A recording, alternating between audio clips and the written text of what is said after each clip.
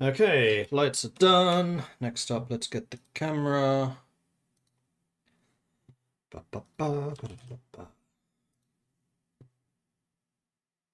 There we are. Show you the screen.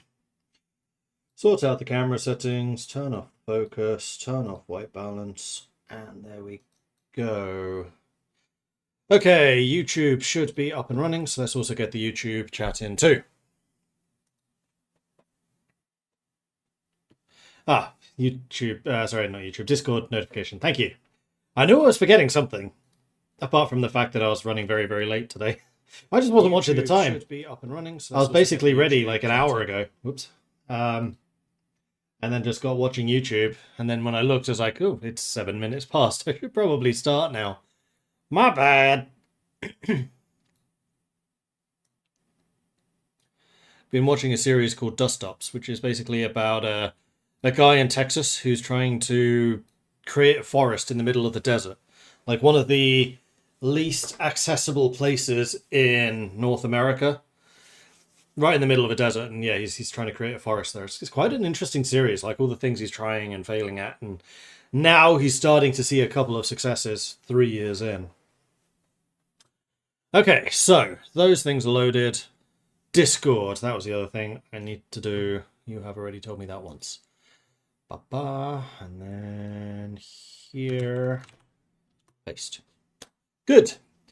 Macho coming in with a 64-month resubscription. Thank you very much for the ongoing support there, Macho. Very much appreciate that. And then, yeah, Faceless with your 45 stream streak. That is pretty impressive. I would not be surprised if that is the highest at the moment. Thank you. Watched something about that from Spain and Northern Africa where they were trying to reforest the desert. Yeah, I mean, there are a couple of projects like that going on. This one, I don't know what interested me the most about this one. He just has a really interesting style, and he's a guy with no background in agriculture or agri-thingy. He's a software developer, and he basically said, I just bought this plot of land because I needed a hobby, and my hobby is now to try and grow a forest here. And it's been really interesting, because he's gone from just zero knowledge to knowing his stuff. He went out, I think he went out to Mexico to learn from farmers there how they do agriculture in the desert. He's had people, experts, various types, going to Texas to walk him through things. And then just the things that he's trying, like damming little creeks, creating larger, like holding pond dams, using hydrogels to try and lock more moisture in the soil. It's just been really interesting. And then also just the effect of the dams. Beaver dams, that type of thing. Without actual beavers. Okay, so we are going to load into where we were previously, because if memory serves, we have actually made some fairly hefty leaps in what we are trying to do, which is pretty awesome. With absolutely no restarts last time, we managed to fight a war against the Khazars and beat them completely normally, without any meddling whatsoever, to form the Kingdom of Mordvinia. Which is important, because otherwise all of the various duchies that we control would have just split off, and then we would have literally been on square one again, with different members of the family owning different stuff. But now the family owns Mordvinia. We still have the rather massive Khazars as a neighbour, but we should have more capabilities to actually put up a fight against them now. We are earning more income. Our vassals should be extremely loyal, although we may well need to do some switcheroos, because we're going to have some new powerful vassals and the like. We have a couple of counties under us. How many duchies do I control? Mordvinia and Saran. Saran being that one. So I probably do want to give... Oh no, I still control Saran. And then I control these. These are technically nomadic territories, which I cannot give to vassals at the moment. They also don't count against my domain, thankfully. There was something I was going to have to do about them, but I don't remember what it was. We're also quite close to a stress break. We have completed 2 of the martial paths. We're also quite old. We're 61. Still in poor health, but we've been in poor health for like 10 years at this point. And the Queen of the Khazars has recently passed away, bringing in this new Kagan in, and he is quite a lot weaker, although that might well be because of the absolute bloody nose that we just gave them. Yeah, the Horde Riders are down to just 400 out of the 6,000 that they could have. And then for my own forces, we are pretty much at full strength. Can I get more men-at-arms? Yes, I could actually recruit 2 more regiments of men-at-arms. Plus I can bring both of these up to size 6, which should be quite a lot more strength. We have a decent amount of prestige. Why that keeps on flickering, I'm not entirely sure. We had that problem last time too. And we're losing money at the moment, but we shouldn't have any more mercenaries, I think. Yeah, they would be showing down here if we did. So we've already gotten rid of the mercenaries. Right, I still haven't taken strategist. Yes, thank you. Lots of people have been telling me, hey, you haven't taken strategist. You completed the entirety of overseer before actually getting strategist. So having that extra fatal casualties plus 25% in that Khazar war would have been extremely helpful. Not to mention the 3 extra marshal for even more damage. But yeah, we managed. I was just handicapping myself. You know, I needed to make things a little bit more difficult. That's my story and I'm sticking to it. There is a plague going on. Oh, down here. Ah, but it's affecting the Khazars, so it counts as a neighbour. Okay, fair enough. I think what we probably want to do is just go and raid. In fact, we have already set up our army to do that. So, where are we going? Byzantium? Oh, having this hotkey where you can just hold down Alt is so good. Yeah, Byzantium's got 700 troops. So I think we might even just go for Constantinople. I think it's about time we... No. Hang on. I made a promise. I said that if a Viking takes the throne, we are not going to go after Byzantium anymore. A Viking took the throne. Basilius Methodius, the collector of the Byzantine Empire, is a member of our dynasty. So in 2 generations, we've gone from mercenary raiding Byzantium to emperor. Not too bad. Our family certainly has ambitions, if nothing else. And am I still the leader, the house head? Yes, I am. Good. Although we may not always be, which is a little unfortunate. The next legacy is at 1700.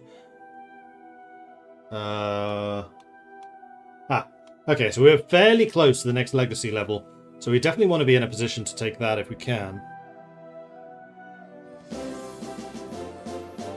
Huzzah!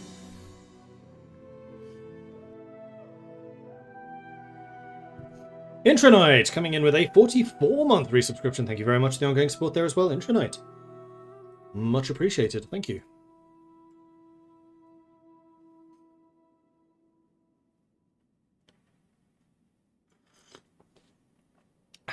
Tea. Lovely. So yes, we are not going to raid Byzantium. I think we'll probably go for Italy again. So are there any other obviously wealthy areas? I mean, there's France.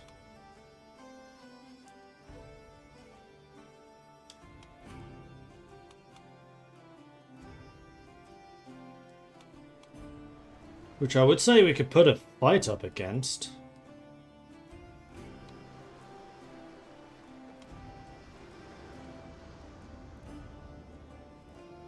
Yeah, there are some pretty big numbers in France right now. Well, let's sail to there and then we can make some more decisions. What else do I need to do? We're feuding. I've not held a coronation, but that's because I'm not enough money. And we are in the process of making a crown. Low control, I'm in debt. Yeah, we'll fix that. Holdings the wrong type. Should feudalize nomadic holdings. I would love to, except that I can't feudalize yet. Right, so there is no way of turning nomad to tribal.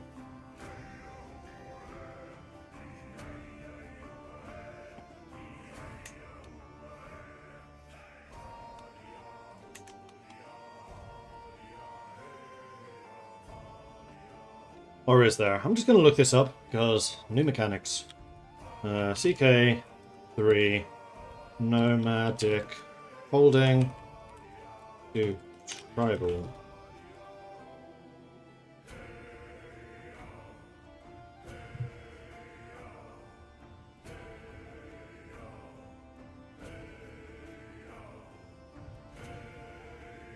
That's how to settle.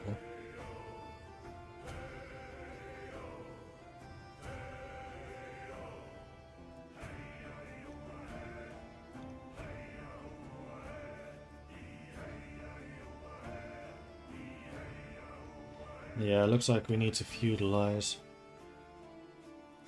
Which I think is probably the thing that we should be starting to look at soon. How do we do that ourselves? Oh, Mordvin is another build slot. Should probably use that. We are still culture converting too, but that's fine. Oh, right, we got things converted against us when we had new people moving in. But we are converting, we are increasing control, we are still doing the cultural acceptance. Royal favour gives prestige. And this gives vassal opinion. Let's do that now. Oh, I have to choose where. Never mind.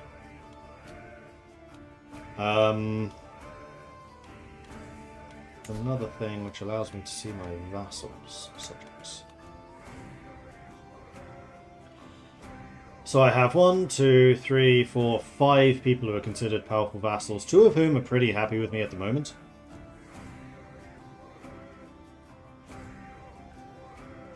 And then the others I should probably try to give territory to. We also have a couple of people who are holdovers from the lands that we've just conquered.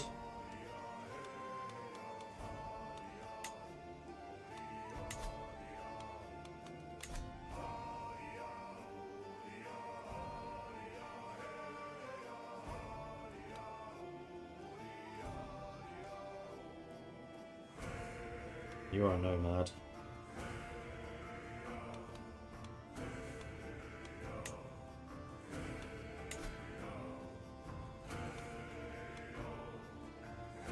This would be considered an act of tyranny, so I could not do that.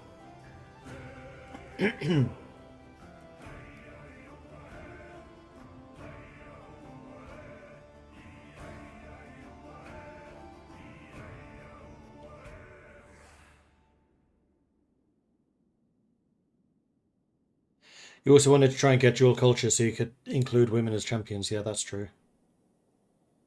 What about the button on the bottom left below grant title 2?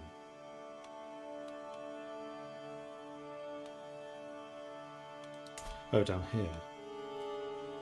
Tribalize. Aha. Cost 50 gold and 300 prestige. Okay, so we need to raid, is what all of this is telling me. Well pointed out, thank you. Oh, right, we were also going to take a look at the council to see if I have the best people in this job at the moment. So, Reeks Kodai, you are just the best person for this job, so that's fine. Chancellor. You have the highest skill. But we have some vassals who are considered powerful. Balder is considered powerful, and he is terrible. You are actually a better steward. Skuld. Is Skuld considered a powerful vassal? No, because you're my heir. Yes, you are a powerful vassal, never mind. So you're going to stay in place, although Ricolfa is also very good. So what we could do is put Skuld in as the Chancellor. And then bring Rekulfer in as the marshal. Beg is actually a really good steward. He's actually better than our current one. So you'll work. And then you are actually a better spy master. The only problem with you is you are super disloyal. So we'll see if I survive having you as a level 22 intrigue spy master. Who I am now going to try to sway. You know what? We could try to learn his language too. Oh, that's considered very hard.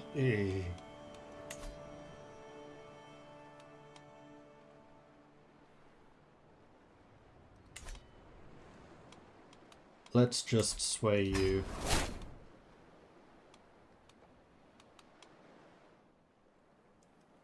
We're now getting 0.75 culture conversion.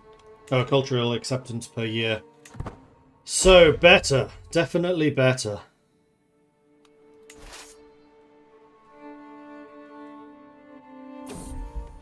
Prisoner in my own body. I have now become infirm. At least that happened. Oh, I'm over my limit. Oh, here's the holding list.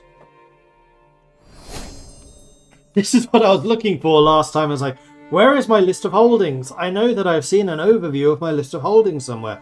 Where is it? It was just dropped down the entire time. Alright, so.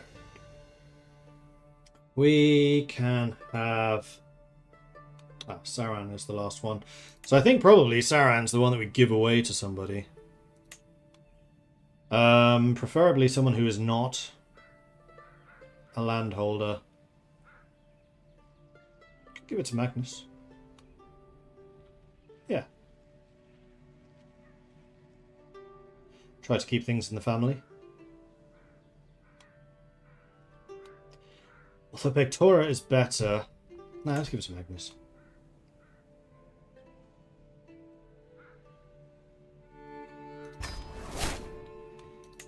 And then these... I can give them away, actually. It'll just make them into a nomadic vassal.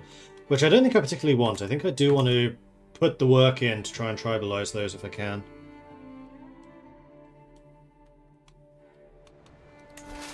Well, alright then.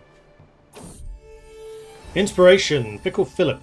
I bump into a very grave-looking Bjorg, my metalsmith, hoping that she doesn't bring ill news about the splendid crown she should soon have ready for me.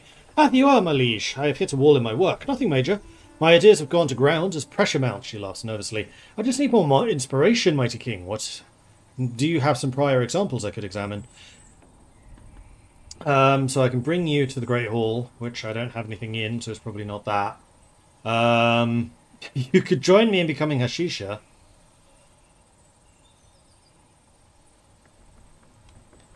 Just the tonic. Which is probably the best option, as I am a herbalist. Let's try that. She sleeps, so no change. Alexander. It's best to leave Spy Chief to the person with the highest opinion of you. I know that's normally the case, yes. But these are not normal circumstances. I've just taken this kingdom. Needs must. Which is why I'm trying to sway this guy, so he's at least a little more positive than minus 96. Chieftain Boulder has entered a wrestling contest. Nice. Okay, so we've arrived in Constantinople, but as per my agreement, I'm not going to attack Constantinople. There is a disease going on over there at the moment, so I think it is to France we go. Let's hit the coast. A child of my blood. Nice.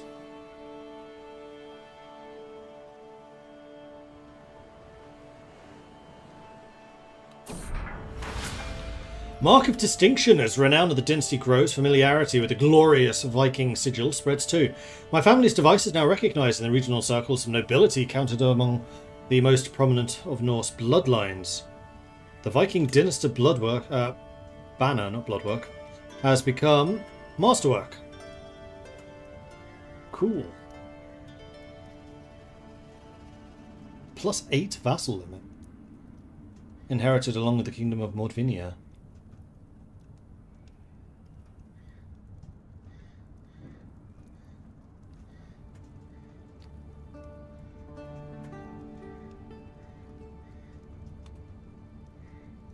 Right, because I do in fact have a court. How do I access that?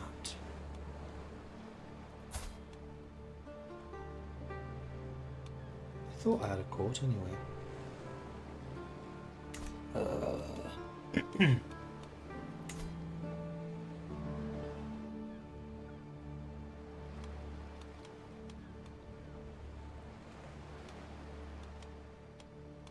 Maybe I don't.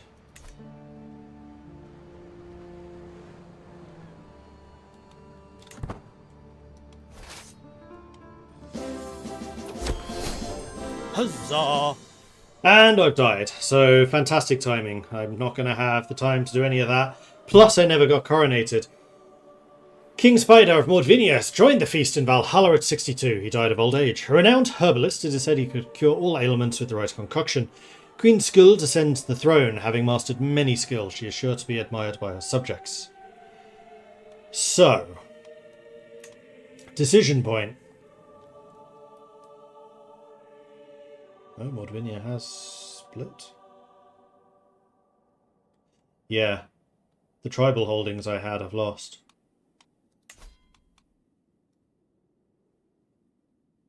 Interesting. So I should have just given them away myself. They'll have to be reconquered.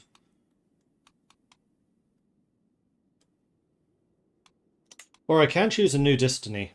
So I could play as Chieftain Magnus, Chieftain Kari, or Begthora.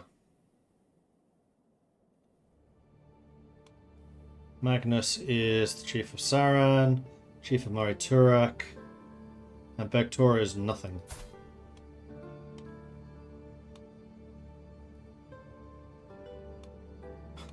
She's also quite the character, apparently. An adulterer, rakish, strong with lover's pox. Who are we raiding today? Apparently Valhalla. Yeah, pretty much.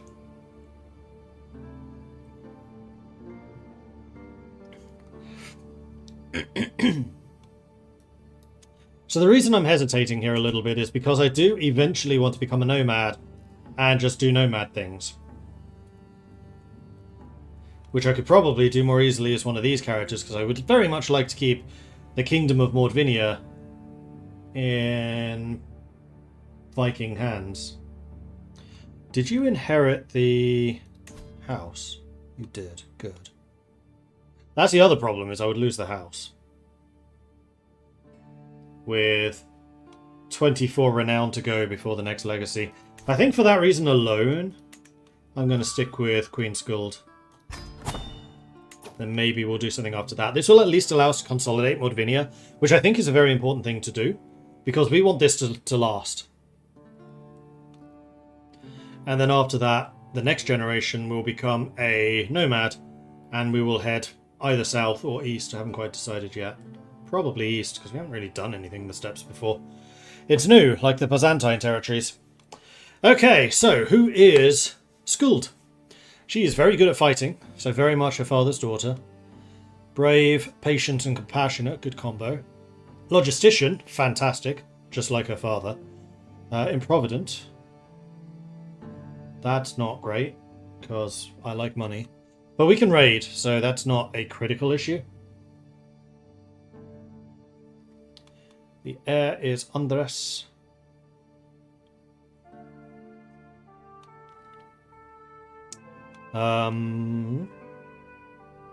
So mostly martial. So we just need to train you up in martial capabilities. And because you're the queen, you should always be able to lead armies and things. You've been taking Overseer, which is slightly unfortunate, I think.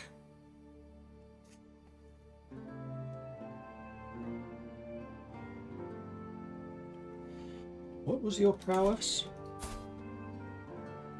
15. You're okay at fighting. You're much better at leading, though. So I think we'll put you in a martial tradition.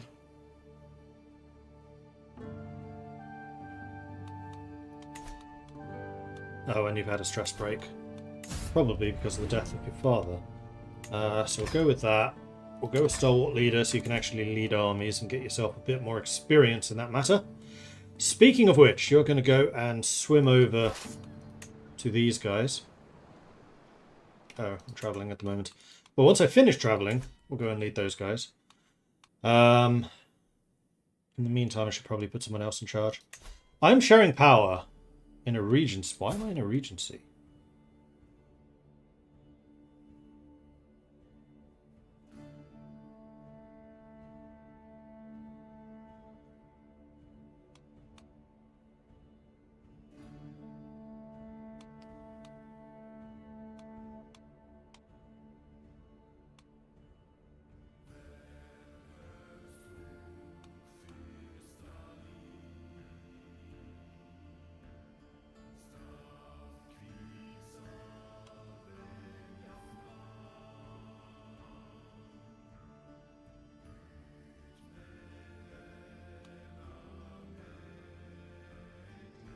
At least his aptitude is excellent.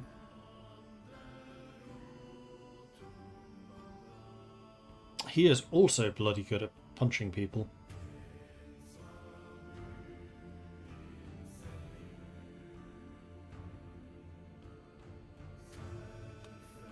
Oh, because I'm travelling. That's why I have the regency. Ah, okay. Alright, councillors. I think that most of these are as they were. And then we have you, who are extremely loyal. So that's fine. So instead, I think I'm going to put one of these as my steward. Sorry, Chancellor. And I think it's going to be you.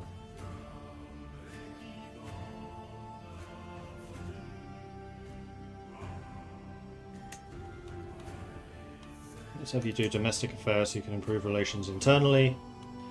I would very much like to be trying to sway you, and we are actually a bit better at diplomacy than the father was. That's good. A number of you are not particularly loyal, but at least I'm now positive on income.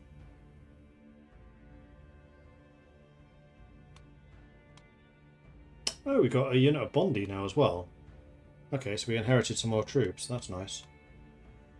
However, 2 of you are unstationed. The Connie, I definitely do want to have stationed somewhere. We're raised at the moment, so we can't. Ah, I lost holdings. So I have Mamadik, Mordvinland, and Durovka.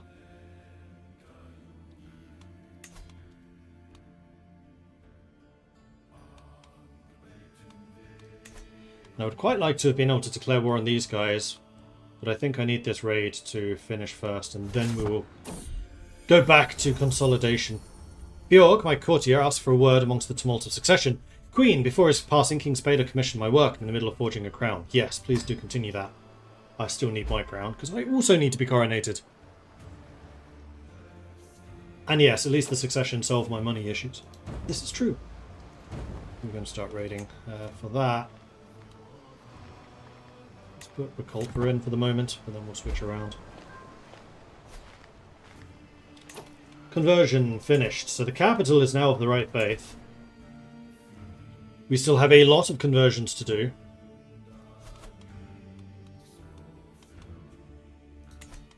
And the cultural acceptance of Norse amongst Mordvin is now still 16%, but still rising, so that's fine. Carry on! Right, we're going to need a bunch of prestige to do that culture flip. Which actually is the other reason I wanted to continue this character. So we want to do a hybrid. It's going to cost at least 350. So, all the more reason to be raiding. Good. This is fine. We can rest.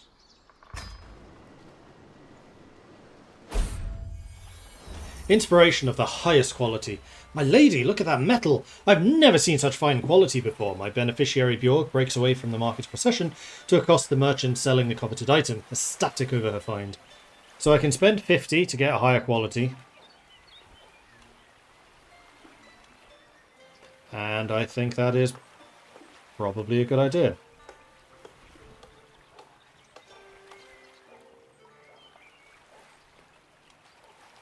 I will just spend the money. I don't want to lose prestige. Thank you very much. Okay, we've raided. Nice. Crazy Tom, currently on a 40 stream streak. We're getting some pretty high streaks at the moment. Faceless is still ahead of you with 45, but it's pretty close. Okay. After a lengthy trek, I've finally arrived in Mamadik. I'll be free from the Dust of Charles and Shadow's swords for some time, but the call of the road beckons ever onwards. Travelled for 317 days and traversed 11 baronies. However, the cultural ambassador did spread north. That's good. By +1 in every county. Wait a minute. It's not me. This is me. Still 16, so that did not change. I did have the potential to build something else. No, I don't, because that costs prestige. Okie dokie. Carry on.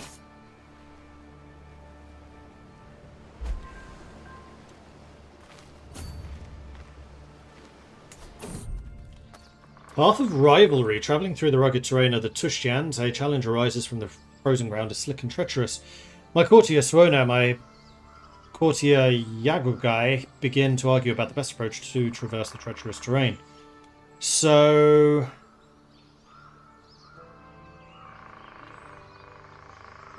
we go for it, but I'm patient, so I don't like doing that. Or we just chill for a bit.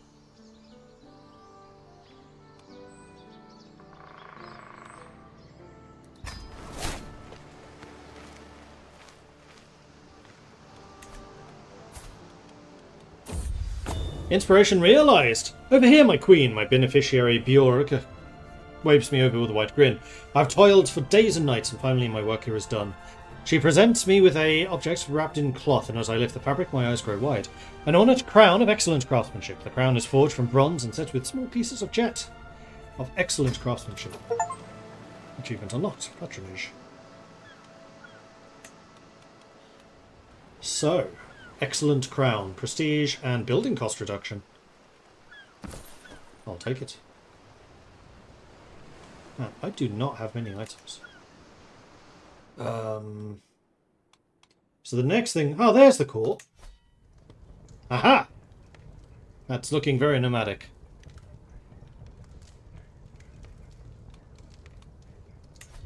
And I do, in fact, have some court artifacts. Right, I can hang up my banners. I'm going to put my main banner, the Viking... they're both masterworks. Ooh, that's Men at Arms maintenance reduction. That one is actually the more impressive. And then at the entrance we will have the Viking dynasty. Court Grandeur level 3. Army loot capacity plus 20%. Raid speed plus 20%. Knight effectiveness plus 5.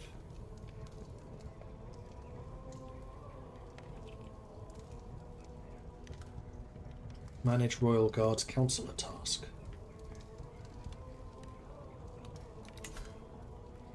I have claims on all of these, but they're still owned by them.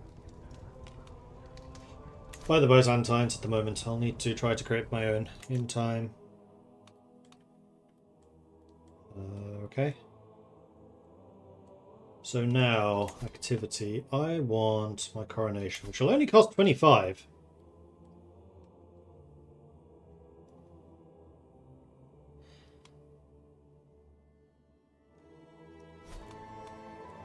Coronation. To prove my legitimacy, swear an oath and pledge the course of the reign, may gain opinion with vassals. Vassals may leave factions.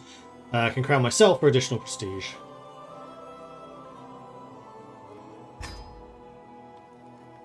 And we're definitely doing this in North Finland. Ah, Matuba is apparently the traditional coronation location, though.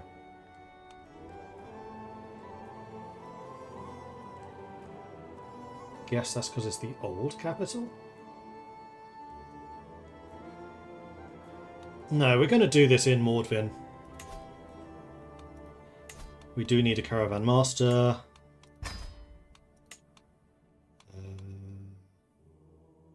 doing a lot of travelling. Jungle Stalker.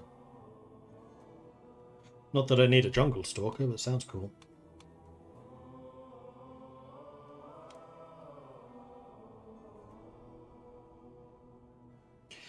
Cultural Ambassador would be useful. Let's get one of those.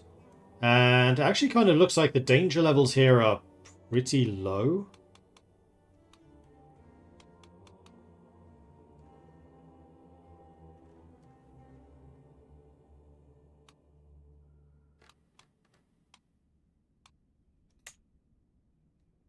And then the coronation intent, impress the attendees, embrace supporters, weaken the detractors, or exalt the crown.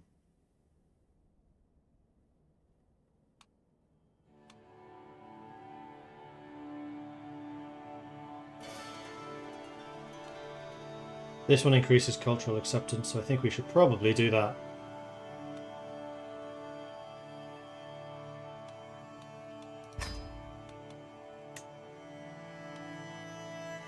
We're going to do this splendiferically. And we're going to do this magnificently. I'm still travelling, so I cannot actually do this right now. Why was this even available?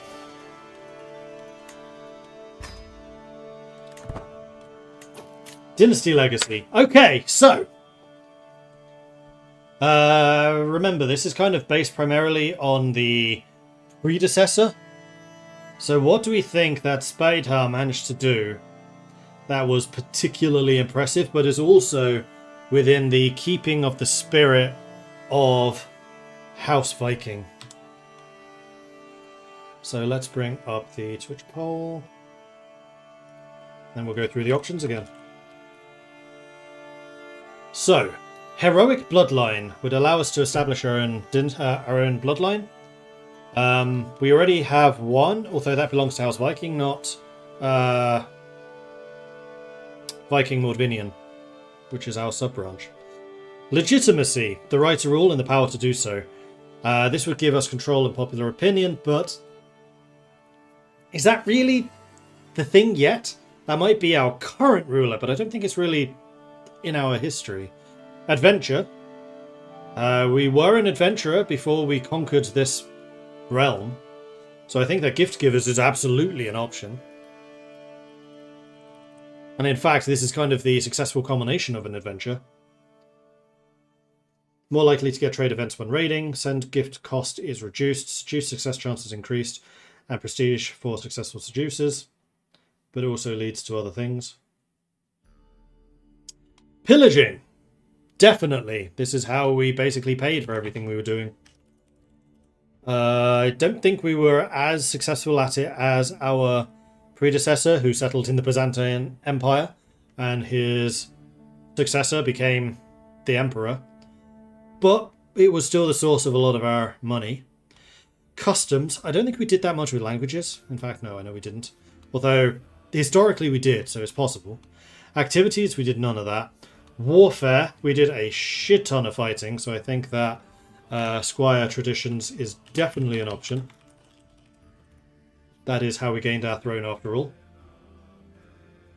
Monthly martial lifestyle experience. Dynasty members are less likely to die or be wounded in battle and have a higher chance of gaining prowess serving as knights. That is actually very us. So I think Squire traditions is a very, very good choice.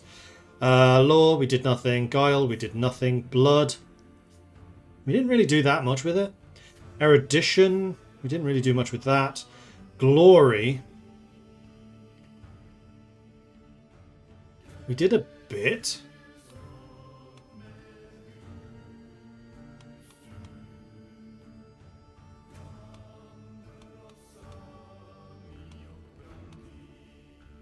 And kin, we actually did the very opposite. We tried to keep our family small.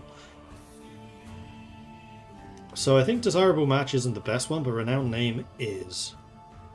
That would be really nice to get. So I'm going to say glory as well.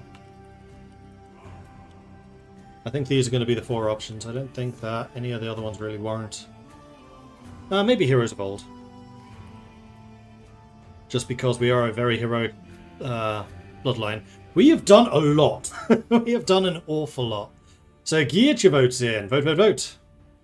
Which do you think we are?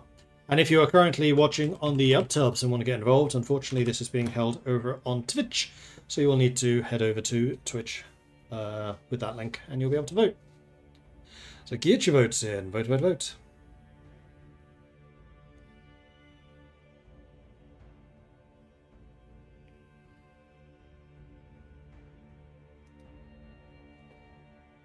I think with the amount of conquering the previous king did, warfare makes sense. Another way to look at it, though, is not what so much the previous dynasty did, but in what direction the newly crowned queen would take the dynasty in. It's a legacy. Legacies aren't really what you're hoping to do, it's what you have already achieved. So these are more looking backwards.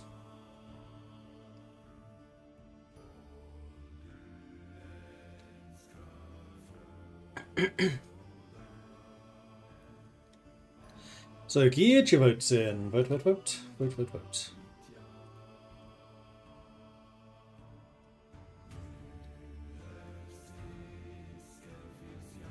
What do you think we did?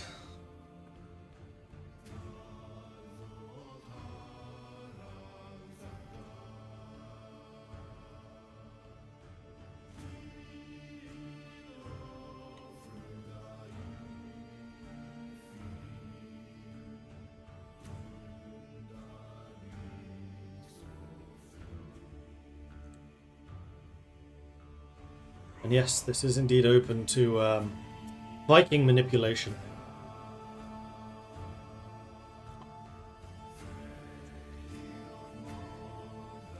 This is open to giving of gifts, shall we say.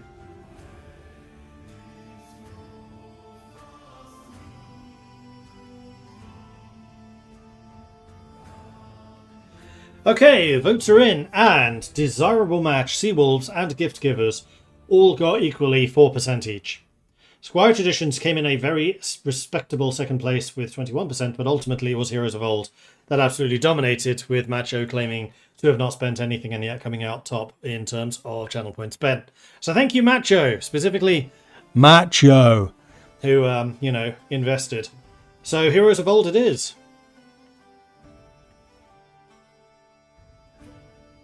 Can only be used once per dynasty and can be used by any member, so I don't think it's something we want to use just yet. Because we want to be in a position where we can really make it big. Gains access to ancestral claim CVs on claims gained through legitimizing legend. Venerated ancestor trait upon the completion of a mythical holy legend. Living legend trait upon the completion of a mythical heroic legend. Wait. Creation discount, creation discount. Oh, living legend as opposed to venerated. And then down in history, same faith, taxes. And then the legendary watchtower, which I'm curious about.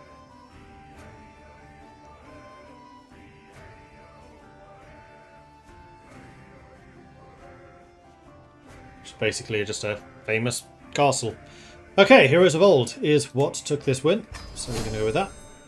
Dynasty Legacy added.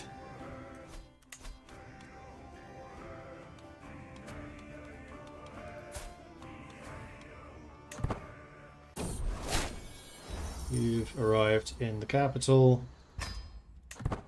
You are now home. Okay, so at this point we can now do the actual coronation. It's going to let me do it. Coronation. It's going to be in Mordvinland. You're not needing to travel because it's here. We're impressing the attendees because that is the cultural acceptance. We're doing this with glory and splendor and also with lavish banquets. It'll cost 94 ducats to do this. I think that's cool. Begin. Messages and servants have been sent out from Mordvin for the coronation. Only as the last invitation goes out and the court begins the preparations does it dawn on me. I am finally to be crowned Queen of Mordvinia. While the glory to come will be great, I must remember that it is the people of my kingdom who I must prove myself to. Soon my reign begins. Do I have factions? Yeah, some. Not particularly powerful ones, though. Meanwhile, raiding. can raid these two as well. Court grandeur decreased. Now level 1. That's not ideal. Knight effectiveness is all we get now. Ah, and here we can see the grandeur levels. Court type, tribal court. That is the only option we have. Court language is Norse, absolutely.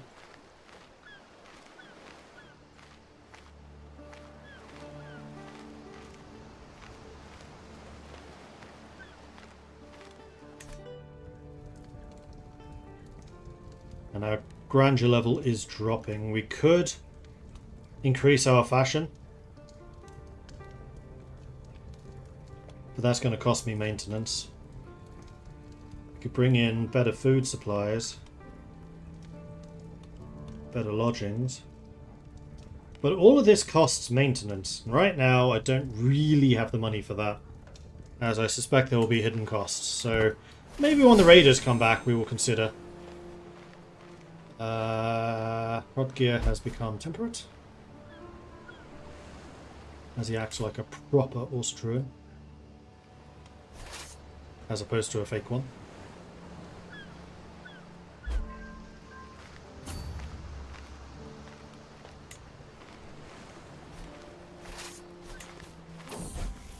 Servant of Honesty. I was shocked when I caught my son Andres trying to steal from the travel chest of the visiting Jarl Balder.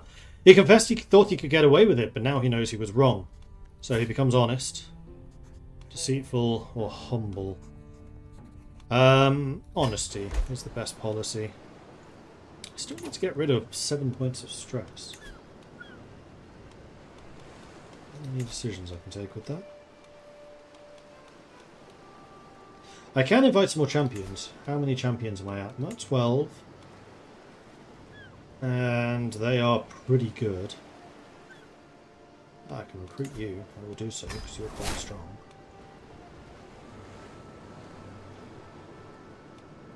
You're terrible. Shall I invite champions? I think I shall. I can also bring in some more religious exiles for more development increases. Right, I need to get my development to 10. That's how I vassalize. Feudalize.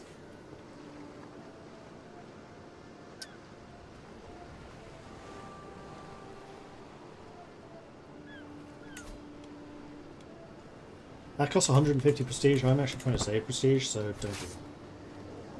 My champion's already pretty solid. Thank you very much.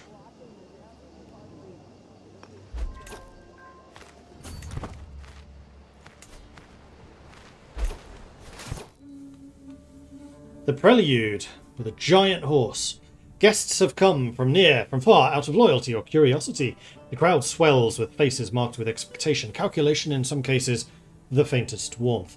I raise my voice just enough to settle the attendees and welcome them to the coronation. Welcome, one and all. O affable queen, yours is the face to be gazed upon. Yours is the voice of the sacred right. Lavishes Masker, my chancellor. Great sovereigns and many tribal elders have come to consider your reign, and where they will stand before Mordvinia's new queen. While you are busied by formal words with official matters, I am free to work in the quiet corners and impress your will upon those such as Bekchichya of Siabia Tushans, perhaps. So we can try to persuade him to give tribute.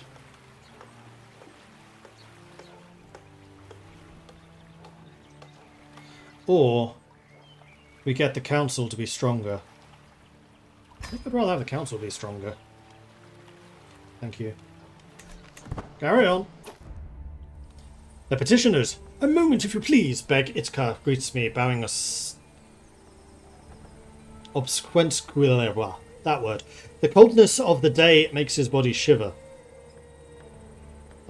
Obsequiously. Obsequiously. Wow, that is a hard word to say. Obsequiously. Obsequiously. You are familiar with the Independence faction, yes? Our cause is true. We outwork in this place, whispering amongst your guests, rousing your enemies. Such a mighty queen, such a fine coronation. You have nothing to fear from us, surely. So I can just say nothing? Or silence, Ka!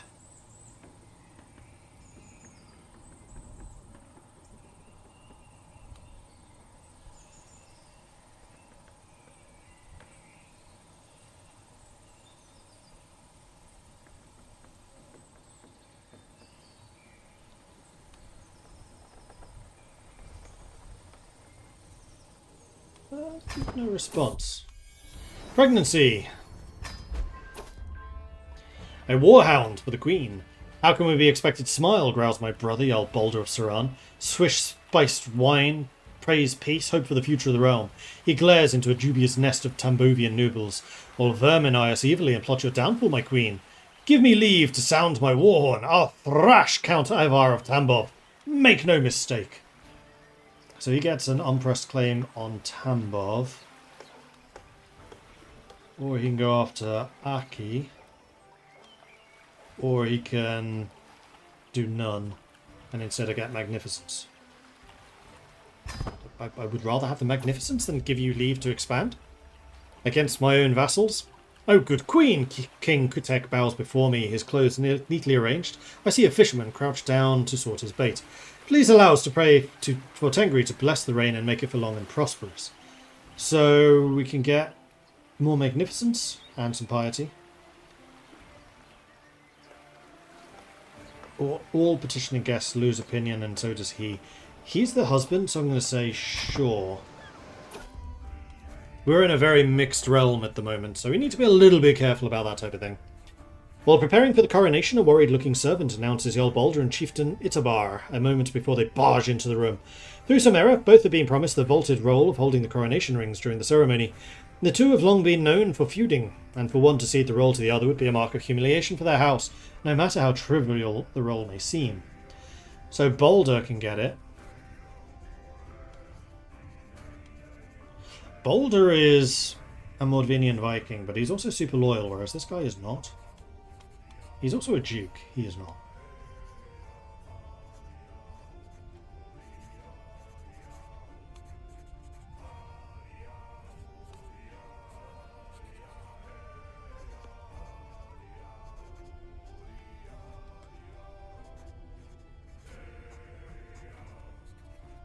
I mean, extra prestige would be nice, but I don't want to have that stress gain.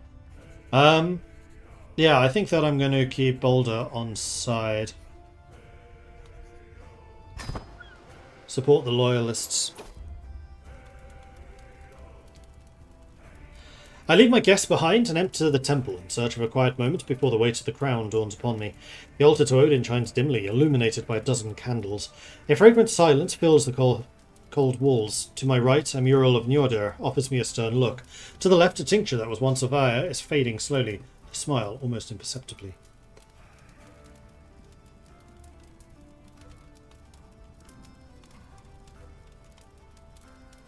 More magnificence. Hopefully this increases the court level too. Good queen! I turn around to find Jarl Balder next to a nervous woman. You know that I cherish you and I would bring great joy to help you. Here I offer you my first and best of women, Anava, my well-accomplished courtier. May this serve as a sign of our friendship. Is she any good? Can I have a look? Oh, she's a good fighter. I wonder if I can make her a shield bearer. At 40 years old, probably not.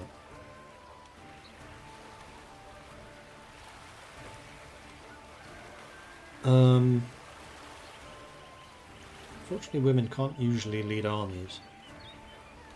So I'm going to take the if you're as generous as you are. The flames on the fireplace dance in what looks to be a round dance. The door to my chambers opens abruptly and I hear a familiar voice calling my name. Dear wife, Kutek's voice is soft and calm. I know the day is near where you will look at your reflection in the cold metal and wonder if you're doing the right thing. Let it be known, let it be screamed from every corner of this keep. I stand by your side. He produces a small gift from his pouch. I had this commissioned for you. So I get a magnificent brooch, which is nice prestige. It's illustrious. Nice. Kutek becomes the soulmate. Or I feel calmer. That is a big loss to stress. But no, I do actually want more things. So give me things. Let's put the brooch on.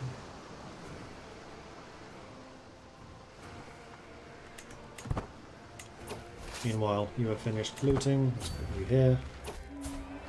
The ceremony! All preparations are complete. The great ceremonial assembly now waits for you in Mordvin's High Temple. To cheers and exultations, my procession starts the holding's thronging crowd. My finest champions right before me, my household behind. Tribespeople teem forth in the glimpse of the soon-to-be queen. Atop the parents' shoulders, amidst the multitude, Mordvin children grin.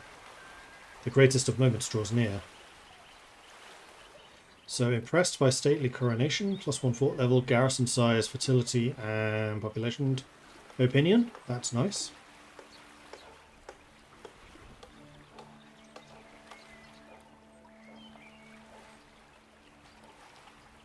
Magnificence increases notably. Oh, has happened. That's how I got this. Past the hall gates, my royal procession winds its way to the holy altar and waiting officiants.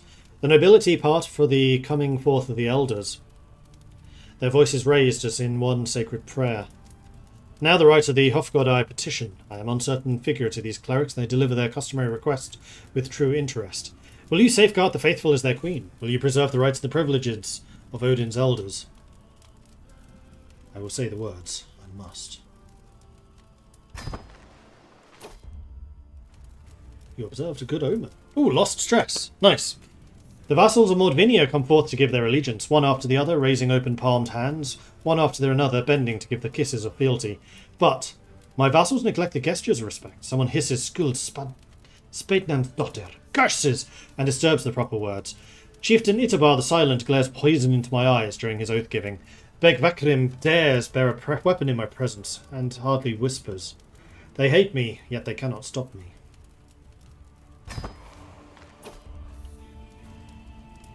The senior figures among Mordvin's tribespeople are the next to shuffle forwards, givers of the common assent.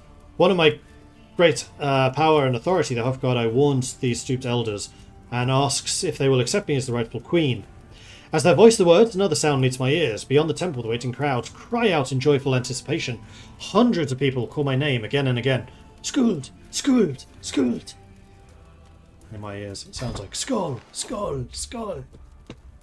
Cheers.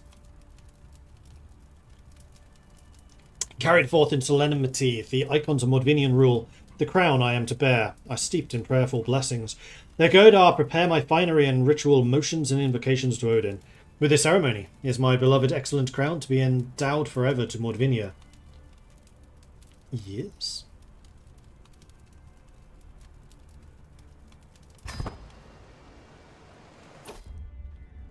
A queen, when she is clothed in ceremony and armed for the assent of her people, may crown herself. That is our way, though some Godar envy this royal right.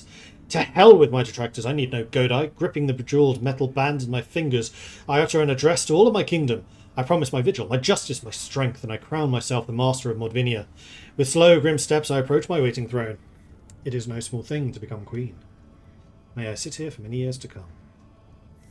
I have now gained the crown sovereign law. Courtly vassal opinion, minor landholder vassal opinion goes up. With the rights of the queens enthroning complete, the royal consort is now to be properly instated as the king. My husband conducts the rituals with his characteristic determination. His Kimmek umbringing did little to prepare him for the Norse rites amongst the true prayers. He recites Norse oaths from memory of their sounds alone. Before long, and with great ceremony, Kutesk's crown is laid on his head for the first time. The kingdom of Mordvinia acclaims their king. I don't want to get rid of him. Though that is a lot of... Oh no, he gained a lot of prestige. My husband, my king, Kutesk. The assembly watch me, some with hope, some with doubt, all waiting for me to speak of my reign and swear of the future. I can hear the questions they do not ask. Will I be just? Will I be fair? Will I measure up to my father? I do not stand here as queen to echo their expectations. I came to choose my own path and a way forward for the kingdom. Whatever Mordvinia becomes, whatever I become, begins with this very moment.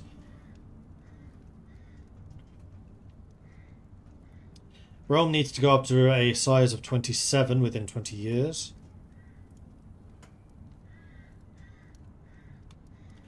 Ensure peace. Magnificence increases notably. 5 years of continuous peace.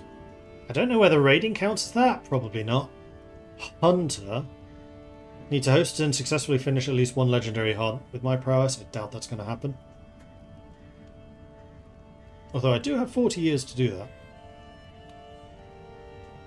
Gain claimants. Need to win 3 claimant wars. I don't really have any claimants I want to support. I think expanding the realm by 6 counties, I can do that in 20 years.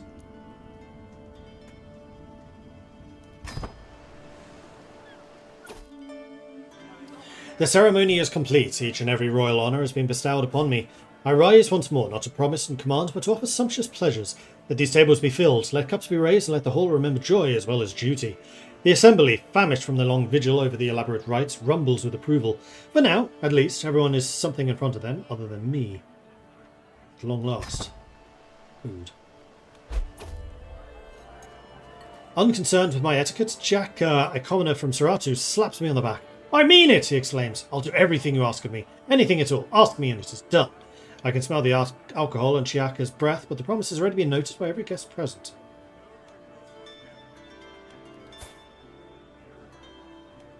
You are literally just a random person.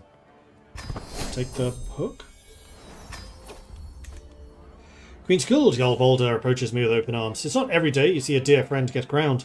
Your most loyal supporters and your most faithful vassals, we stand here in your honour, and to lend you our aid whatever that may come. I would definitely happily agree to this. Bizarre for the loyalists. Her secret exposed. I'm lost for words. My brother, Jarl Balder, folds his arms as he scoots over to me. By benign sister, such times we have shared, such memories. As always, it's a joyful day when I am blessed with your company. Ah yes, nearby Bjorg enthusiastically interjects. People tell the tale of your past, when Balder of Saran became friends with Skuld. It was a lovely day. Let's lose some more stress. Skuld! My courtier Ayasun shouts from across the hall, loudly enough to be heard over the din of the coronation celebrations. You think a new crown makes you so mighty? Then by Tengri, drink! Prove yourself worthy.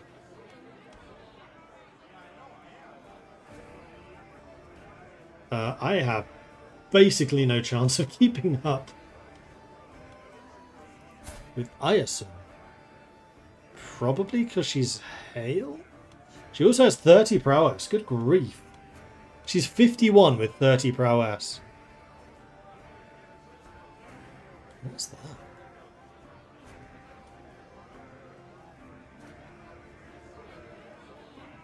Oh, Mongol, basically. Cool. 45! Oh no, that's Dread, sorry. I was looking at the wrong stat. I could slip something into a cup, or I can just say no. I lose 50 legitimacy if I say no.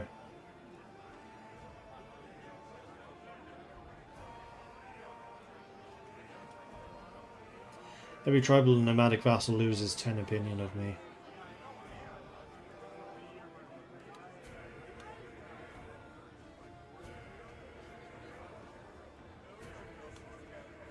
We'll give it a go.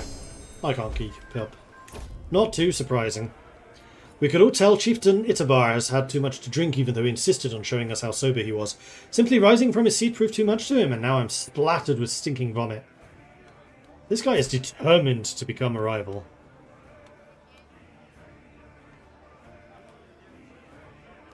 +1 prestige a month is easily a good outcome from that. My spymaster, Chieftain Itabar of Oskol, rises with the goblet raised high.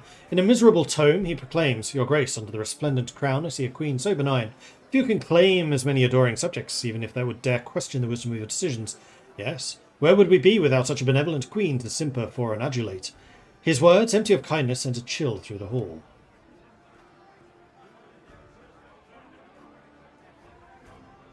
Rest assured, my reign will indeed be benevolent.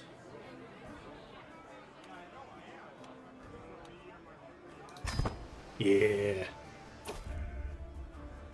I have worked tirelessly to promote the glory, to foster the grandness of my coronation. The guests are flushed with the inspiration of what they have witnessed here, radiating admiration. It was a fitting start to my reign as queen.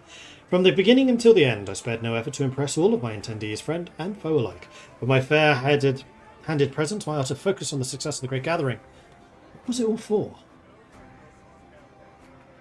Culture will gain cultural acceptance of guest cultures because of my high magnificence. Either 3 or 4. Faith in my supporters. Or legitimacy and prestige.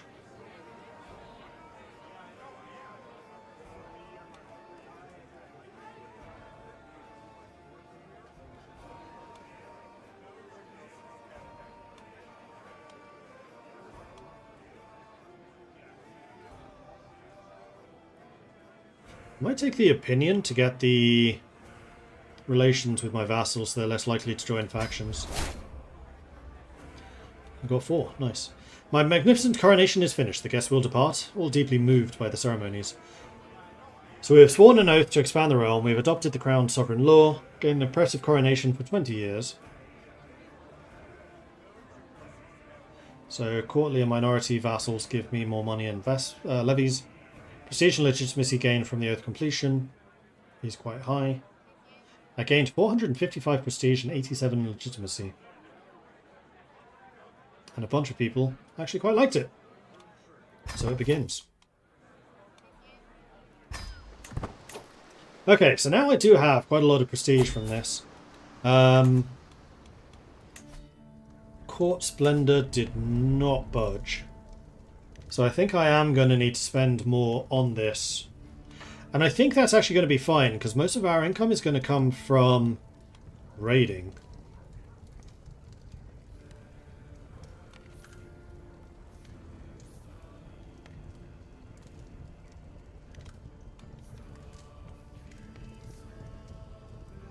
Definitely want the lodgings.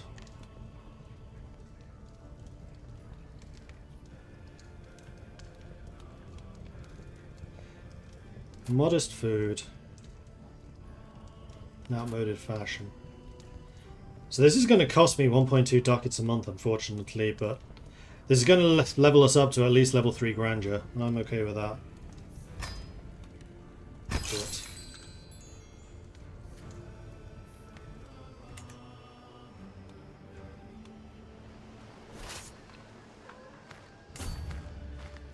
that's inland, that is not. We already raided their capital, apparently. The gift of generosity. My daughter Rikiza has been oppressed by one of the household champions for a long time. After finally meeting in person, she's been repeating the warrior's words to herself. Generous, diligent, or patient?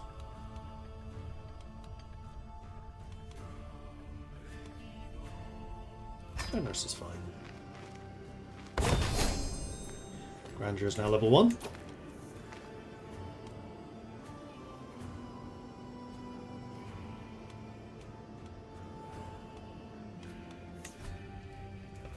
Yes, I could hold court now too. But I think I'm going to let the grandeur catch up. So, level 1 I get the Knight of Eknos. We actually dropped below level 1, which is kind of bad. I can pay for the dual culture, but I'm pretty sure I don't have the requirement yet. We're still at 17%. I need to have a minimum of 20.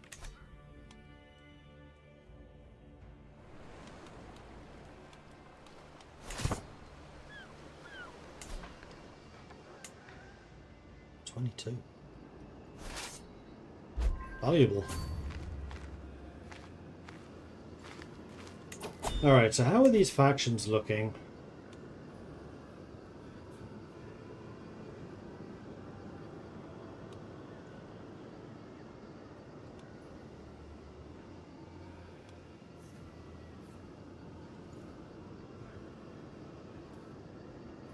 Their discontent's dropping, so we're fine.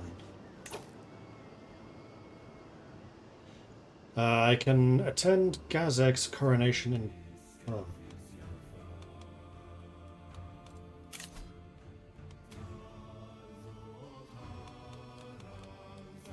Which is these guys.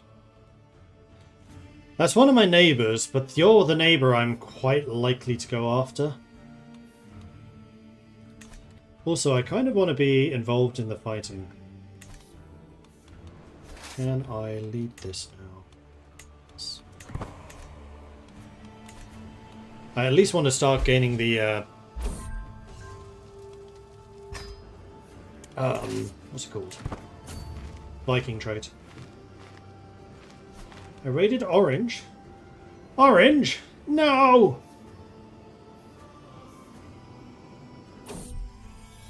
My son! Jorunda. So now we have 5 kids. The eldest is 12 already. Learning. He is strong. Pensive, honest, and calm.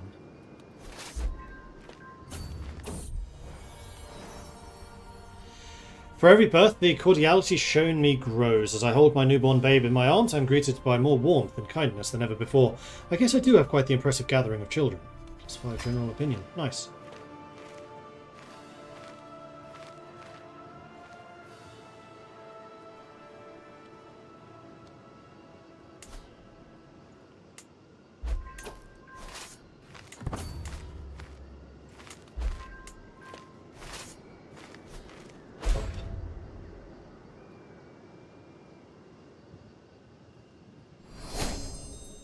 Martial lifestyle.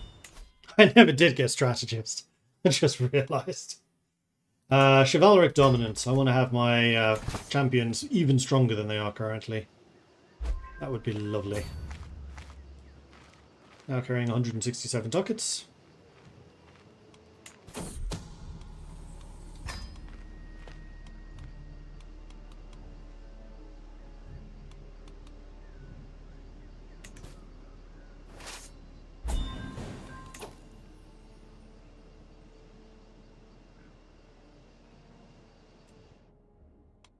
We're trying to demand... Oh, the Khazars are having a civil war. This would be a good opportunity to go after them. Though they're back up to 7,000 troops. Right, I was going to build another building.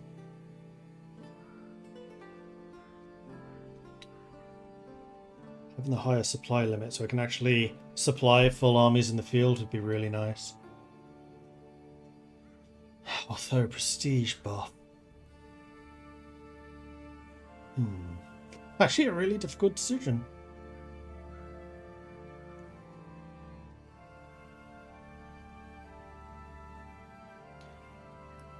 Everything for me costs prestige. I think the gathering halls are better. Although the plus 500 supply limit.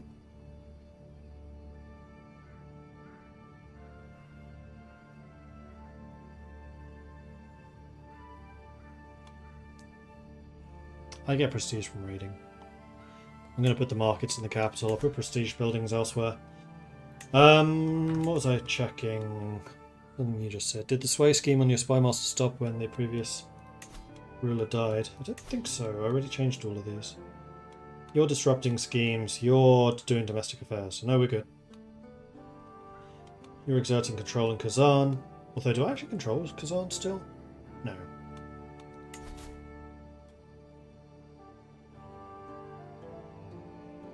Yeah, it still needs help though, so that's fine. And you're still converting Lashak Uba. It's all over the place. Not ideal. Lyon has been raided.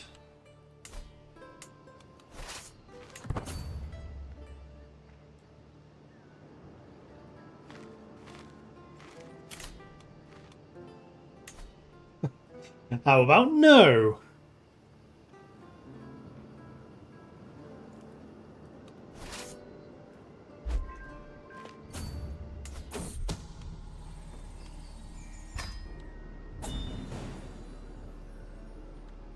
Some wealthy land in there.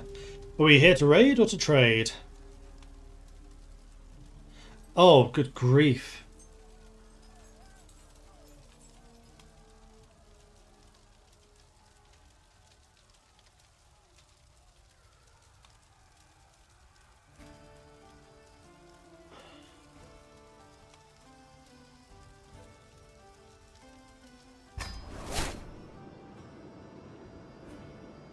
Well, that was the last place here I needed to raid. This is going to go into Aquitaine, although Aquitaine is in serious danger. Hang on, there's a faster way of doing this. It was Control E. Shift. Control E, not Shift E. Okay, we just need to keep an eye on that to make sure it doesn't spread to where we are. Yes, I will accept. Yes, I will accept.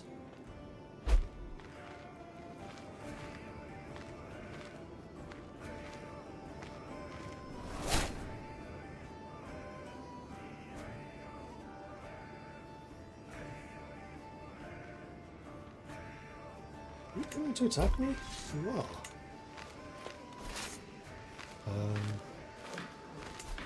This is... Ooh, wetlands. That's plains. I'd rather fight over there. Never mind. I should be able to win this, because I do still outnumber you by 800. And I have more specialists than you do. Plus my champions are incredible.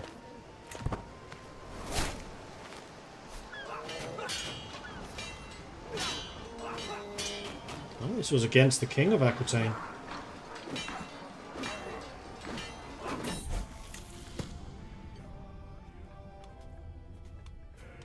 Patient is kind of a house trait, so we'll have you accept that. Okay, so we beat you the heck up, so I think that we can just continue to follow up and continue raiding your coast. Although, hold on. This is getting dangerous. I do not want to hang around here for too long. I think we'll raid this place and then leave. We're mostly full. One of the children at court, Hrodgeir, has taken the doll of the younger boy and thrown it into a nearby cave. My daughter was there and saw it happen. She ran into the cave, but didn't come out for almost half an hour. When she did, she retrieved the toy, much to the annoyance of Hrodgeir. Oh, brave, 100%. It's the best trait for a Viking.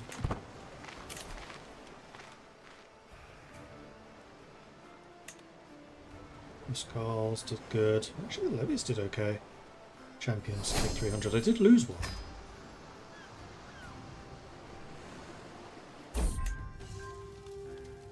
Capture the slaves. I'm compassionate!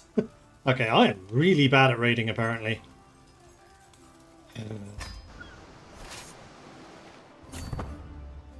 Alright, let's get out of here. There's no more diseases going on over on this side, so I think I might actually go over to Italy. But how strong is Italy right now? Italy's kind of strong, actually.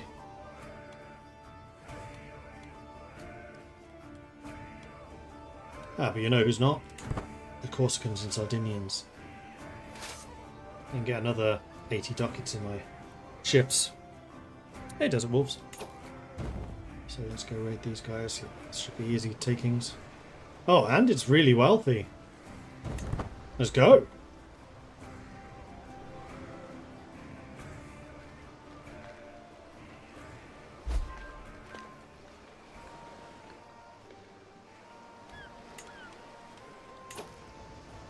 You gained an artifact too.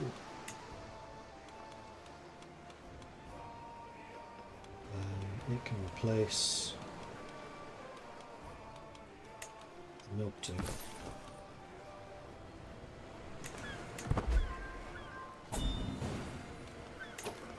He was swayed, so he is now looking more positive, which is good, because he is my spy master.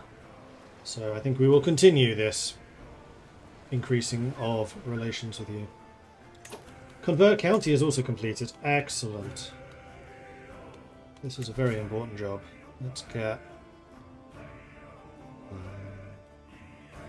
let's get rid of the Cathar. The other stuff should be a bit easier to convert. The Tengri especially.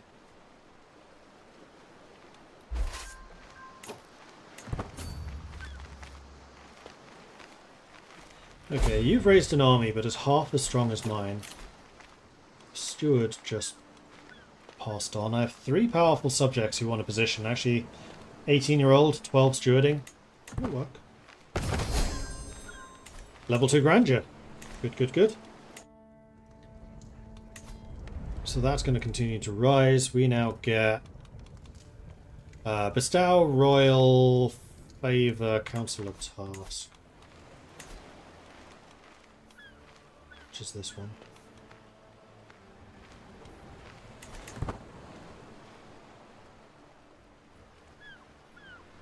Which actually, would that improve relations with a certain person? It increases my prestige, increases their opinion, up to 100.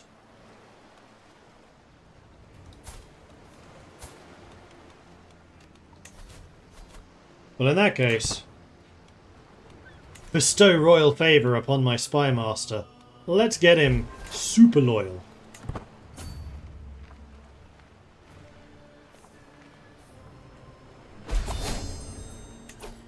I've inherited the chieftain of Charla from Bragi. I can also start a legend. A mighty endeavour for a Viking. But I don't want to do that. Very expensive to maintain.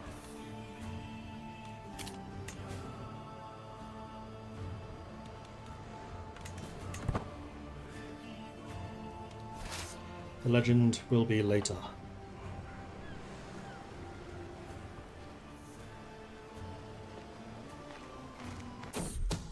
Scheme at court. Stop being so sneaky. Raid this, then we'll raid this, and then I think we're done here. Andres is now the same age as I was when I ascended to rule. My path is filled with hardships, being responsible for the whole realm at such a young age, yet it made me the woman I am today. My childhood was much different from my peers. Instead of childish games, I played games of adults, and I played it and learned it well. There is useful land, the chieftain of Mamadik, where Andres can become a ruler as I did, but is he ready? No.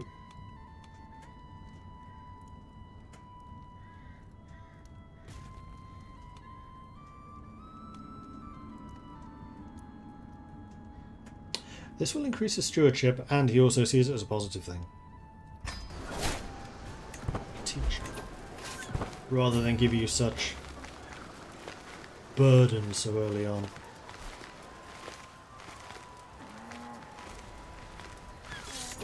You're actually coming to attack me. Or attack them.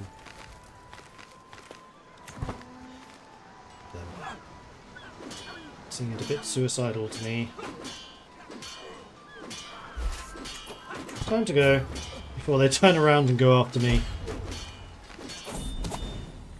Boulder just died. Damn it!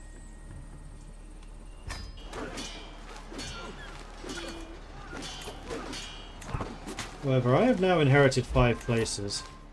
So that's nice. Oh, now they're attacking me. Get out of here.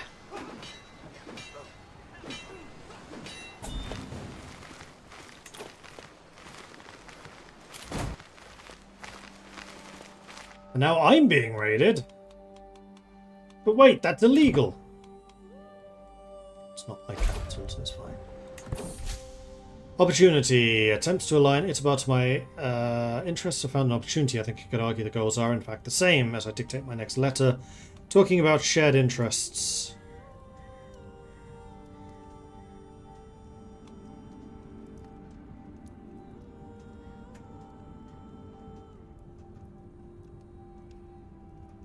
$50-50, not enough for me. That ended my attempts to sway him, but I don't think I necessarily need to do that anymore. Because my Chancellor is taking that job over, basically. You not converting. Ah, you're already finished, that's why. Interesting. So which are my territories again? Mamadik. There, Mortonland, Devoka, Charla, and Lakuba. Oh, I got Lakuba back. Nice. Dorovka.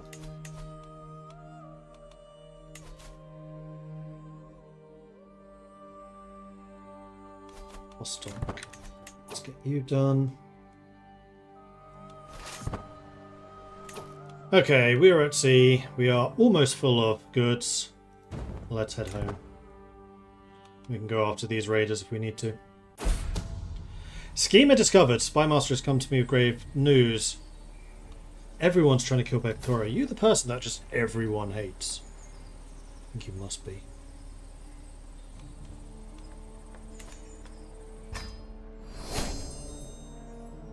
Personal physician gets better. That's good.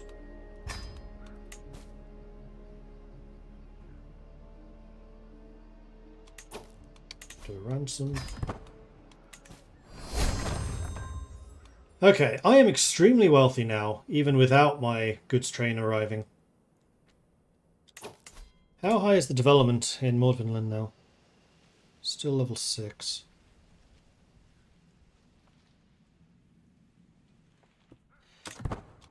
Ah, the markets can upgrade.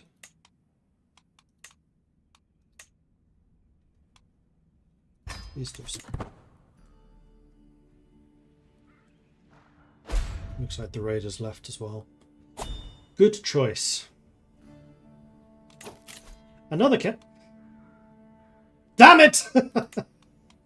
Spymaster died. It's fine. Kari is also good. He's a brother, and this is actually going to make him immediately loyal. Okay, where are you?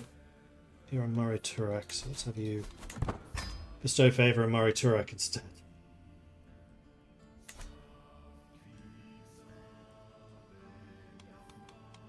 Hey, Garius. You get a raid! You get a raid! You get a raid! Welcome to Viking life. Then after this, I think I need to think about who I want to go and attack.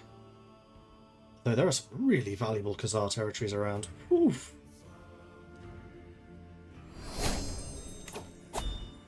New martial perk, don't mind if I do. Friendly fatal casualties down, advantage goes up. I'll take it.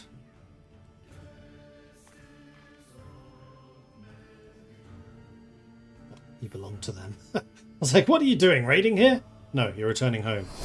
Understandable, carry on.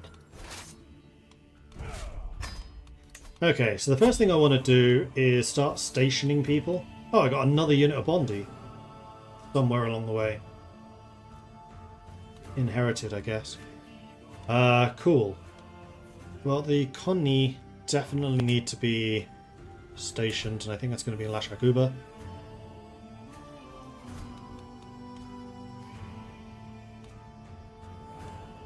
Yeah, these were indeed inherited. So then these Huskarls can be stationed in Durovka.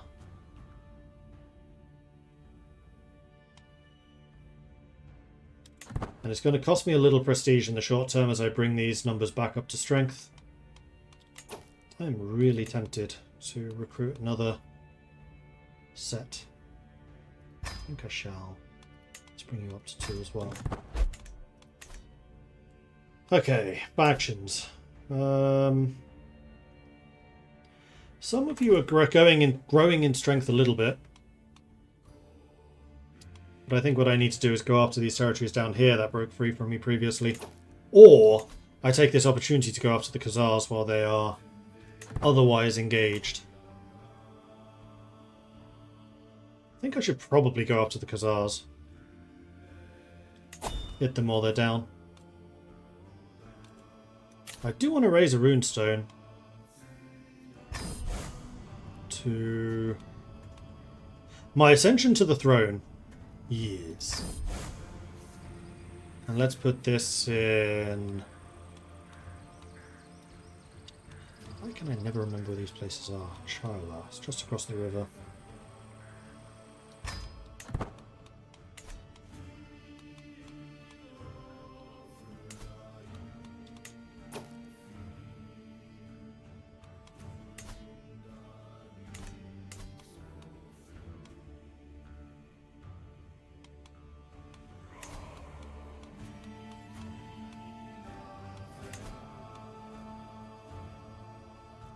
Oh.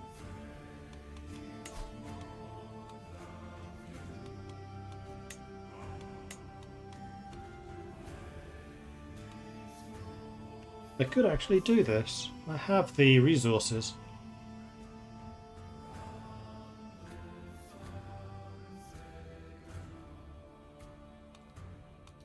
Which would then allow us to feudalize as well. Do we want to feudalize? Because then suddenly everything goes from costing prestige to costing money.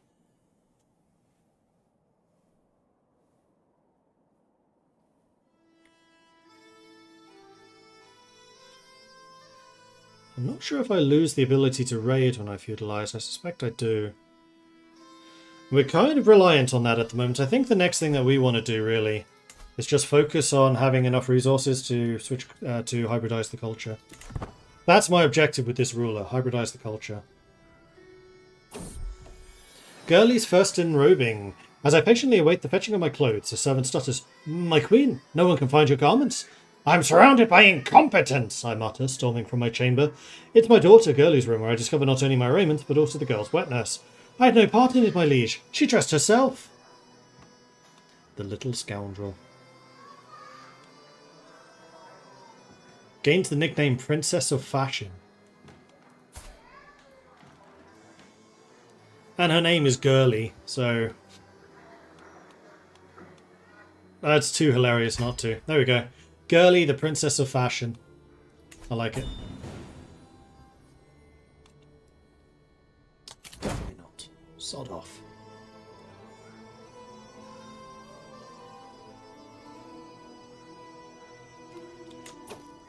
Alright, prestige is evening out. Which means that we have now recruited back to the strength that I want to maintain.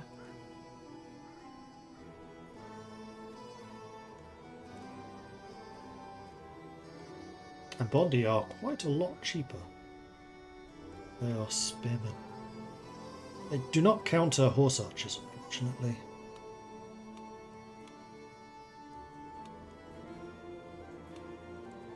And they don't have close to the strength that Huskarls do. Although these Huskarls are kind of souped up to the absolute max, so not really a fair comparison. Alright, Khazars. Part of the reason I was maintaining my prestige so that I could try to go after some of your duchies. I was thinking maybe this one. Although the other thing I want to do is go after these two.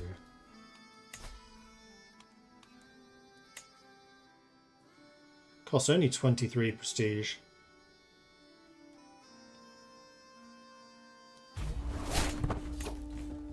You are actually going to fight me. Well, good luck.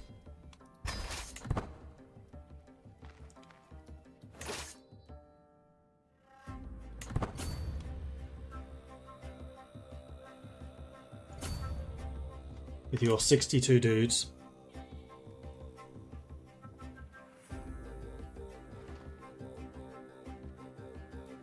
And as soon as this is done, we're going to go for this one. I'm being raided! I'm the one who does the raiding. Who's raiding me? More importantly... Oh, down there. 5,000 men.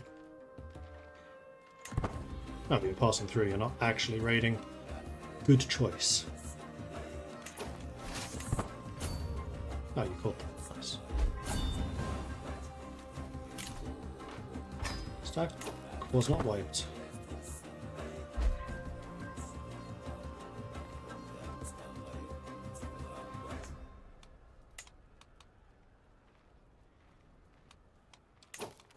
Still royal family, royal favor. Oh, it's ongoing.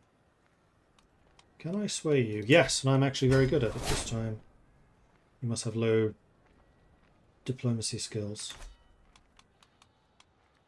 Although, you are now somewhat positive. You are not. I'm not as good at swaying you. You know what I'm going to do? We will make a start bestowing the royal favour upon Odiev.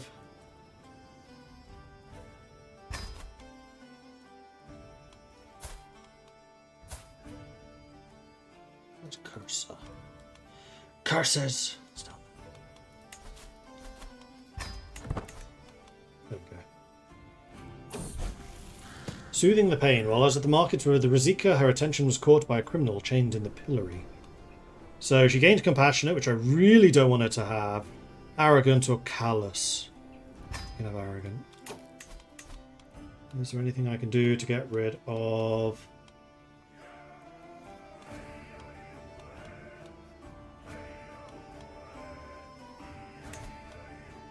Go to elective succession. I do not want to go to elective succession.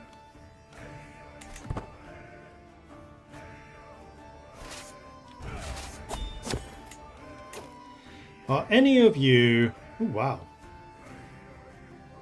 Putek's quite a good fighter. Are any of you besiegers?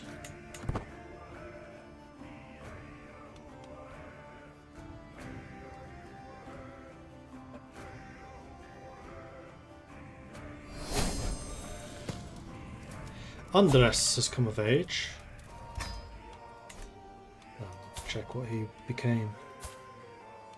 Level 3 intellectual.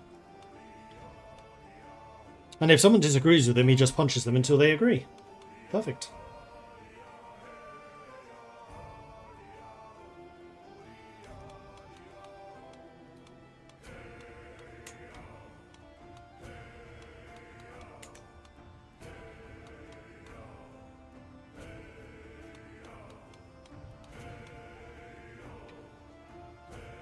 You have high learning. Terrible diplomacy, though.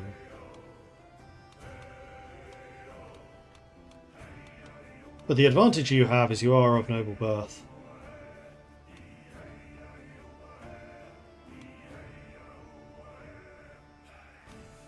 You're already in poor health.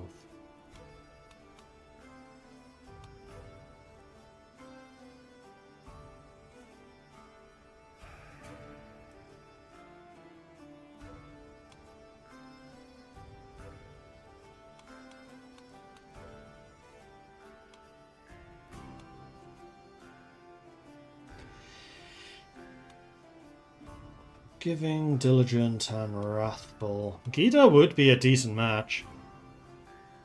The only problem is that we would suck at stewarding. And you would lose 400 prestige, but that's you. That's not me. That's a you problem, not a me problem. Let's do this. Excellent.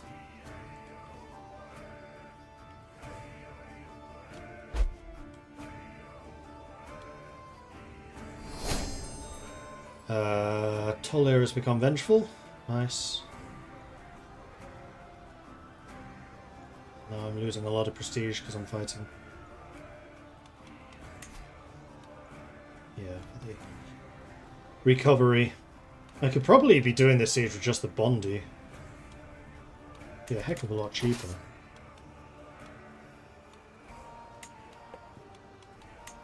Oops, keep the Bondi. Keep the levies. Keep the champions. You don't even need all of the levies, you probably only need like that many.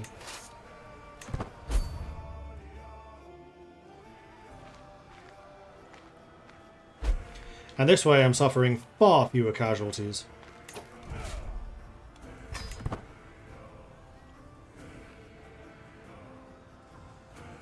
Much cheaper.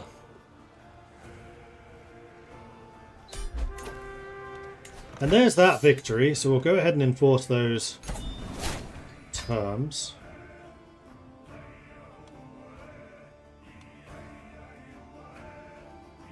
Wait, did I gain both of those territories? I think I did. Interesting. Alright, so, Khazars. I want to take out the Mordvins. There can be only one! And it's me! There's erased still. Fair point.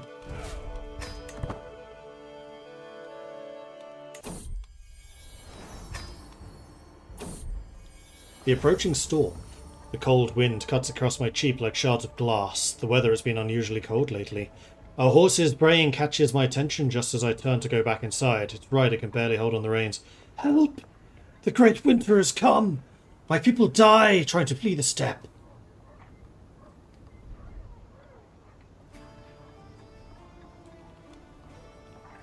Ooh.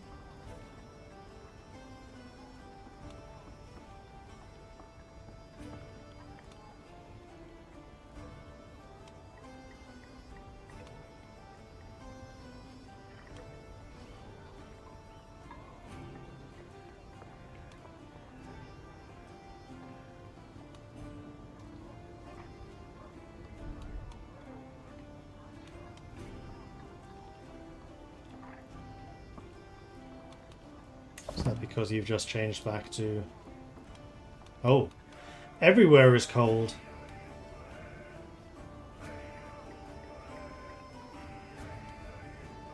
Let them come. Which actually works for me because I'm going to strike before they can strike at me. Humans. Yapu. Mongols.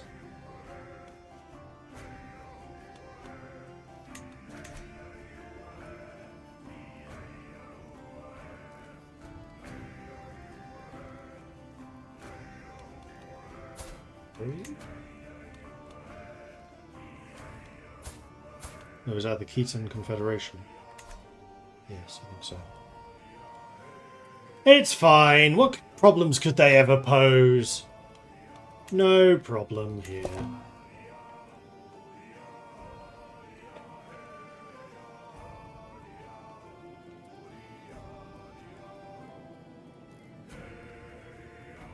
80% reduction to herd strength.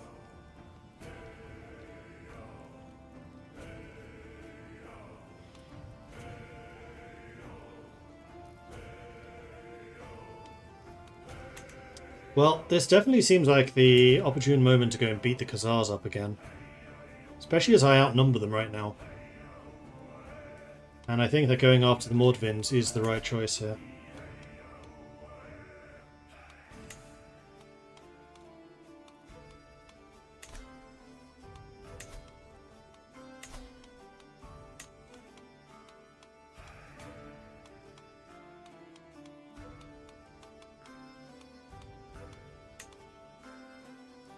That is a pretty solid chunk of land.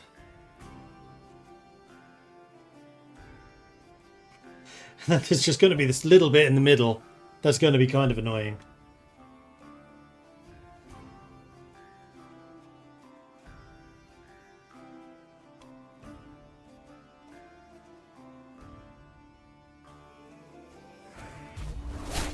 Let's do this.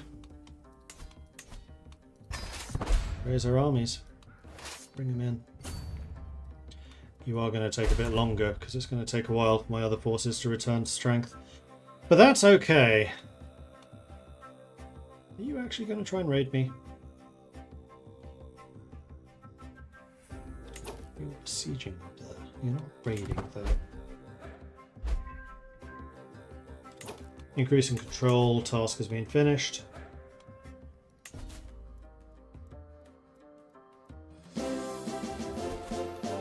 Huzzah! Conversion is very nearly finished. And we're up to 18% now. So that is still rising, slowly but surely.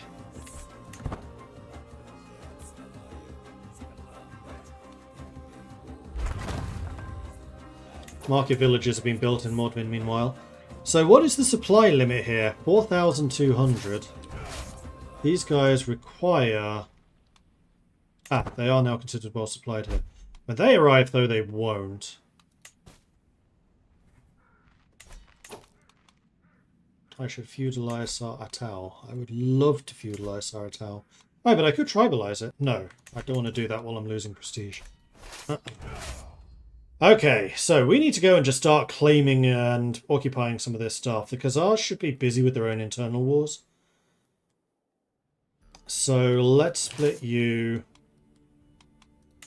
into at least 2, possibly 3, maybe even 4.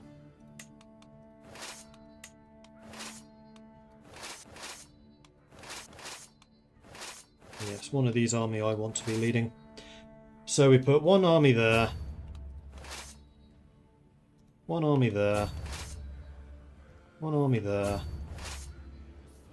One army there.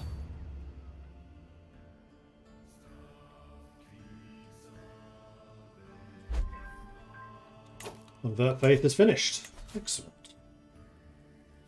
Let's start seeing if we can get rid of some of the Tingri now. Takes 2 years instead of 3.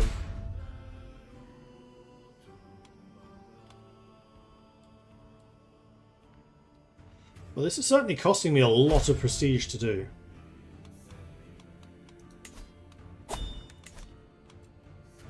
Dangerous faction. Really?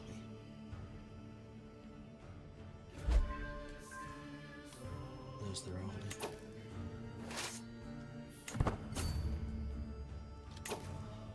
I may have messed up a bit here. Can you get away? Not really. And this is my army. Fantastic. Oh, I did actually get to level 3 logistics. Cool. Alright, what do you have in your force?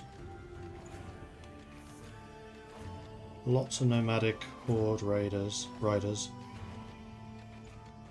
Cav. I mean, we're fighting in the woods. Better commander. They are defending because it's their castle.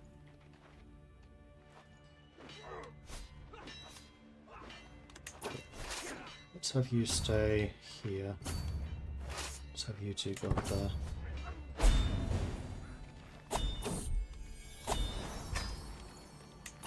So I don't think they managed to capture me, so that's good. They did, however, take my marshal out, which sucks. You have 17 stewarding. You do. You have 21.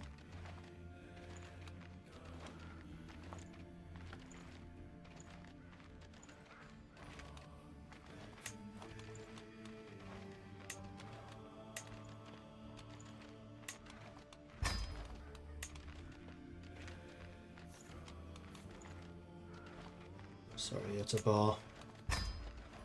You're just not good enough for what is a very important position in my realm.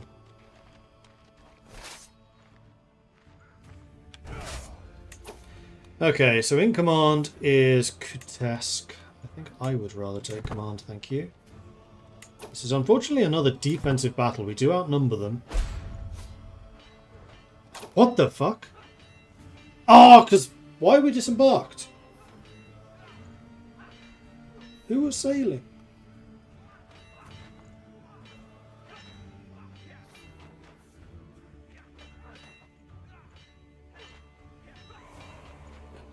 Damn it.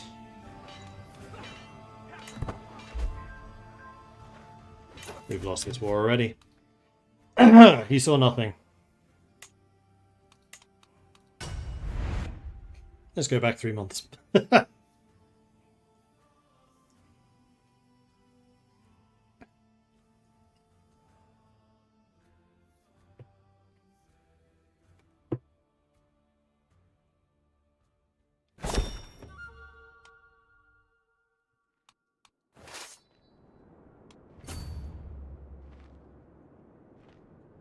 Regardless of what I do here, though I could change out the commander. Potentially.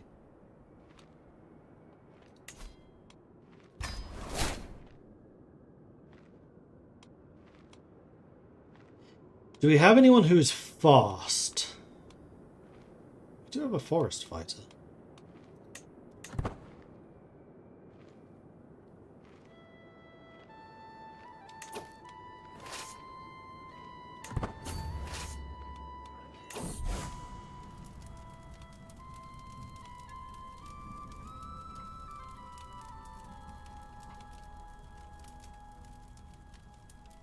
I think health boost would be nice. You're sailing.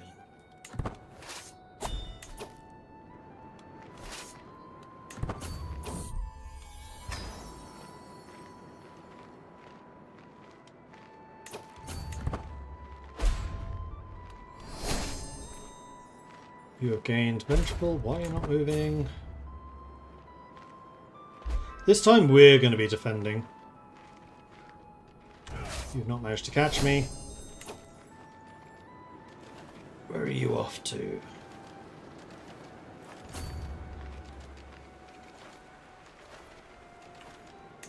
Alright, time to give chase, because now we do outnumber you.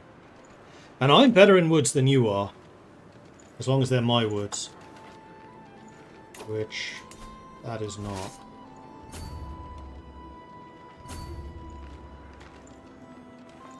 Let's do this.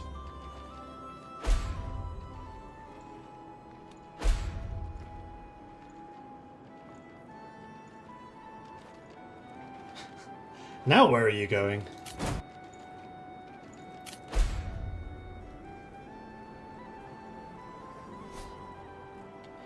You're going to walk right into me and just lose. Congratulations, that was a bad move. You have chosen poorly. Did I lose all of the Bondi? No. I lost the Connie. Oh.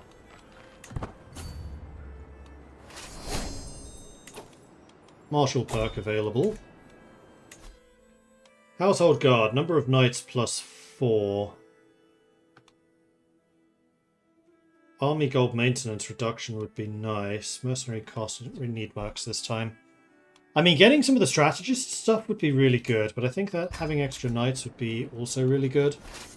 And then I'm going to raise those 4 as well. And have them come join, not that way. Yes. Plus 21. That's more like it. Their ruler is also pretty good at fighting. But not good enough.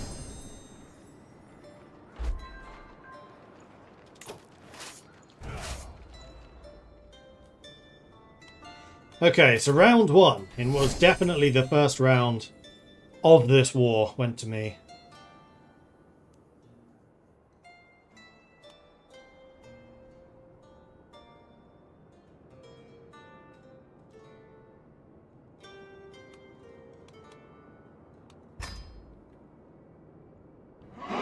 And we definitely need to take this castle before they return. Because with this castle I control this river crossing.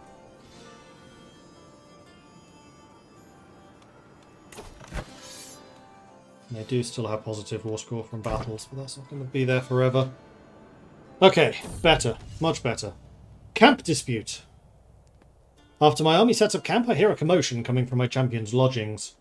Let's try to get some unity. Have them whipped. Or sod this. We're going to try and bring some unity in. They apologise. Good, so I get some prestige, which I badly need. They gain opinion. And I also get some military lifestyle. Lovely! We are being raided. Repies comes of age. Ooh, Midas touched. We should definitely try to get you married. Marry UTL Spade? No, actually sounds... No, same family. Never mind. Though it does mean that I need to get these married.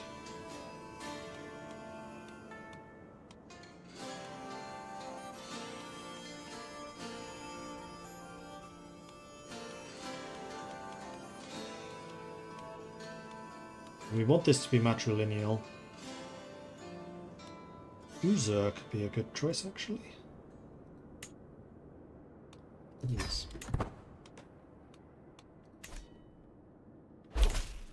This is something I have not done for a while, so let's do this. Hello, pause. I want to go my dynasty. Unmarried. Oh boy, there's a lot of them. But whether I'm able to make these marriage decisions for them, I'm not sure.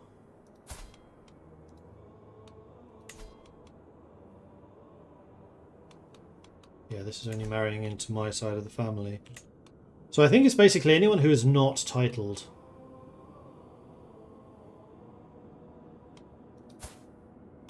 So, for example, you. You're currently being jailed. Oh, you were the one who was captured in that battle in the south. Yeah, fair enough. I'll come back for you. And then everyone else is too young, so I have not actually been doing badly on this. That was a decision.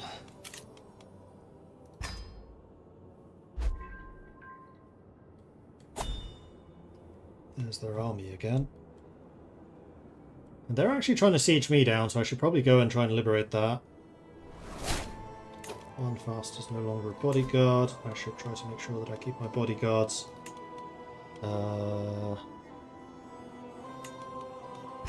Positioned if I can.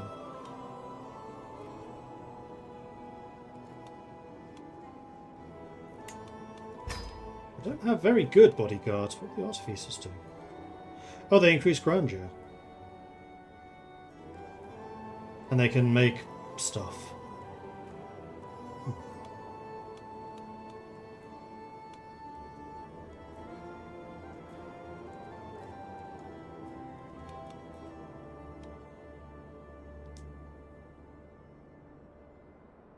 You give legitimacy.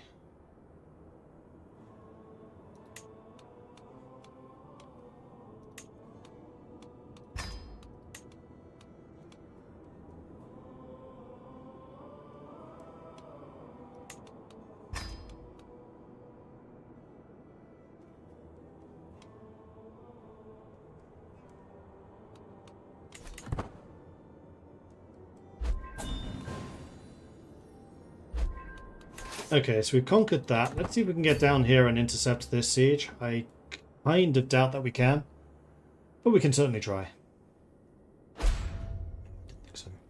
I'm just going to go into there. That's actually fine. Except the planes are going to benefit them. We're now fighting horse archers in the open. So let's see how this goes. I'm sure it will be fine. I do outnumber them by 1,700.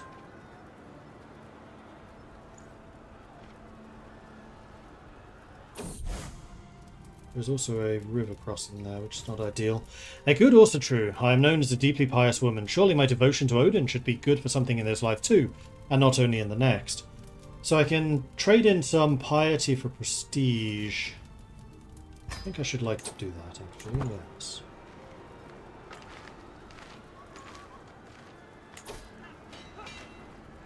Zero advantage, I have a slight advantage, it is going in my favour. Good. And this time I have the Connie with their huge pursuit, so we should actually kill some as they run away. And you are riding up against me. Cool. You are right next door. That is a bad place for you to have spawned. Ooh.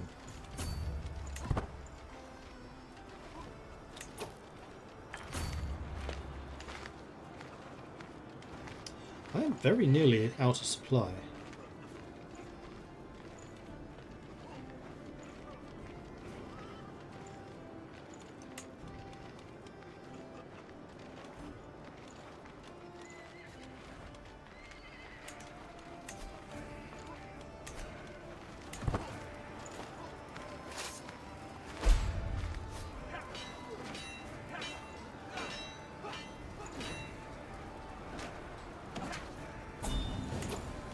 %. Now I just need to siege this back again, which is not going to take very long.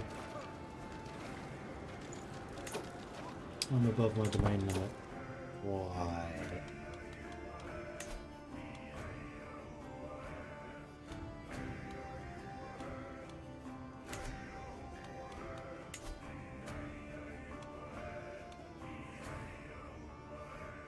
Oh, this is feudal. Huh.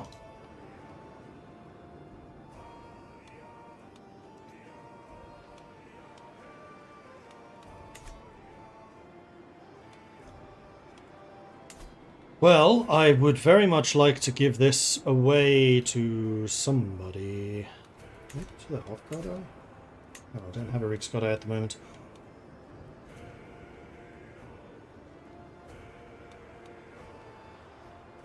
You seem to be the best person.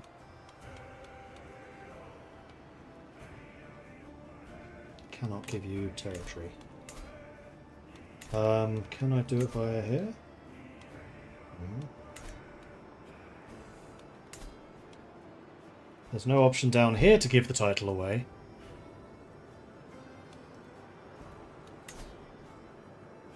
Ah, there it is. Route 2. Noble of Norse culture. Absolutely. There we go. Done. No longer over the limit, and I no longer have a territory of the wrong type.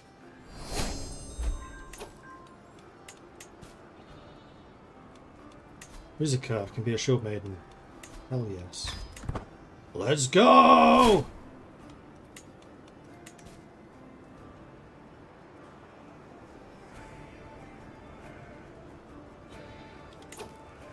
Ooh, you're attacking me with actually quite a large number of troops.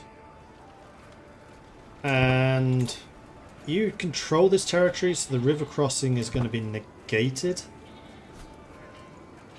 And I'm also running out of supply, so yeah, this is a bad loss for us. I just need to run away. Run away! Run away! Yeah, great.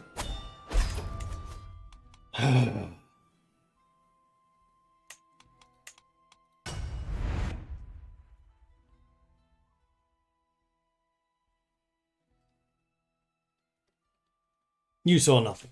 Nothing bad happened.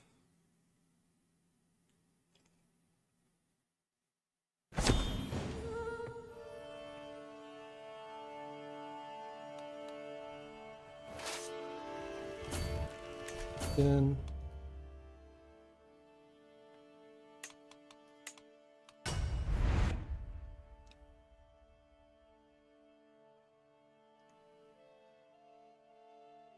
Because I'm low on supply, I had a massive combat penalty. Which is why I'm so surprised I can only carry 100, not 300. As I'm a logistics master. I'm not entirely sure why that is.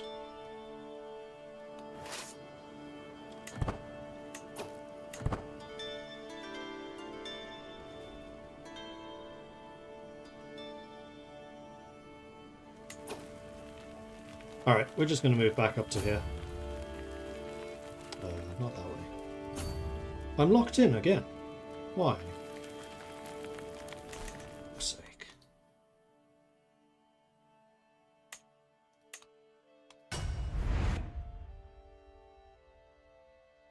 Need to do a hard save. Otherwise I could really be in trouble.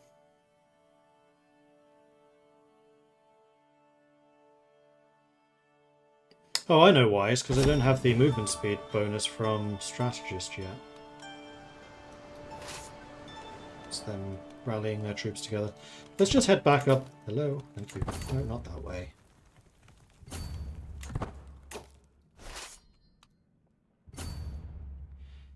Back to friendly territory so I can get my supply back.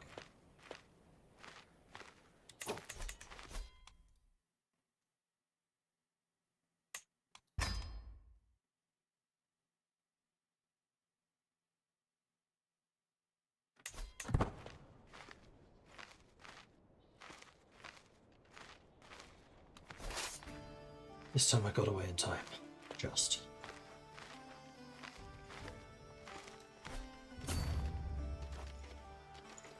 This time I got you in the woods. Still negative. No! This is your... Ah! The wrong way.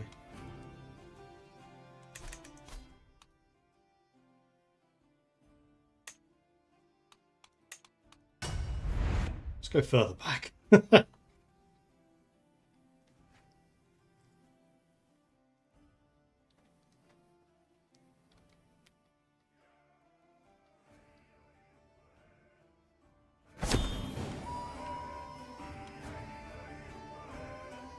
You've already caught us on that one. We may be screwed.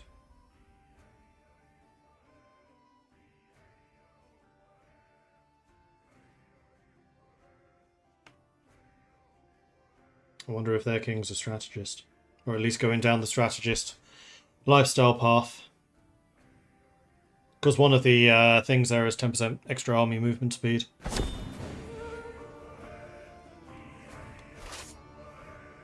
So we barely started on that way. Let's go here instead. You've caught me regardless.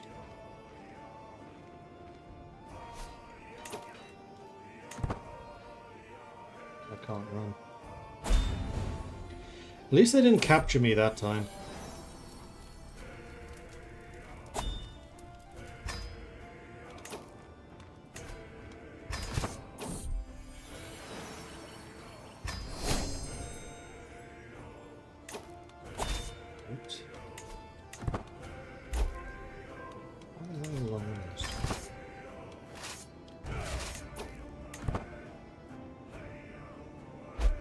Yeah, they actually stack wiped. That's not a stack wipe.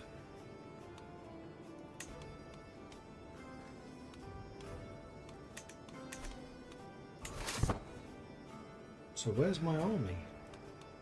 Oh, 3 months. Can I please get rid of you? Can't, because they're there.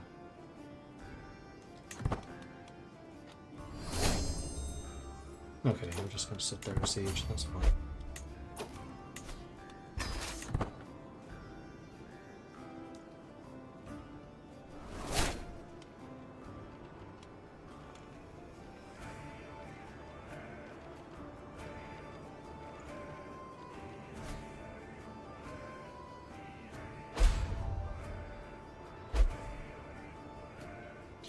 So you don't get troops even if you're raising troops there. Awesome! This is going well. What could possibly go wrong?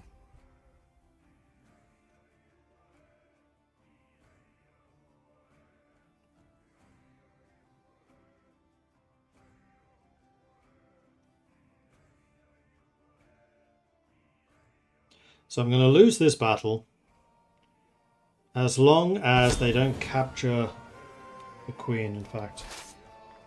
You need to keep running there and see if I can actually get ahead of you. I don't think I can though. No, you're going to fight me here. Okay, so we're going to switch to Reculfer instead.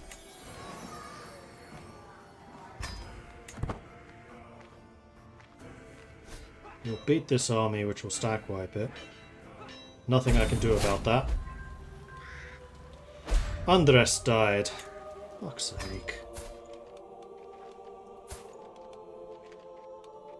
I liked Andres.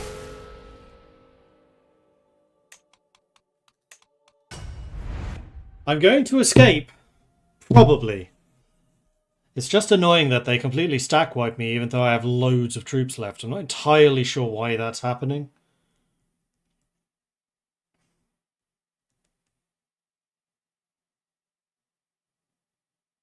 And it is annoying because one of the advantages Huskarls have over Varangians is they're actually quite good at running away. They're hit and run troops. Going up. Can you do this in time? No. Not even slightly.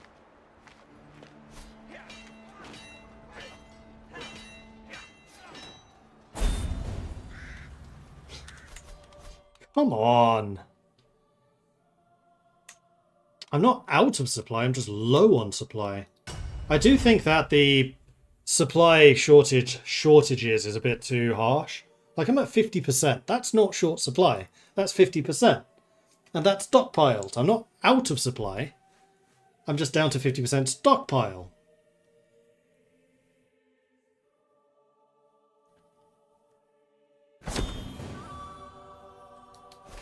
See? 55 out of 100. I'm actually over half.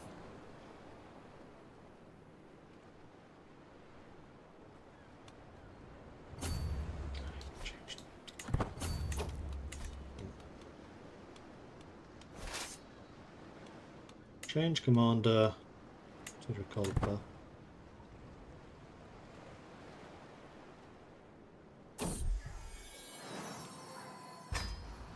So you failed to catch me here.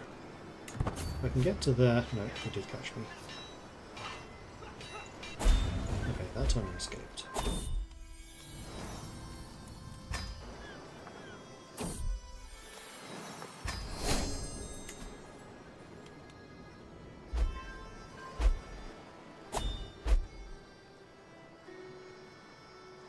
And you're going to go and start sieging that back again.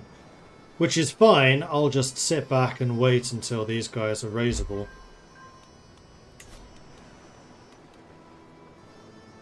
Because I do still have a lot of troops of them.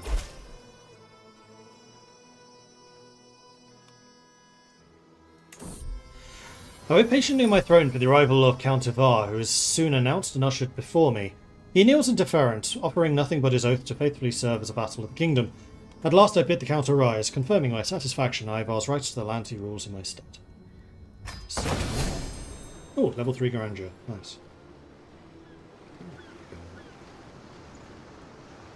Right, which one suits that? Fine.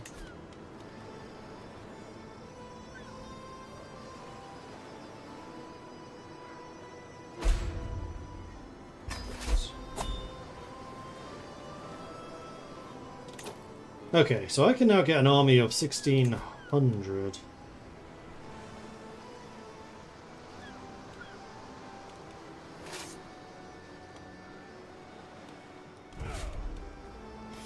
Months. Oh, 2,000.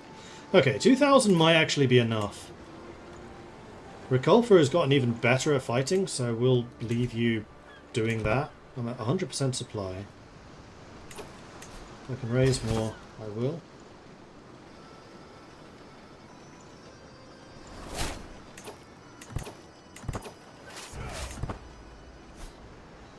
26 advantage, 28 advantage. This time he died legitimately, so apparently you just suck at fighting words.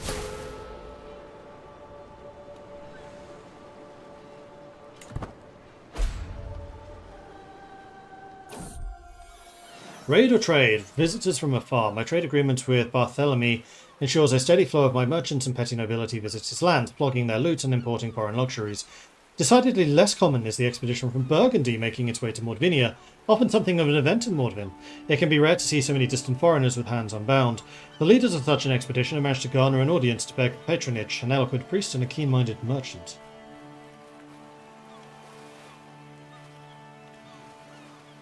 Interesting, so Burgundy has decent stewardship. The priest is a mastermind philosopher with 19 learning.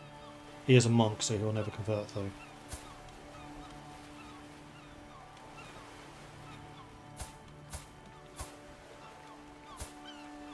I mean, having the high stewarding... Welcome to the court. Will you convert? You will. Convert. Okay, so my army is still here. I think what I want to do is try and take this. And we lost a councillor, but Jarl Spadnar is good.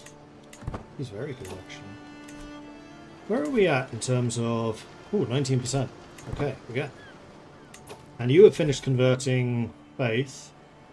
So let's start converting Voronezh.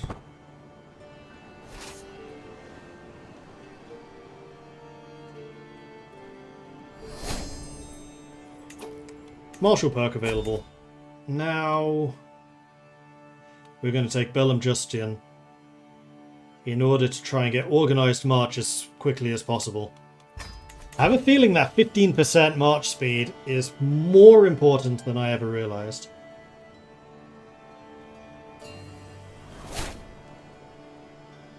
Starkler is no longer in prison. That's good.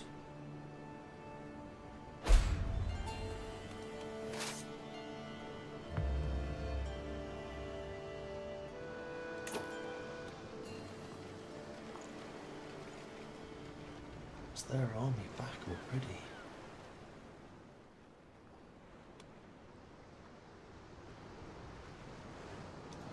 I'm going to fight them on my terms.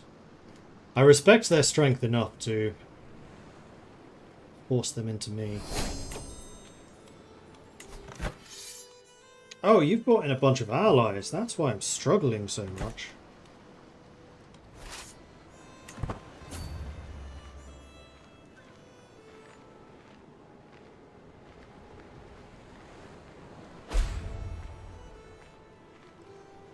Okay, I don't feel quite so bad about this anymore.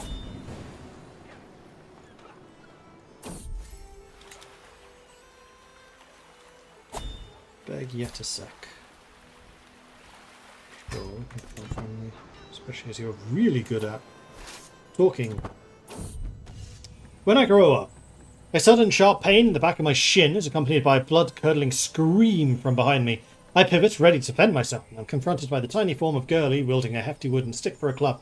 Fear me, the dread Viking Gurley, the princess of fashion, has come for your gold and your monks, screams my daughter, accompanying it with a whack to my knee. A tin pot helmet slips over her eyes, and all I can see is a gap-toothed grin smiling back at me. Ma, can I be a shield maiden when I grow up? Absolutely. Shield maidens rock.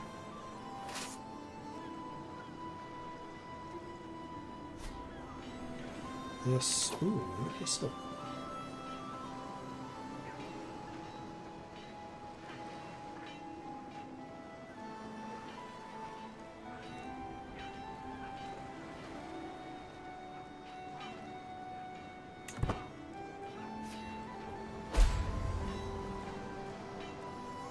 That was a really close run thing, crikey.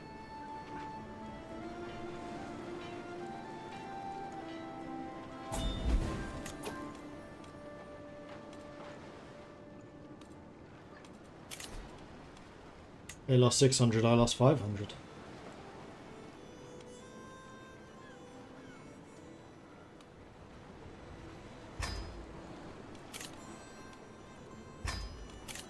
There's that army over there I need to go and fight as well.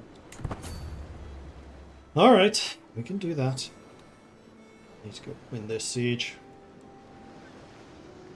Sooner rather than later, preferably. So they're down to 1800, so I almost outnumber them 2-1. Sigurdur has come of age. They grow up so fast. Ooh, hello Sigurdur. Strong, robust, 30 prowess. Unfortunately, you're a thrifty clerk. Okay.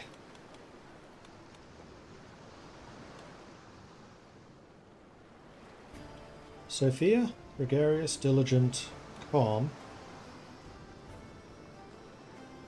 I would kind of like someone who's a bit better at fighting.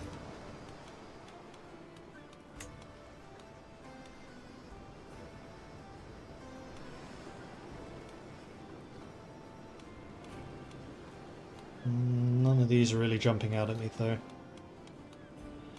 So I think we'll go with Sophia.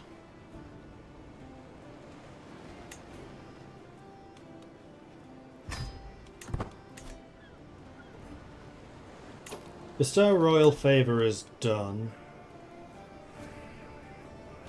I think now I just want you to do domestic affairs. Let's just improve relations with people in general. You finished with your shouting at people until they decide to follow me. Let's have you increase control in Saran. Or you know what? Let's have you training commanders. Let's make you fight more good.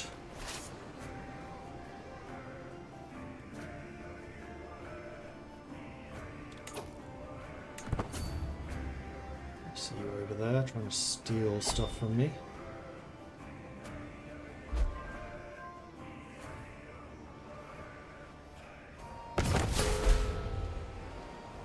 Down again for some reason.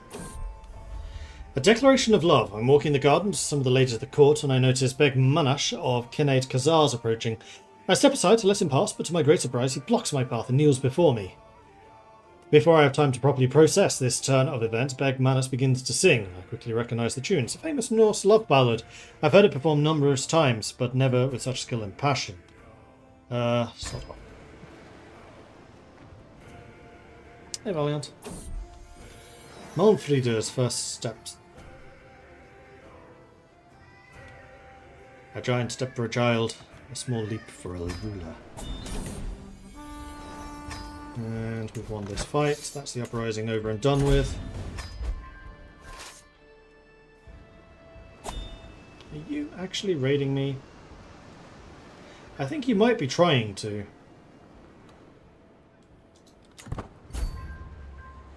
So let's go and intercept them first, and then I need to really try to turn this war around. I mean, we're mostly losing because of the battles have gone against us, even though I feel like the battles have been relatively even. And yes, you are trying to loot me. Get out of here.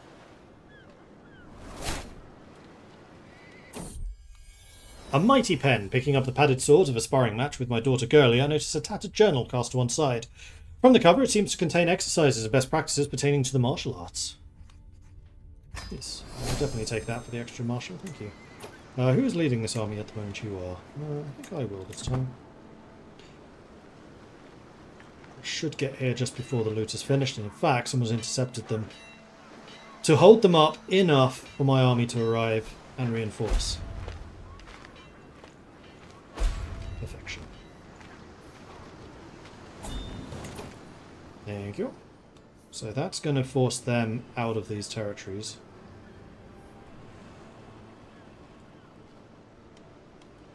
You're over there sieging again. Innovation discovered. We have now discovered the Casus Belli. It's not what I was looking for. This is.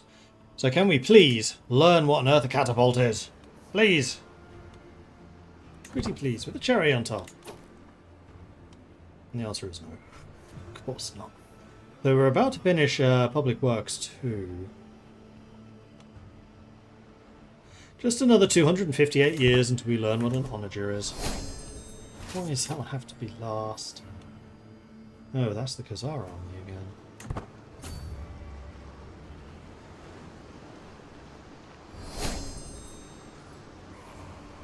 two joining together is going to be kind of dangerous.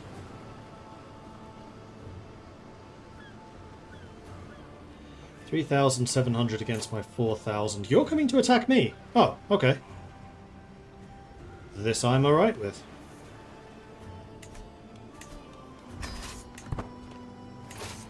Three champions you can come into.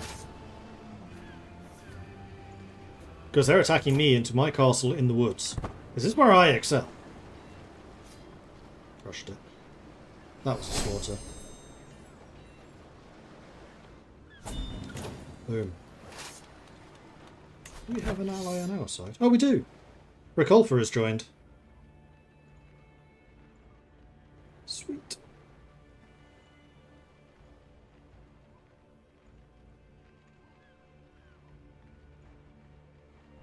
Yeah, their victories have been far more punishing than ours for some reason.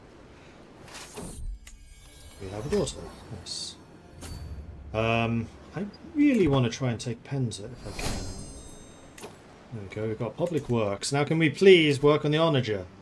Pretty please, with a cherry on top. Yes, finally! Spreading from Norway, so in 29 years we get onagers.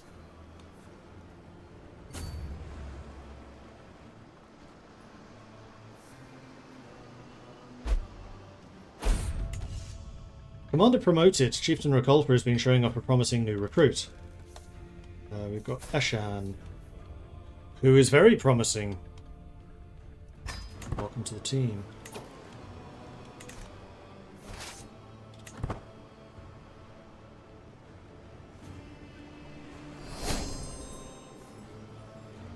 Yorunder has become wrathful. It's fine. As soon as you join, I will merge these armies together. Thank you. We are undersupplied again.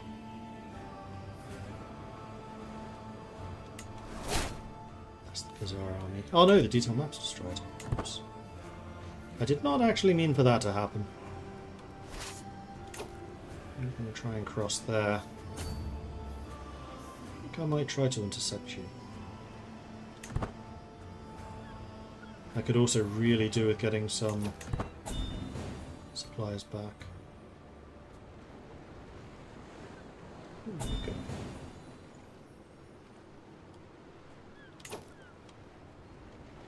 Let's go back up to Mordvin. No, not by sea.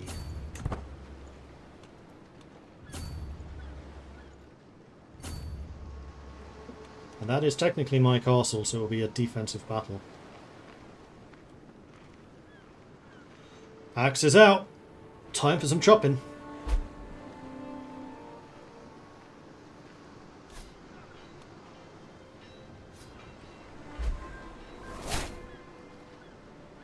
Another really close fight.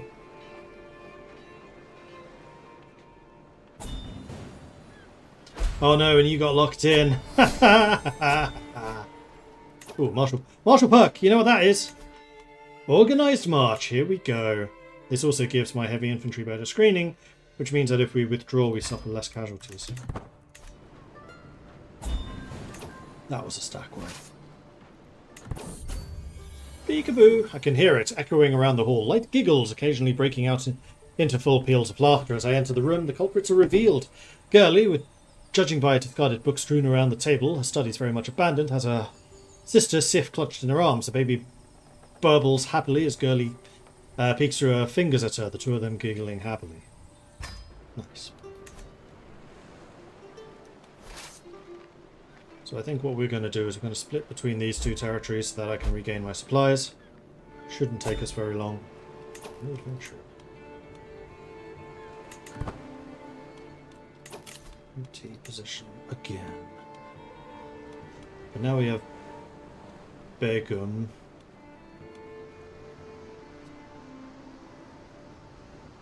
Several of you who are very angry with me, but none of you are particularly good at that job.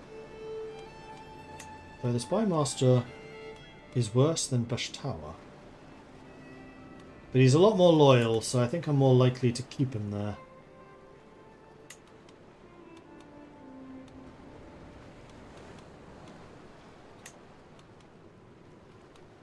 Let's start swaying you, try to improve relations with you instead.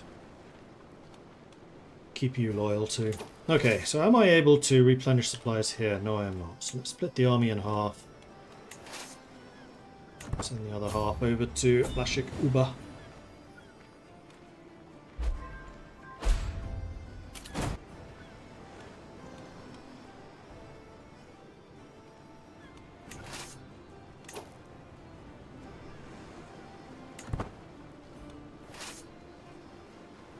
Okay, so now we're gaining supplies. Dangerous factions again.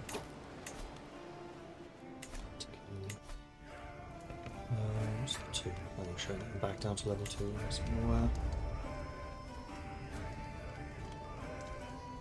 I could increase the number of servants I have, but then I will actually be losing money, so not really worth my while. You're at 78, you're at 80, so one more month. One more month for you. And we'll be at supply again. And then we can go after these 2 counties. Hopefully get ourselves a more positive war score. Just in time for the Khazars to return. Excellent. Is this Mordvinia the reconquering? Yes.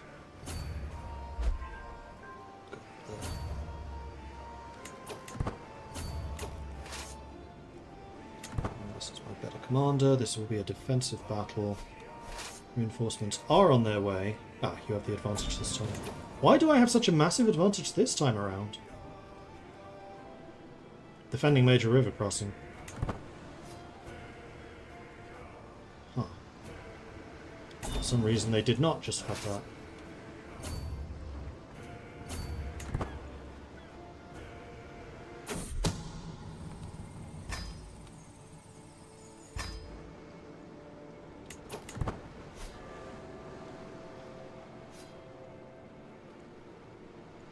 Another glorious victory.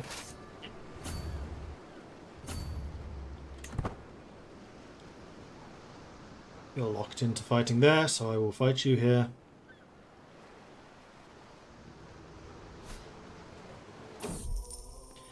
Raid or trade, a comfortable accommodation.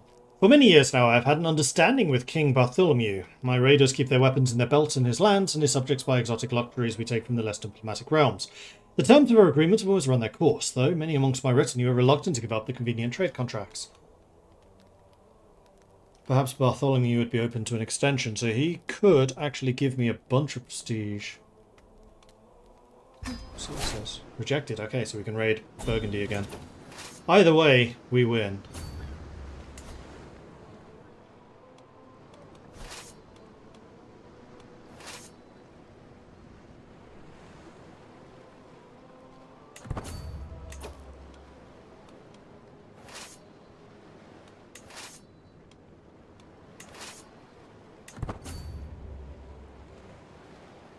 Split our armies a little bit so I'm not taking attrition, but they're close enough to mutually reinforce if we need them.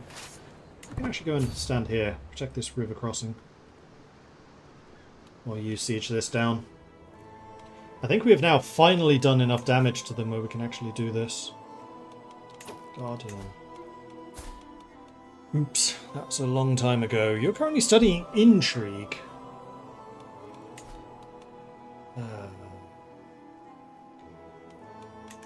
Fortunately, martial is not one of your topics of interest. So who's good at intrigue? Nobody, really. Sophia's the closest.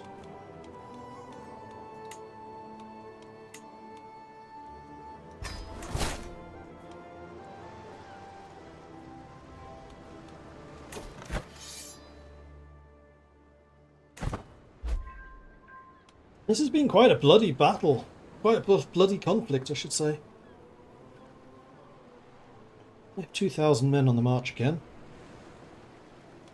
But this time I'm going to stay and siege this down. They might try to siege that down, but that's fine.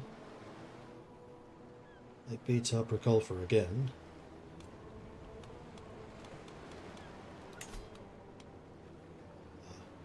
Independence factions causing problems. That could be kind of dangerous.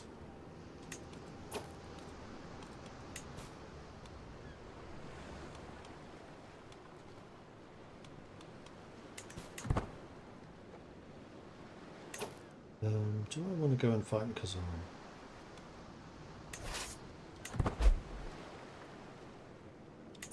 Yes, I think what I want to do is split Scar's Bondi and all of them off. And then we'll merge these two armies together and we'll go and fight Kazan. Temperate. Cool. Off we go. Ah! We've taken the siege. Excellent. Well, as we're now keeping them busy elsewhere, let's have you head south. I think I'm actually going to put the besieging character in charge of this army. And then Ricolfa can be in charge of this force.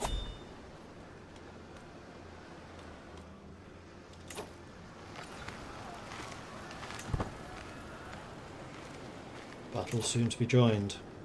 I have the river crossing because this is my defensive battle. That was another very solid victory. I'll take it. And we'll come down here and just protect this unit. So what else is Mordvinia? It's any of this, okay. We're finally across the water. Well, we will be as soon as this falls. Do I want to go and start doing that now? Yes, I think I do. Although you might come after this force. But that's okay. I still have more than enough troops here.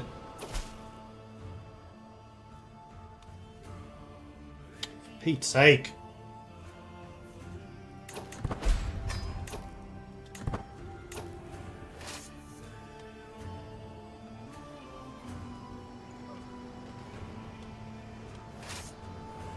Alright, who just rose up against me?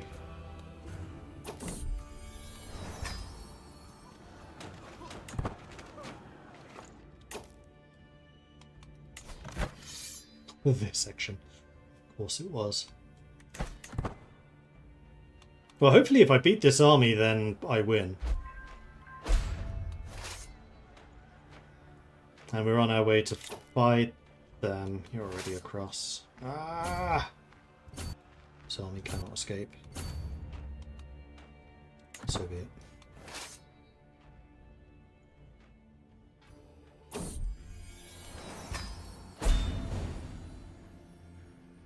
Does that count as a 50% again? Oh, of course it does.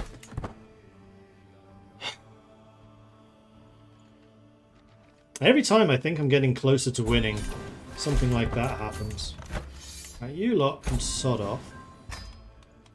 And were you jailed for fighting me? Yes. Good, because this means I can negotiate your release. No.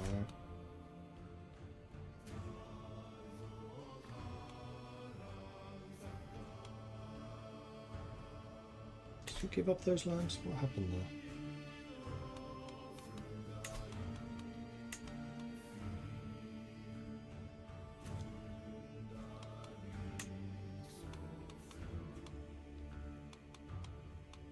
Can't strip you of your lands.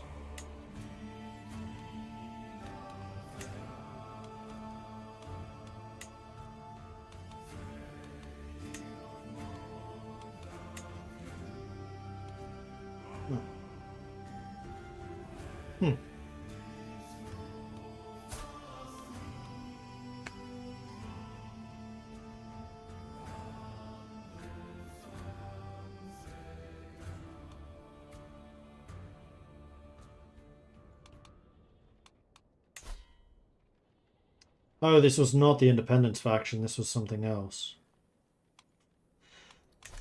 I won that fight so quickly I didn't even notice who I was fighting, but yes, it was against Artemis, it was against you. I mean, you are an exceptional general. You're a zealot, unfortunately. Compassionate, you can just languish in jail.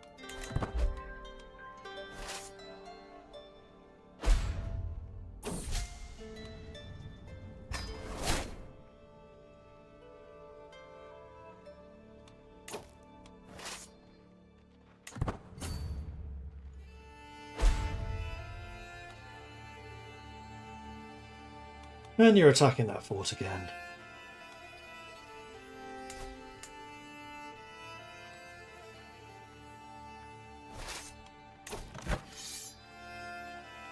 Well, at least I'm starting to win the occupations conflict.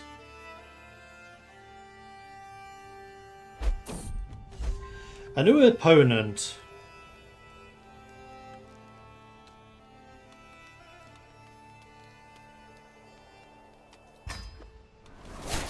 The goal means the same. And now they're all ganging up on us. And there's a disease nearby. Way up there. It's...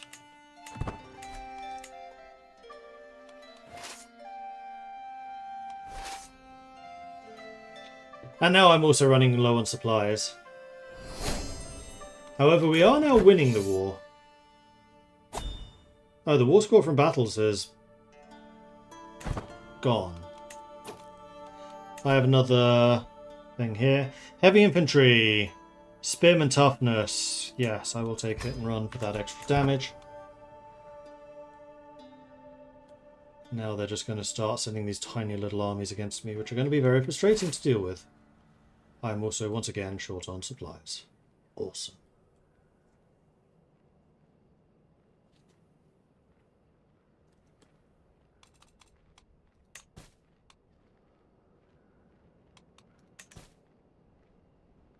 I thought that 20 years would be more than enough to... Oh. Viking Cress branch has been created.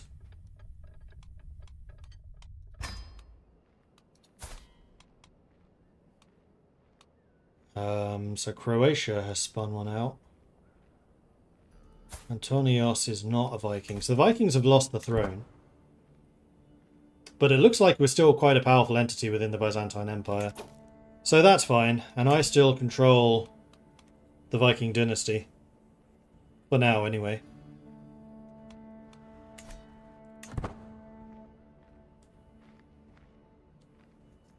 How's the cultural acceptance? That's a good question. 23, we can actually do it. We probably should. So let's take a look. Form hybrid culture. So, martial custom, unfortunately, we can only keep on men only, which is a little unfortunate. Stoic. Disease resistant, stress gain, herd gain, friendly casualty reduction, but we do get a defender holding advantage if we're stoic, whereas if we're bellicose, mercenary company numbers go up, prowess goes up, men-at-arms recruitment is cheaper, men-at-arms maintenance is cheaper, you get more horde conversions and levies are also bigger. Traditions?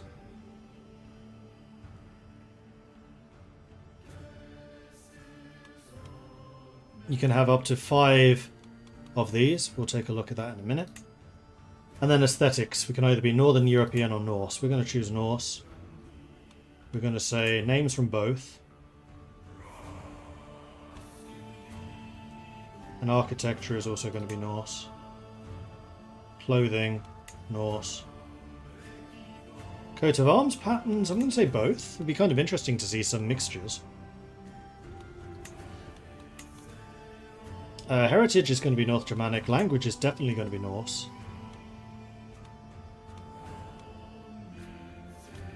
I don't know. Stoic? We would suffer less casualties this way and we can be more defensive as we are being at the moment. And I think Mordvin is going to need to be defensive. I don't see them as being rabidly expansionist.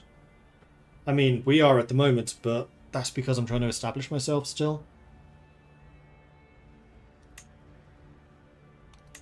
So let's just deselect all of those. So Winter Warriors.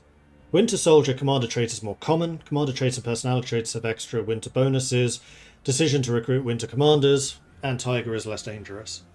We are in the very far north. It's basically always winter. That seems like it might be a good choice. Malleable Invaders. Creating a hybrid culture requires less cultural acceptance. Hybrid culture creation cost is reduced. Convert to local culture decision is reduced. Faith opinion and conversion cost is reduced. I think we're going to take Malleable Invaders because I think we basically just want to keep that one forever. Thingmeat can elect Scandinavian elective. Certain traits such as brave, gregarious, generous, or aspiring playmaster give popular opinion. I don't think we need that one. We haven't used Scandinavian elective at all. Frequent festivities, delay between feast and camp revelry activities. Characters gain eager revelry traits more often. Eager reveler traits seems prestigious. We haven't had a single feast, so I don't see the point in that. Counties of this culture are more easily converted to another faith. Definitely not. Musical theorist, gregarious traits as additional bonuses. Characters of this culture perform better when appointed a court musician. We haven't done any of that. Coastal warriors, yes, absolutely. That allows us to use Bondi, Vikman, Varangians, and Huskarls. And Strong and Hale are seen as prestigious. We can build trade ports. And we become adventurers. Super important. So we're definitely keeping that. Performative honour. Characters can become short maidens. Yes, we're keeping this. Crimes by characters that you cannot imprison and who aren't my liege can be settled by a single combat. Craven is a weak trait. We get more knights and accolade glory gain is increased. Northern stories. Rulers can raise runestones. Poet traits as additional bonuses. Guardians of this culture are more effective. Characters tell each other stories, increasing skills. And unlocks the court poet position. Legend spread chance goes up. Scheme secrecy goes down. So how many do we have at the moment? We have 3. We can get 2 more. Well, in that case, Northern Stories and Winter Warriors.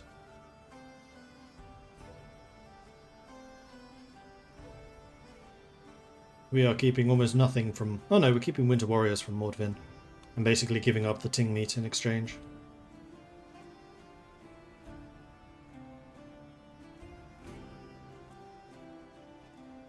And I will now be the culture head, which will be very nice. Yeah, I like this. This works. Spurred on by positive relations and increased cultural exchange, the Norse and the Mordvin peoples have grown increasingly close over the years. Now individuals from these societies have begun to view themselves not only as just one or the other, but simultaneously both, a new Mordvino-Norse culture. Norse traditions and values form the backbone of this new culture, while various Mordvin attributes have been adopted and integrated to meet the needs of the new society. With Mordvino-Norse people now looking to me for guidance, it's time to set the stage for a shared future. I can now go for onages, this is true. Actually, one thing I do want to do, can I change the name of this still? No. That is a little unfortunate. I was thinking I should have called this Mordling. I still could. I'd lose 15 days, but that's fine. I'm pretty sure I can remember everything that I chose.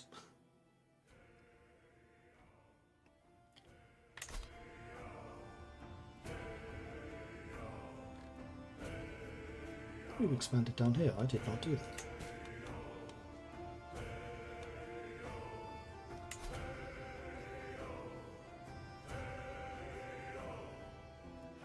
And 7 or more. I only need 3.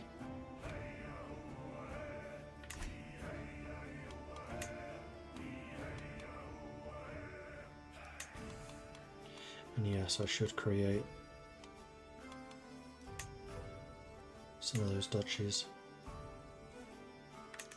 Oh, I don't have a position. I should fix that.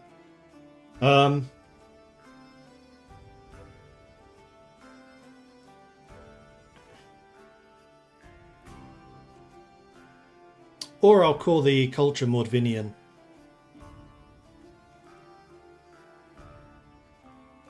Or Mordvinlandian.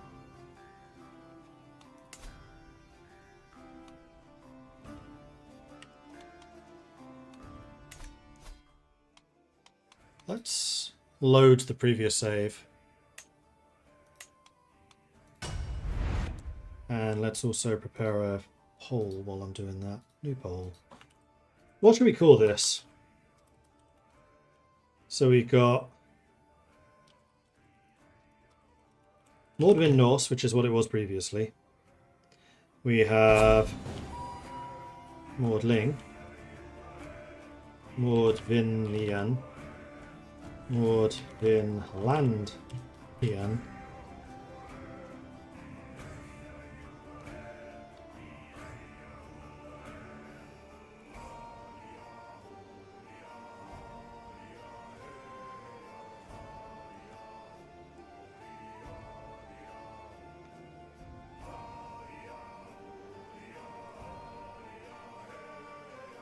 Because our house is Mordvinian, FYI. So we probably should be Mordvinian.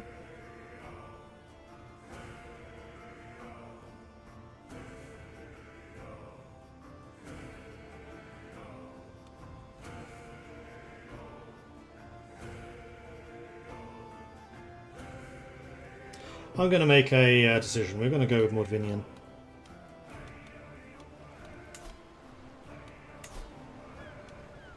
Hybrid culture.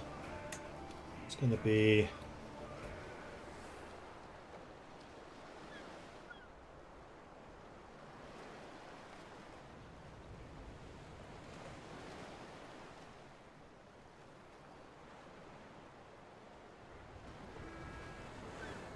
Mordvinian culture. We are the Mordvinian people. Mordvinian people.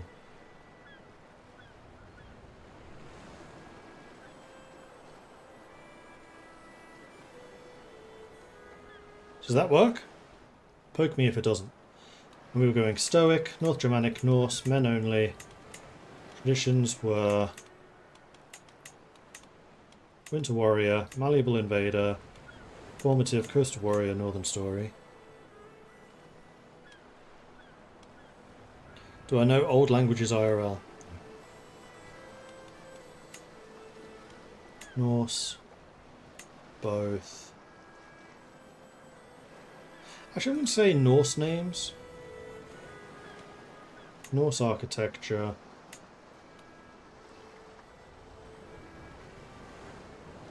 We could do fashion from both, actually. You know what? Let's do that. That's fine. And the coat of arms patterns is going to be both.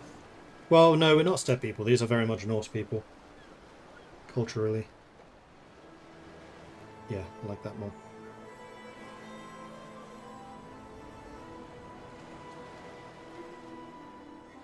So I'll give that another minute for people to tell me why I'm wrong. If anyone, in fact, does tell me that I'm wrong.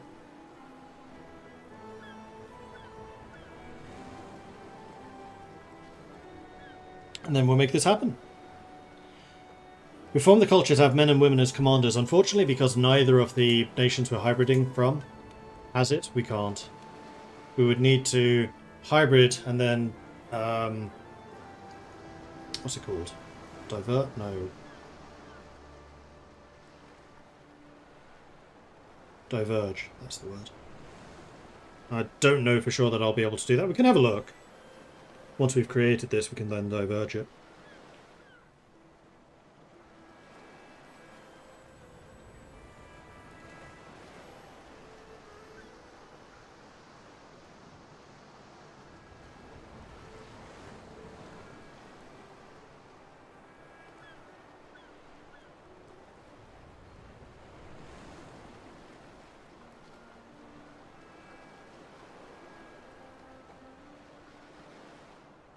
Okay, no comments have come in, so we're going to make this happen.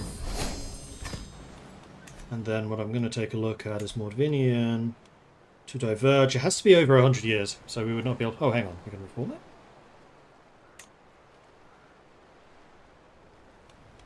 Aha. For the low price of 3,000... Oh no, equal. 3,000 prestige, we could make it so that's equal. So we got some serious raiding to do, in other words.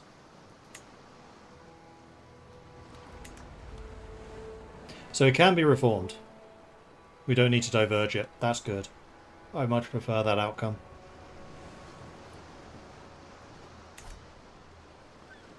Although getting that much is not going to be easy. I'm going to put another save in here just to say this is the Mordvinian save.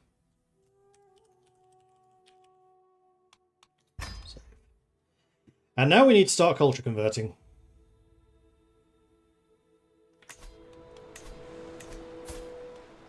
Because we are ourselves Mordvinian now. Okay, so that is a job for you.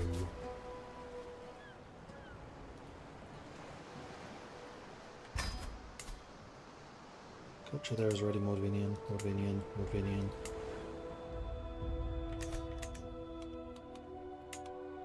Okay, so Mordvinian is actually established in a number of places. Namely our home duchy. I think Kazan is the next place that we kind of need this to switch to. So let's start the work going.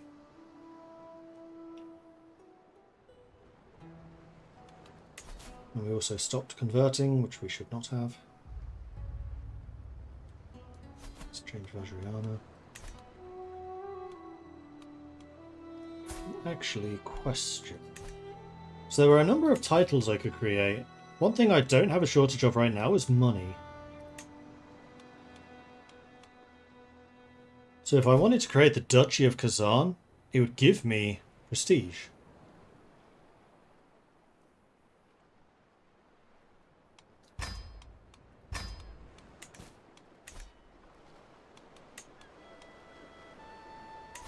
And you definitely deserve that, because you've been an absolute boss.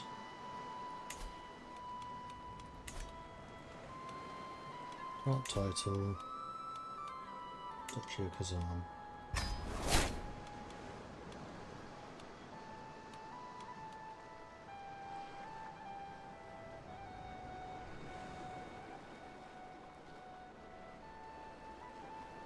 Desires various chieftains. Yeah, but that's now your problem, not my problem.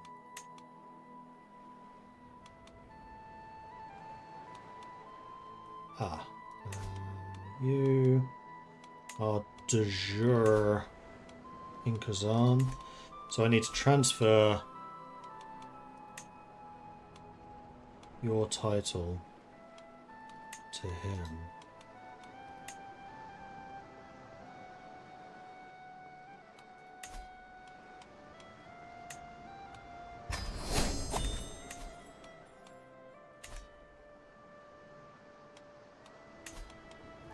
Okay, now you do really like me, so... Oh, still only at 56. Because he's not cynical. Right, and I'm not a missionary, so I'm kind of bad at converting people. Understandable, carry on. And I think I'm going to create one more title.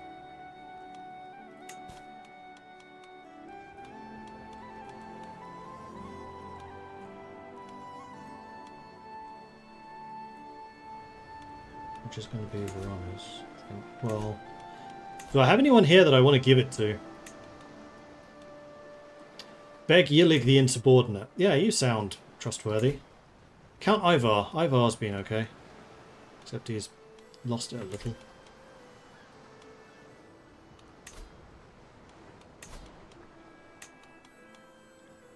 The Duchy of Tambov includes the territory that I control. So maybe not. Then there's this one, which is here. And you know what? That would be better to give away. Except you are... You're a nomad? Do I want to give you the nomadic part of our realm? No, I don't think I do. But Uvek, I currently control. I can give that to somebody else. Somebody who is a good Mordvinian.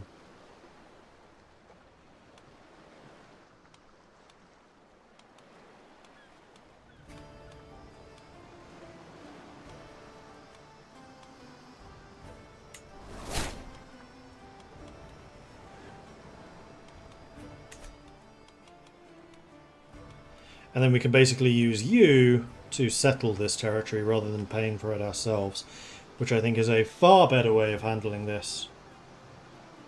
Yes, so what I need to do now is create that title, which was Chuvashia, and then give you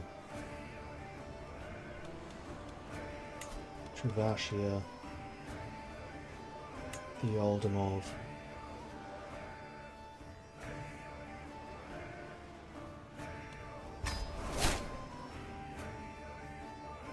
Oh, and it is in fact Mordvinian. That was a cheap way of doing that. And we do need to consolidate the realm a little bit more along those lines, so we start creating the duchies. But that can wait. So, we need a new spy master. The best person for the job is actually you.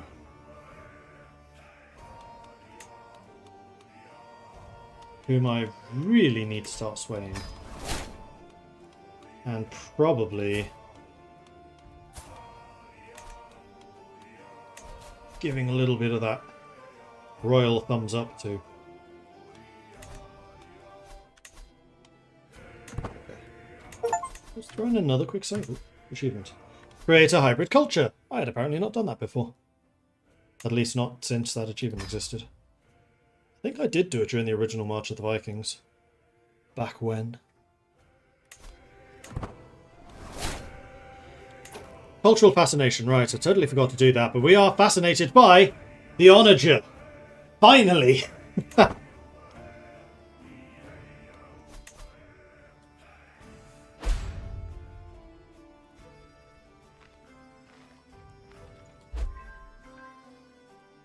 Commander significantly improved, gained flexible leader, nice.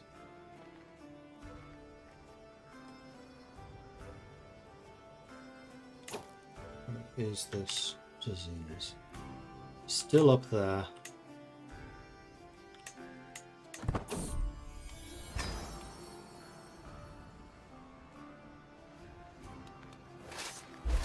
Okay, we've taken that province. We're at plus 77. Let's go fight these guys, which should give us some combat score. Hopefully we don't lose the county before then, but yeah, I don't think there's any chance of us getting there in time. Unfortunately. But it will still be a fight in the forest, so good for us.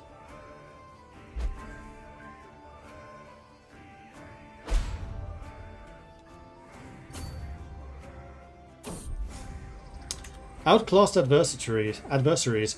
The villainy of Master Shumat and House Chamarajit is beyond doubt, but it's seemly for the family of a queen to bicker with that of a master. Beneath my energy.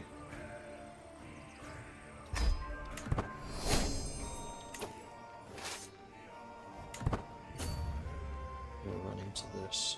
Unfortunately for you, I can now catch you. And this is currently... It is occupied by you, so this is not going to be in my favour. And you've got a river crossing. Hopefully the Khazars don't appear at this time. Okay, we squished them. And there is the 100%. We win.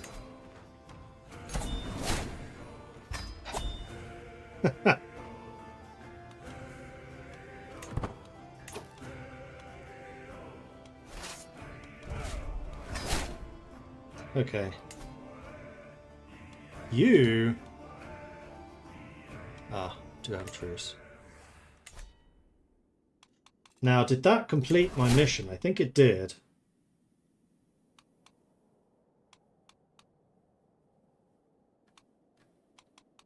Yes, it did. Boom! The lands of Mordvinia are destined to grow, not through my words, but through war. I have sworn conquest to my people, and so I must conquer. I gain expanded realm. I gain upheld oath.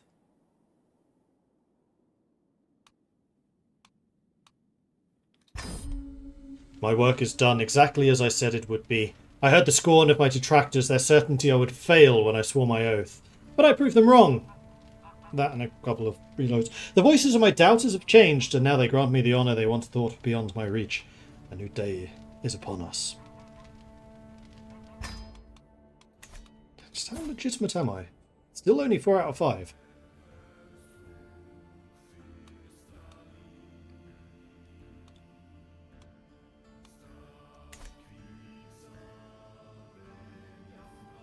But I think the Khazars have actually just fragmented.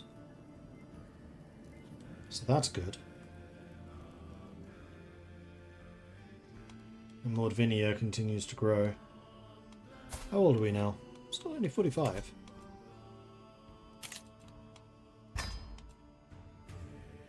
I could hold court now. I probably should. It's been a while.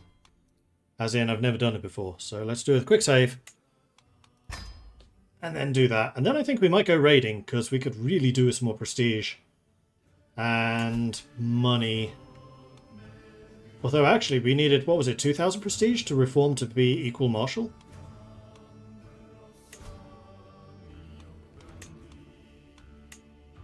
$3,000.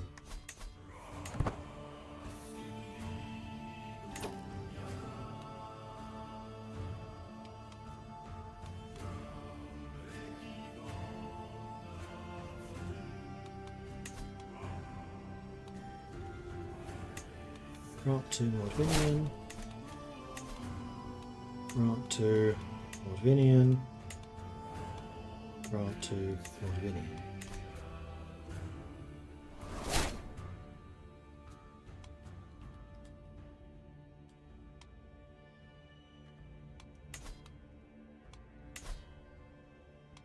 So yeah, there are a bunch of bordering territories right now that I could try to gobble up.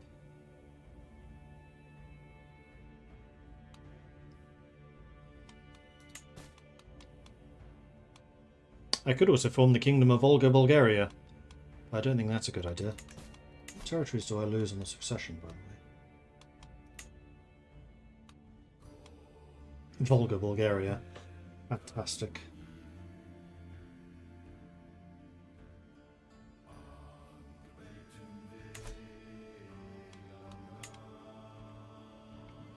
But look at that also true spreading.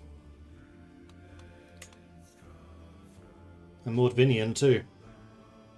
So it looks like the culture of the nomads depends on who their ruler is. So because their rulers are Mordvinian, their culture is Mordvinian.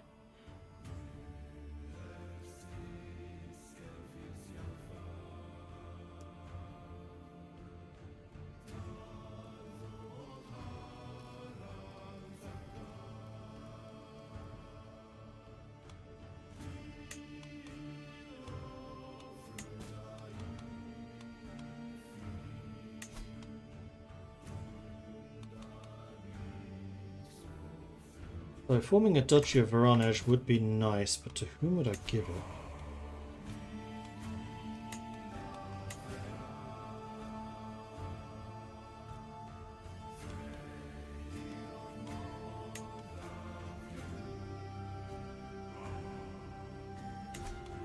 For the moment, nobody.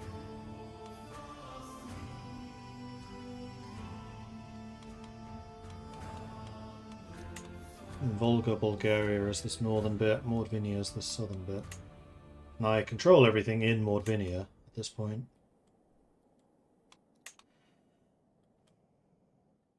I have a truce against Mordvins, but I do not have a truce against the Mordvinid Mordvins. And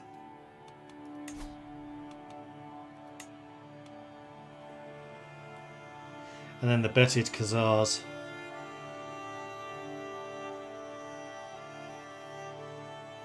But they've actually got quite a sizable number of troops. So I think what I should do is just do some raiding now. Let's regain our strength. Under siege, the true enemy of a brave soldier is complacency, my son-in-law Uzur says before taking a bite of an apple. We're standing side by side at my stronghold's walls, looking down on the soldiers conducting drills below. We could exchange the stronghold's gates for planks of wood and dull the arrows in the troops' quivers, he continues. Lead the soldiers in a mock charge against the stronghold and see how well they do in action. I like this idea. It's a good idea. Do that. A tightly shut gates and walls loom high over the sky. Archers can be seen as shadows moving behind the battlements, and a feeling of genuine excitement permeates the air. In the lull before the battle, I turn and address the soldiers. My order rings out loud and clear across the field. Charge! Bring out the ladders.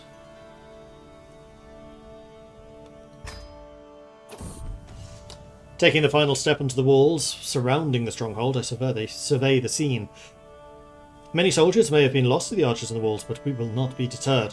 One after another, we overwhelm the defenders and stand victorious over the fallen. I take a deep breath, and then it is time to press on again. To me, 99% chance. Archers! You are unstoppable.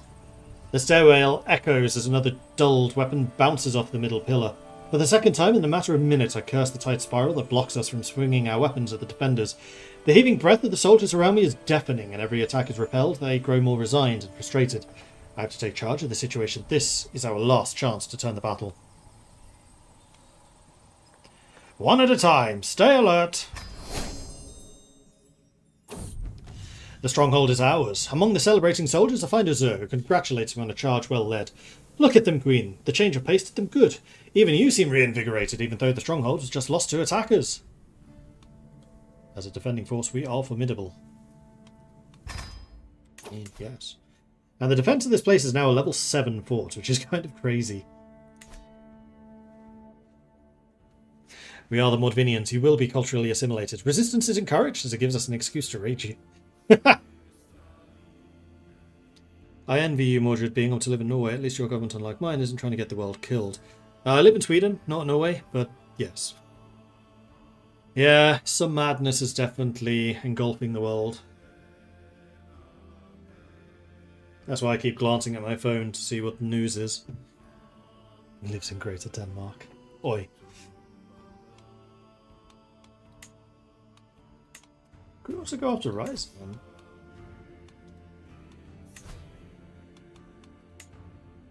They're a lot smaller.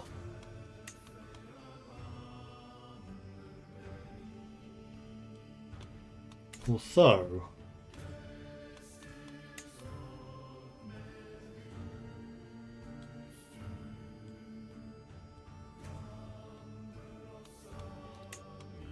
Ruthenia has what I really want. The Grand Principality of Kiev.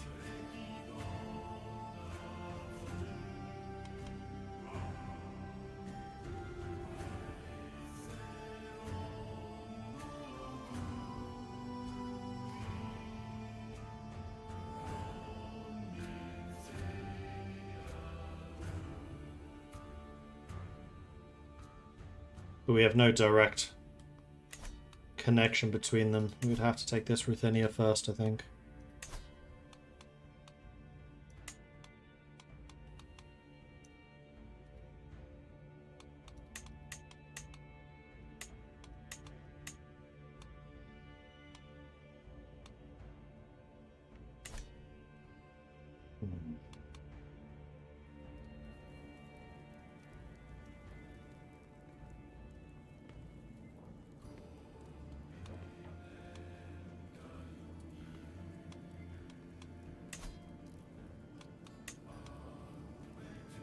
$11 on the onager. Is there any way of speeding that up?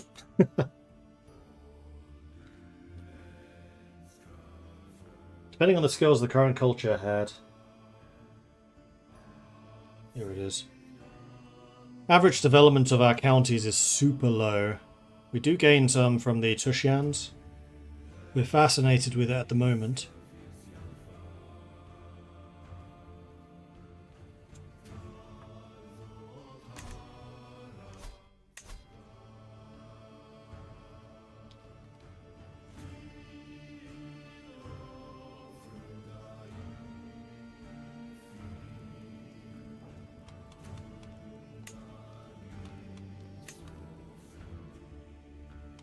Definitely want to continue pushing the Mordvinian assimilation, but that's just going to be a thing that takes time. Likewise with the conversions. I think what I should probably do is gobble up these little guys in the borders. What kingdom do you have? Albuga. Oh, Permian.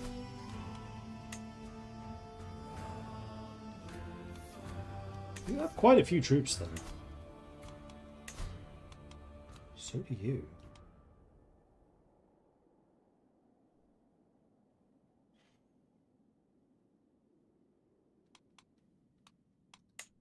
Ah, it's because you're all allied with each other. Yeah, I see that now. Well, the belted Khazars don't... Nope, you do. You're allied to them. They're quite a long way away, though.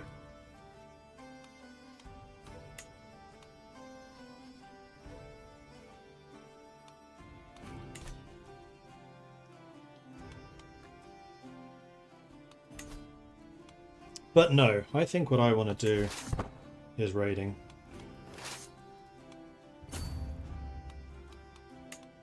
And as bad at it as we are, I think I will raid. I will lead this because I really want to get the Viking trait. All right, next question. Where do we go? I think it might be time to take the fight to the Dutch. There's a lot of money over here. Let's go there. Although, I have a truce with the Khazars, don't I?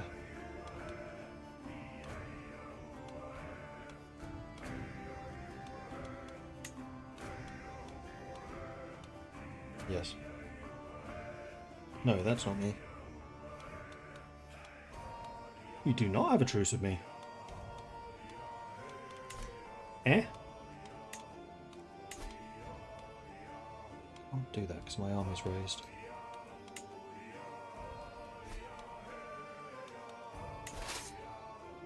Because, oh boy, do they have a lot of money.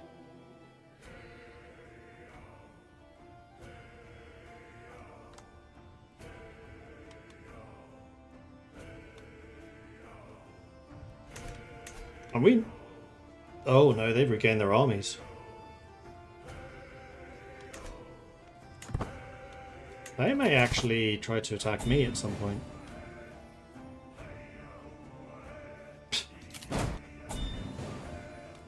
No! No!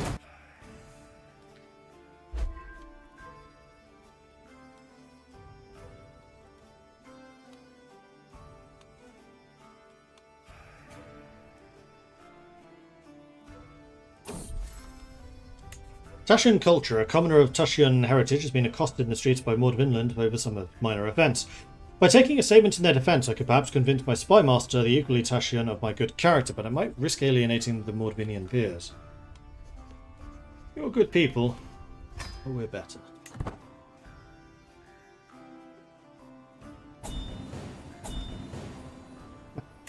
Oh, ransoms? Ransoms I can agree to. Yes. Maudvinian Viking foragers. Oh, you're an adventurer. Yes, you are. Legitimists. You're also rather good.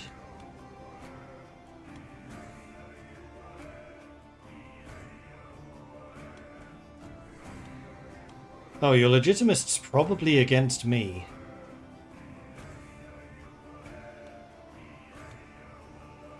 Oh, excellent. What could possibly go wrong? Oh, I could use up the Maudvin, so I can also have a Guardian. Let's do that first. So what are you learning? Robust and strong. You're getting learning at the moment, and I think... Well, no, you seem to be better suited to stewarding.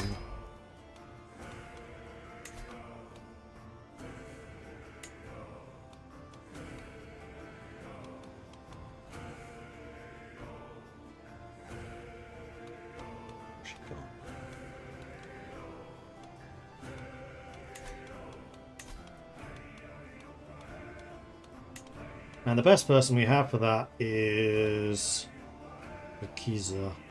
Even though his stewarding is higher, she is Midas touched. So I suspect we'll be a better teacher, although her learning is not amazing.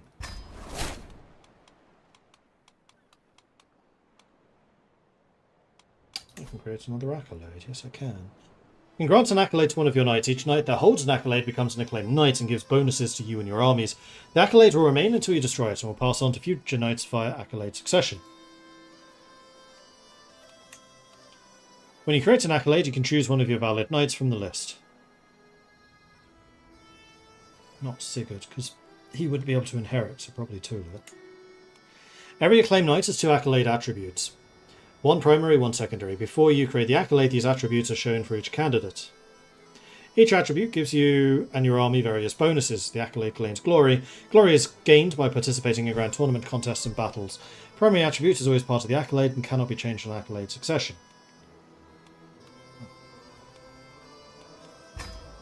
can now create this accolade if you want.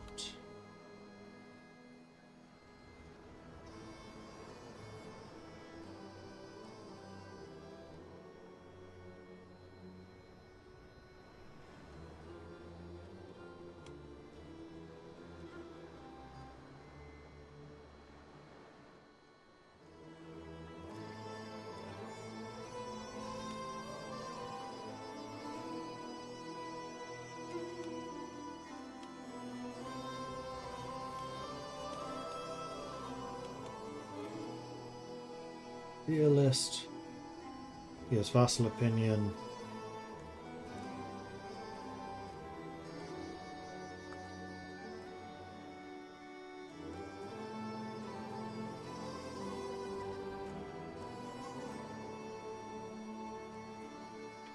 Disciplinarian's quite nice. Stalwart.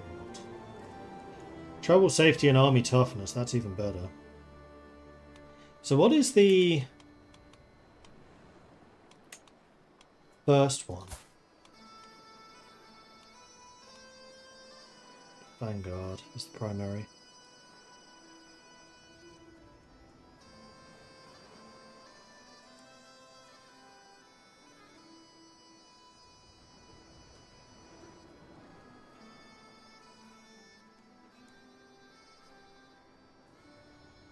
Which means what? Ah, there, Vanguard. Heavy infantry, damage and toughness goes up. Heavy infantry regiments number goes up. Maintenance goes down. Unlocks the retinue Vanguard.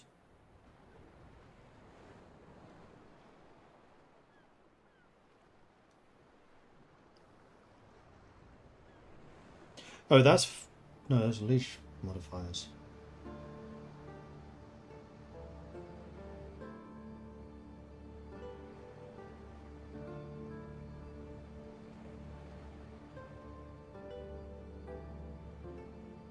So Vanguard gives martial and monthly martial lifestyle.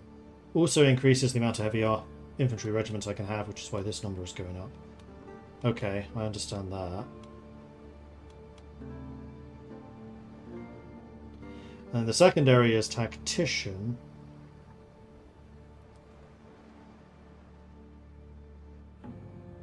Which is even more martial lifestyle.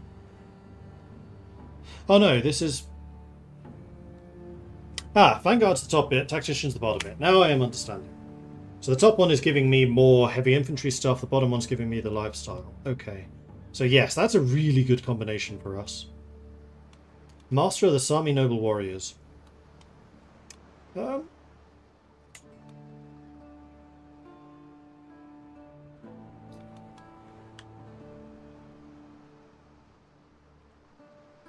You're definitely in charge of the Huskarls. Like, they are the core of my army. So, what would, like, the Huskarl Captain be called? I mean, he'd be called the Huskarl Captain.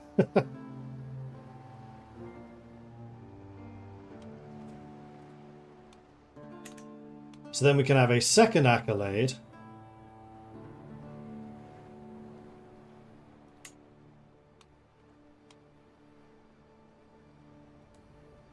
Stalwart gives army toughness. Travel safety. Dread, I don't care about at all. Uncontrolled territory attacker advantage could be nice. Reveler is irrelevant. Valiant. Army damage. Okay, Valiant's good. Valiant and Stalwart.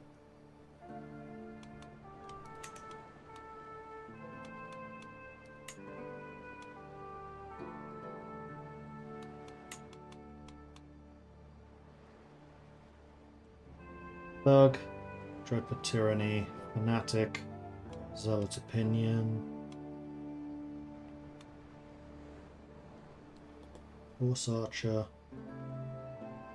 Archer Cavalry. Huntsmaster gives you hunting stuff. Archer gives you archer abilities. Reeve. Parochial Vassals. Scoundrel, mercenary, higher cost, martial plus stress.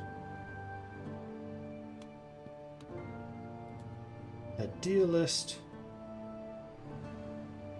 Vassal stuff, Politica, vassal stuff. I'm thinking the Valiant Stalwart. Ekan will be that. And then the primary is going to be Valiant for the damage. And then Stalwart's going to be the secondary.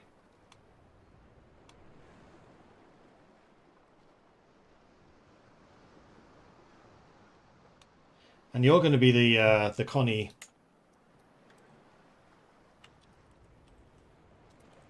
You're going to be the Conmander. Huh? Huh? Because Connie? Conmander? Yeah? Yeah? I like it. Congratulations, you are now the Conmander.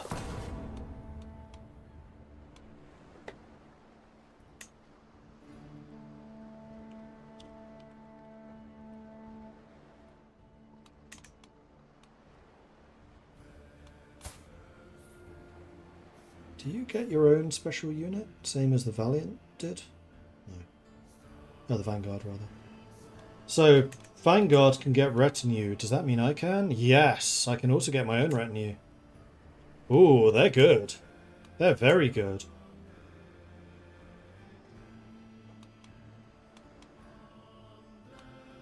Interesting.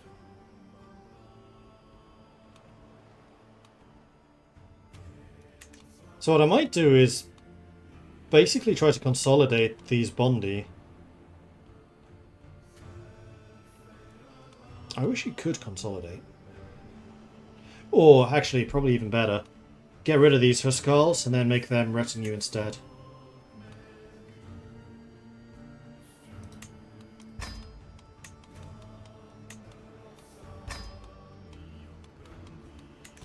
And they will need to be stationed.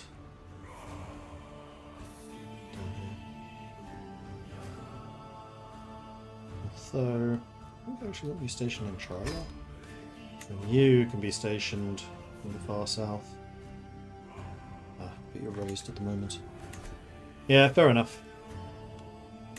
Alright, so where the hell are my raiders? Oh, where was that?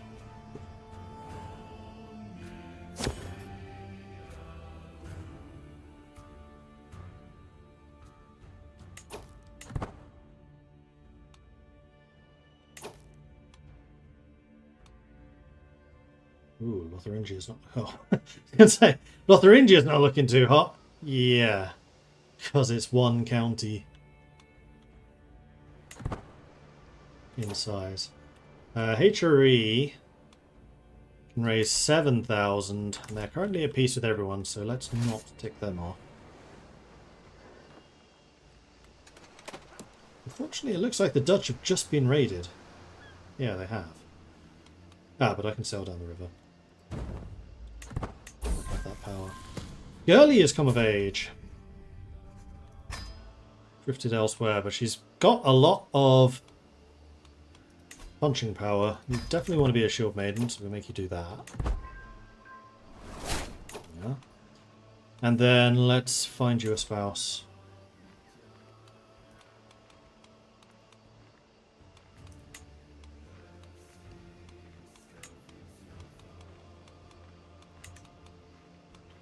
Oh, Stepan is also Herculean. So Herculean plus Robust. I think that's a match made in heaven right there. Matrilineal. Let's go.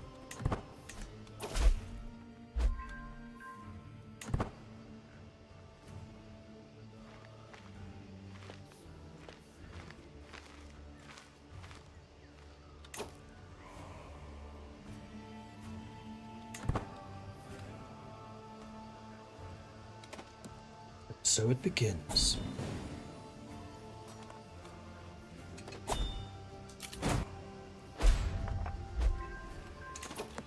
Dangerous faction. Right, I totally forgot to hold court again.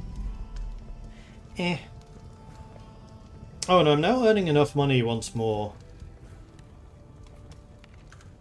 to do this. Just try and keep above 3. And we're locked to level 2 because we're tribal. Okay. Onwards!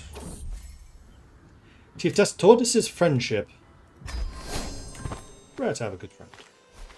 Such a good friend. And that is, in fact, in the same region.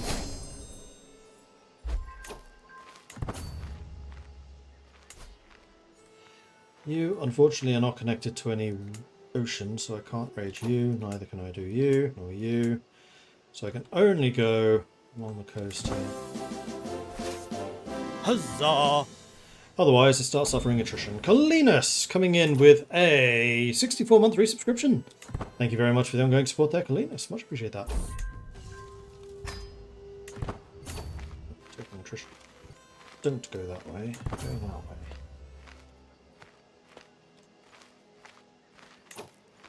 Although, even if that's been raided, these two temples have not. Oh, but you're going back that way. Nah.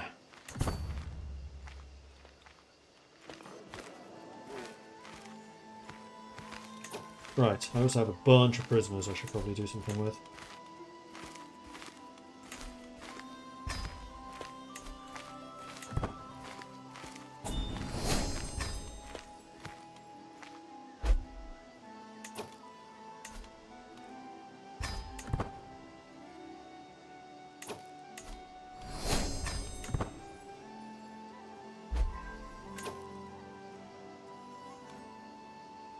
You're the one who rose up against me.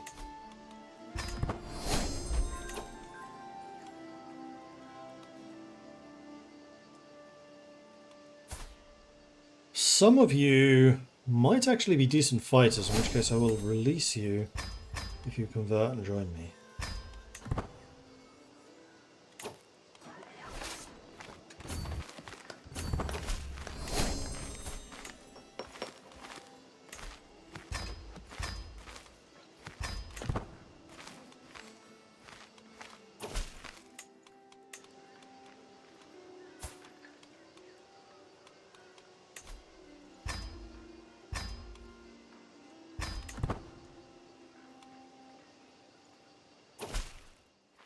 Because none of these guys can pay me ransoms.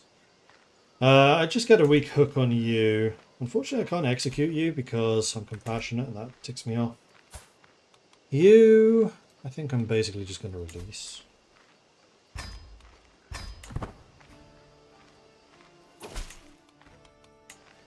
Talking the Hunter. You could probably join us.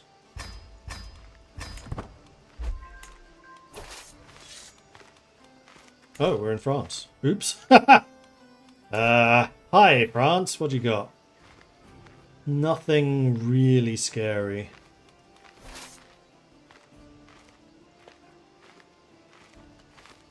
Alright, let's see how we do against the French. This terrain is plains.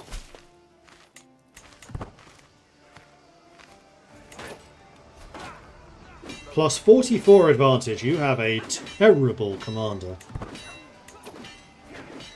My Huskars have 133 attack. How? Oh, right. You claim knights. Yeah, that'll do it. Okay, those acclaimed knights add a lot.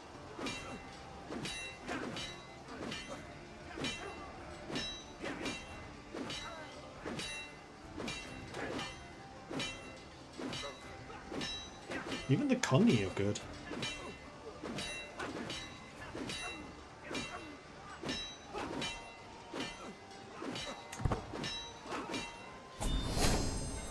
Known for my dedication to the faith, I am a paragon of virtue and exalted among men. Sweet. Right, let's continue with the prisoners. Isabel de Aachen. I think I'm basically just going to be ransomed. I'll just release you and recruit. No, not recruit. Convert.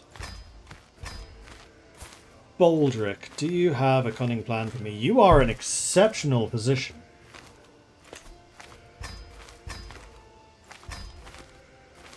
Rochelle Rav. You're pretty good at punching stuff. However, you are a zealot. So we'll just leave you there to think about what you've done. Yaventi, Brute, and Sokron the Brave. Same thing. You actually do really well. Just, brave, and diligent. You're good.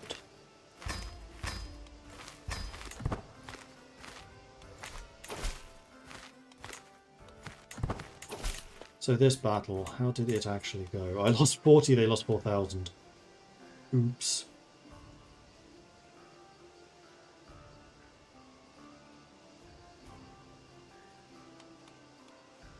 And I don't even have my, what they're called? Retinue Vanguards with me.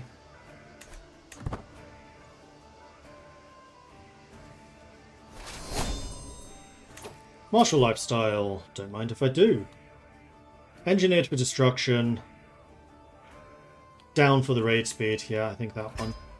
Also, the naval speed would mean I can get home faster if I need to.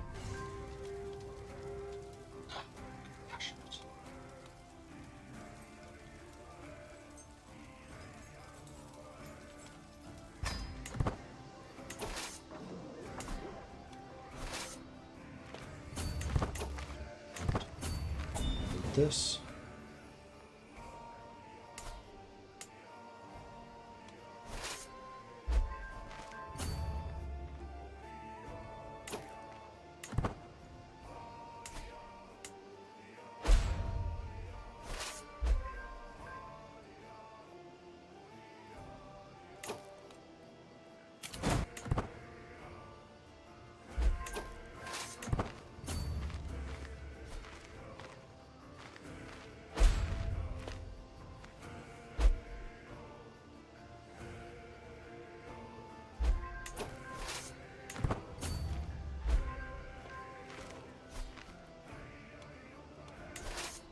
So 160 ducats already collected. It's not too shabby. Wet nurse, vacated position. So Sevilla is the only person that's even viable for that. Go ahead and do that. Oh, here's army movement speed. Right, and I do need a new physician. And Boldrake is a very good physician, so... Good. You are a novice. I would very much like for you to be improving your skills. That's fine. Master of Horse. You give knight effectiveness, but not horses.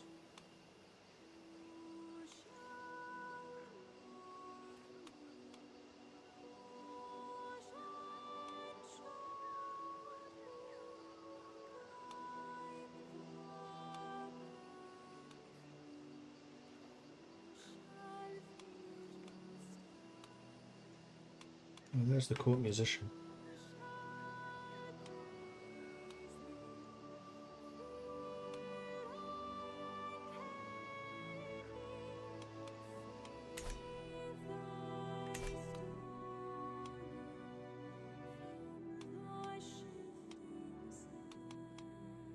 So war's going on internally.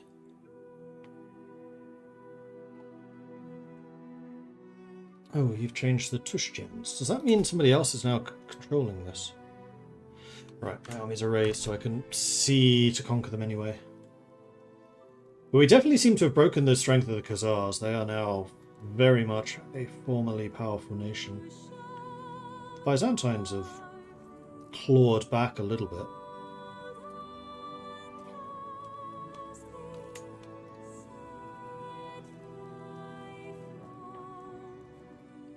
Hold Orsatru still controls Sigtuna somehow. Just doesn't want to convert even though the King of Sweden, the Queen of Sweden, is Orsatru. There is still a Norse holdout in Sweden too. That's good.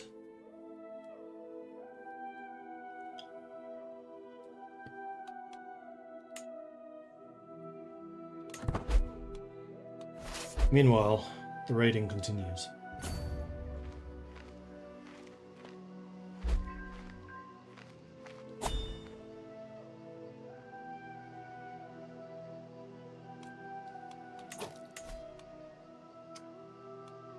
Okay, Severick is getting kind of dangerous now. He's going to send an ultimatum in 3 years.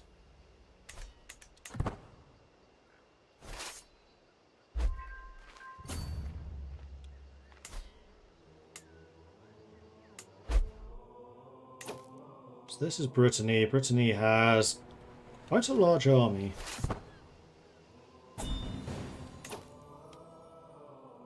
England's army is also massive. Scotland's smaller. But I don't really want to weaken Scotland if I can get away with it. Ireland's surprisingly strong. Aquitaine, not so much. So maybe we go to Aquitaine.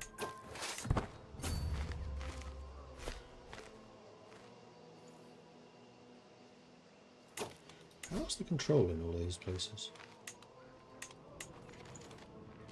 Except for Durovka, quite good. And in fact, what we can do is we can have you increasing control of Durovka now. Give us some more incoming troops. You finished raiding, so let's set out to sea. Time to go for Aquitaine? I think so. Oh yeah, there's a lot of money over here.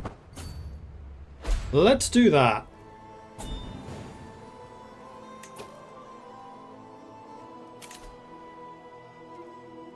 Oh, you're wanting to submit to me.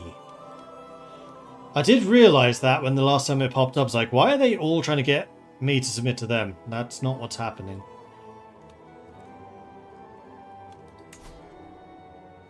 Yes, I will accept this. Wait, no, this is going to pull me into lots of random wars against other people. No, I don't want to do this.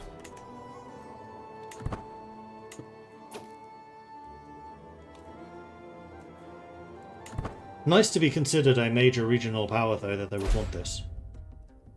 War declared by the Khazars. Rally the troops!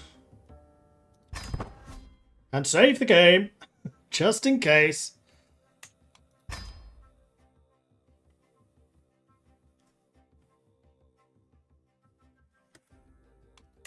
So we need to head home.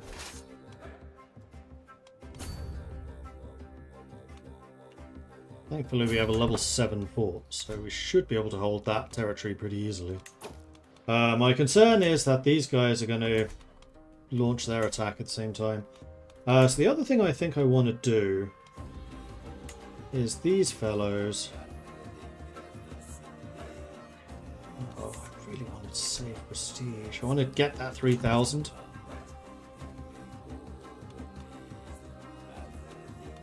Alright, fleet's on the way back. So how many troops have you managed to raise? 9,000. It's reached 9,000. You are... Oh, why are the nomad? Interesting.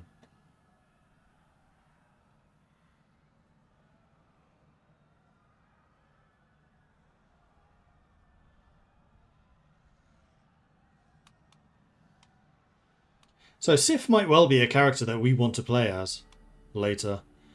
You're currently doing learning, which you are definitely not best at. You are way more of a steward.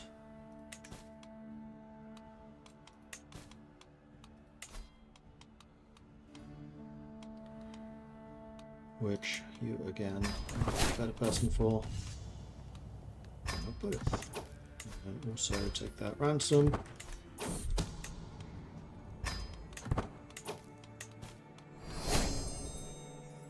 Okay. Their army has still not appeared. There it is.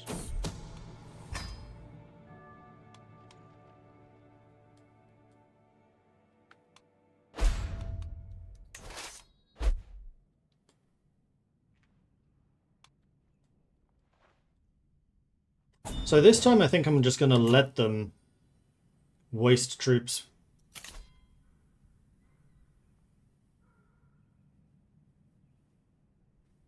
Fighting. You're just a courtier. This is a...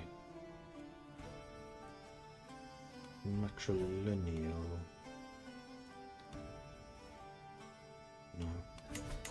No. Gonna let you waste troops just sieging us. Particularly while I try to re-establish my forces once they're back from the raids. Which is why I'm still a little tempted to raise some more of the retinue vanguard.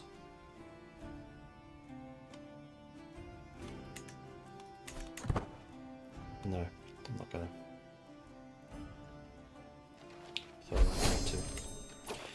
So that's all been delivered. We now have the 2,000. And now we start recovering troops because we're in friendly territory.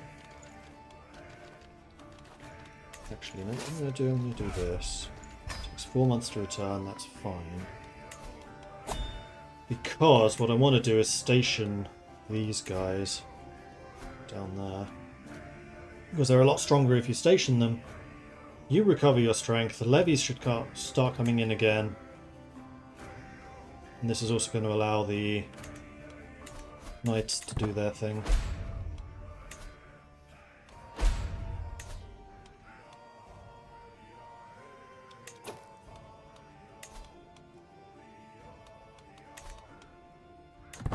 We need to wait 3 months before we can raise again. They're splitting their forces a little. That's fine. They're taking attrition while they do this. And they're fighting in the relatively open area. We want to fight them in the forests and the taiga, especially the taiga. The terror from Mordvinland. For years I've swept out on devastating raids, bringing the full fury of Odin to a trembling world. For surely if he disapproved, he would have struck me down by now. Instead, my household sleeps surrounded by the stolen fineries of foreign rulers, and exotic slaves warm my bed. Truly, noble and peasant alike quail at my approach, and parents silence crying children with a threat that I will visit. Ha! I'm a Viking. Twice over.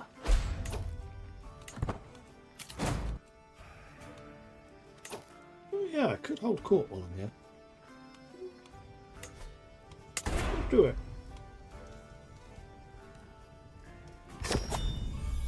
Sitting on my throne, I gesture to my guards to open the doors of the hall. A stream of people file in, some lining up in front of my throne while others move out of the way, so they can simply observe the proceedings. After several moments, all movement in the chamber has ceased. All faces turn towards mine expectantly. In front of me I count 3 petitioners lined up in an orderly row, waiting for me to call upon them. My friend, Chiefess Tortoise, gives me a warm smile before stepping forwards. 2 voices petition. My friend, I seek your aid in combating the issue of bandits harassing the modest people of Ashley Mordvinian. My lands are but one of many within the realm suffering from lack of control. I ask for any aid you could spare. So I can pay you 50 gold, which gives you control. I have tons of money, so that's fine. A young woman steps before me with quiet dignity before bowing deeply. Greetings, Your Majesty. I'm Ashava, a loyal servant. I come before you today to seek employment in your court. I have seen many courts providing hospitality for the local lord of Kozlov, my homeland, and their many visitors. It would be my honour to put my talents to a greater cause in the service of the Queen and all of Mordvinia. So you can become an excellent lady-in-waiting or a court musician. Lady-in-waiting reduces stress, increases scheme length and reduces chance. This increases grandeur. I'm going to go with the lady-in-waiting. It's much cheaper. My Rikskodi Razava now bows before me, eager to begin her proposal. My queen, your chieftain of Mordvinland, lacks a significant temple at which the locals can pray and honour the Allfather. We must help fund a new house of worship in Tizvil for the good of the Orthodox faith. So I can spend 320 ducats to start the construction of a temple. Yes, I will accept this. For the glory of Odin! Work here is done.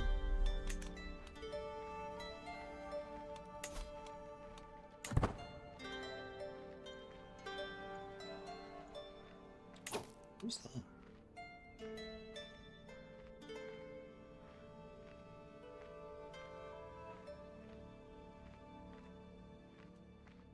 The army of Moscow.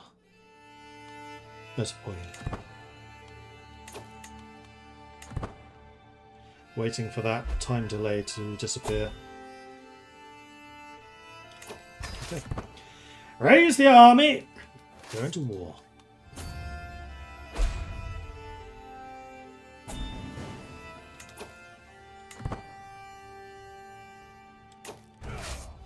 Alright, so I have 5,000, they have 9,000.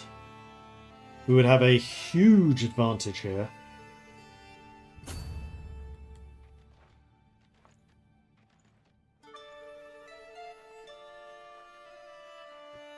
Let's go this way.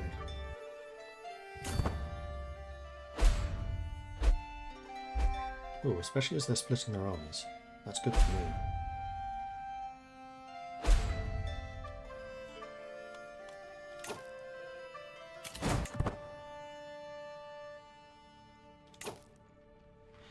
Or if you're attacking me, that's even better.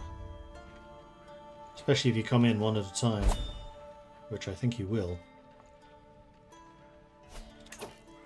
Okay, plus 34 advantage. My Vanguard have 101 attack and 70 defense, which is pretty nice. The Huskarls 125 and 63. Bondi, much weaker, and the Connie are the weakest of them all. The Heavy Horse Archers. My Huskarls are better than the Heavy Horse Archers. Although, the Heavy Horse Archers, weirdly enough, have better defense.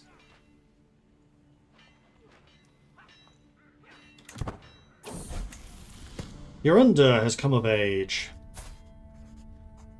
as a flamboyant trickster.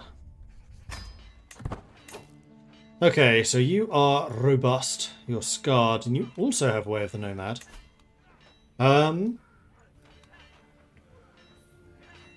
You are sneaky, you're stabby, you have all... oh no, you have all three positive traits. Wrathful, Vengeful, and Temperate. The only thing you're not is Brave. That's interesting. Okay, let's see who is a good match for you. 21 combat, 11. Yeah. You are a good match. I cannot currently select you because of this battle. This is definitely not matrilineal. Make it happen. Excellent. So the last army was defeated. My daughter died. No! Girly! Songul again! This is the one who killed the sun.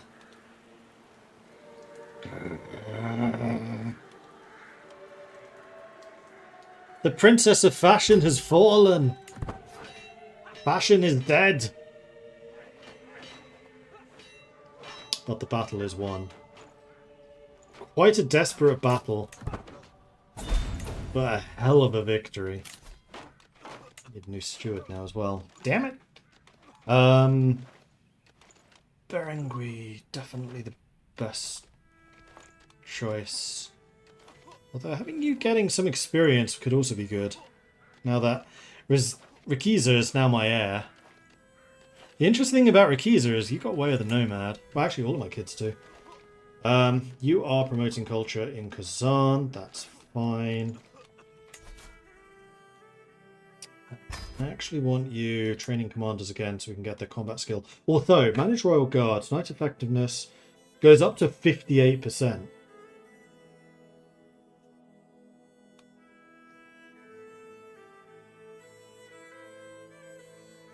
Whereas this increases knight effectiveness, men-at-arms damage, and toughness up to 29.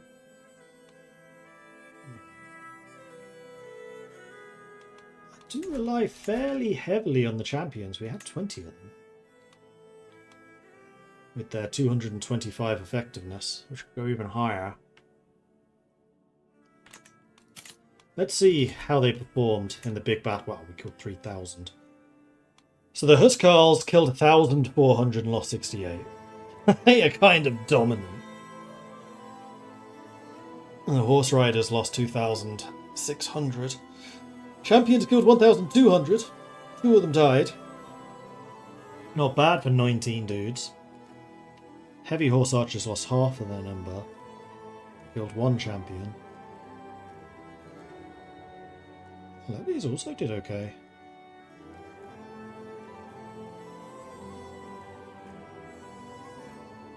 Yeah, it was just the Connie who was struggling.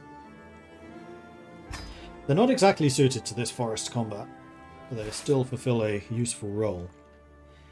But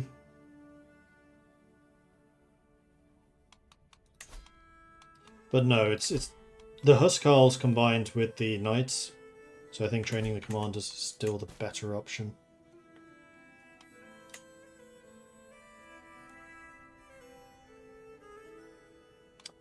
Could create the Duchy of Volga, Bulgaria now.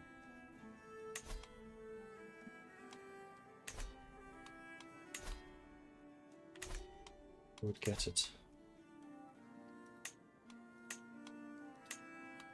Actually, any of you.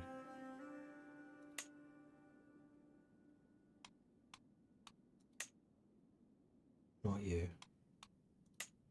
Probably you. Although you're 69 and infirm, so maybe not. I think Hrafen. Yeah.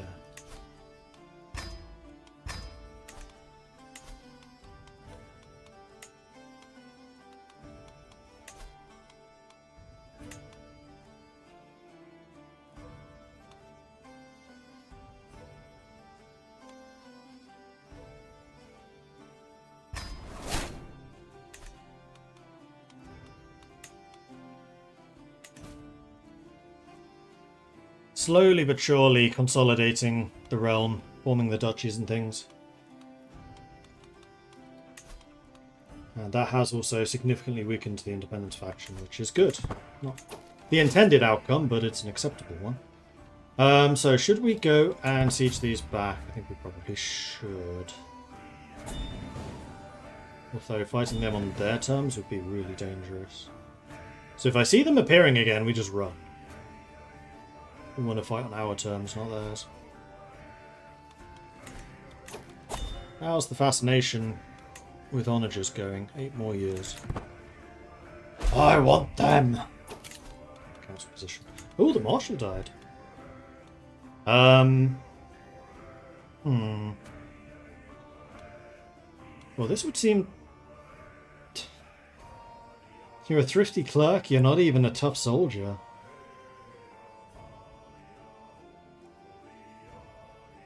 I think Ariza just makes more sense.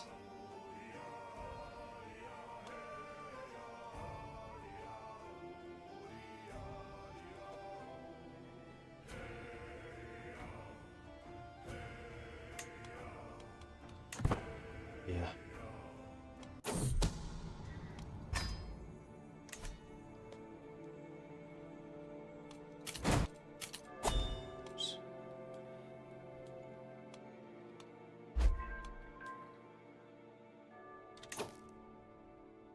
That is a large army. Let's back off.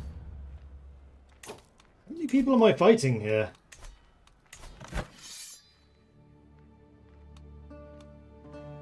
$6,000, no allies, so who are you?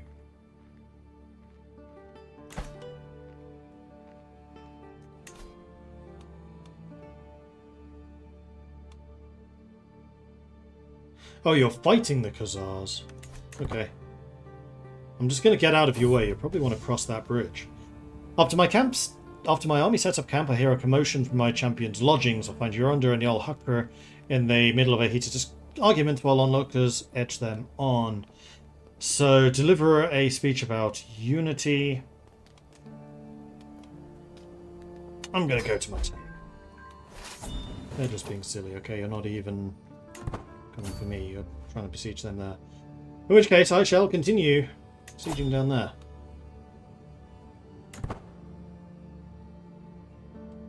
There's their army. Nope, back off. Oh dear. We might be caught here. Here we are. Shit.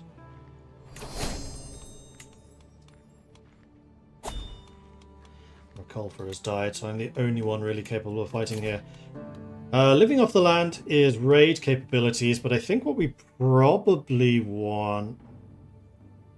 Parthian tactics, which gets to envelopment, which gives the men-at-arms counter ability. There's the supply capacity. Nah, living off the land, we need that supply. Am I low? I'm not low on supply, at least. Oh, they have completely caught me out here. This is bad. This is exactly the situation I did not want to be in. It was all because of that hostile army, which is hostile to me even though they're not actually at war with me, and I think that's just because they were moving through my land. I really don't want to fight you. Especially not there.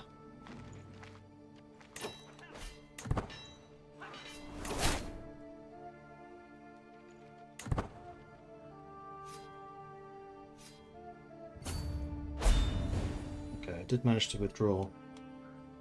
So it wasn't a stack wipe at least. Why am I over my hoarding limit again?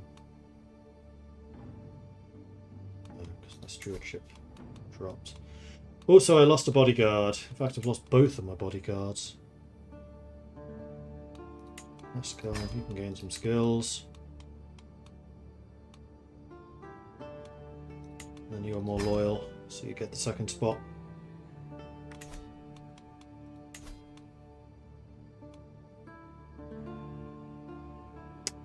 Master of Horse might well be useful because it means I get another knight. Oh wow, I have lots of people who would be really good for this.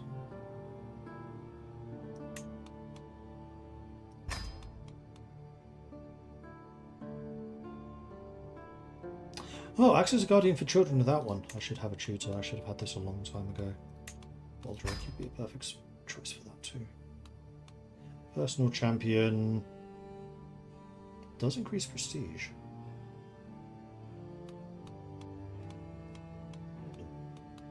I need more.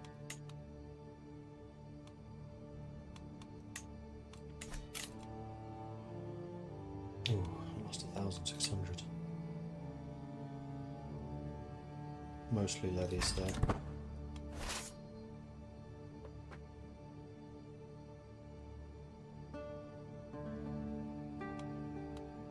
Ah, these two are fighting each other. They're at least taking some damage, that's good.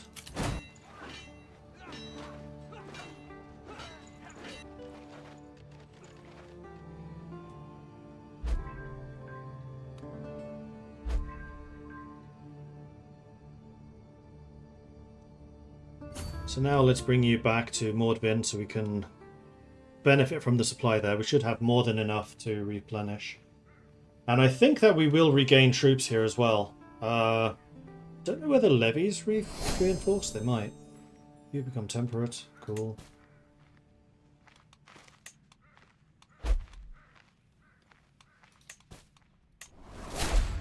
And Sif has learned Shaz. And yes, they do reinforce as well. Okay, so everything is reinforcing while we stand here. I don't want to stand here for too long, because that's actually one of my holdings that they're attacking right now. So you know what, let's start moving. And then after that, I think we'll go back and just stand there until they come back again. And we'll basically try to win this through war score.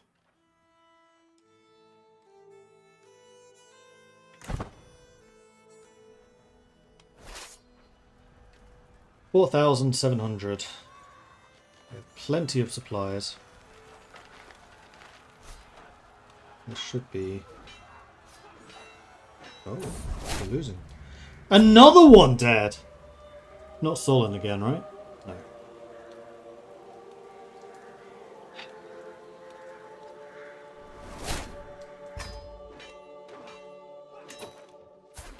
We've lost 3 heirs.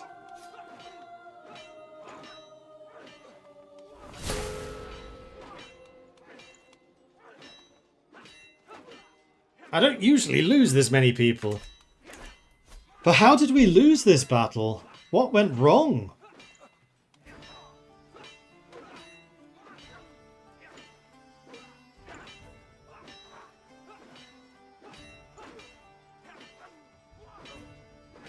Ah, retinue vanguard countered by the retinue horse archers. They're retinue horse archers. Screwed me. That's not good. because that was my full strength force. Kutek becomes the new acclaimed knight. Huh. Ah.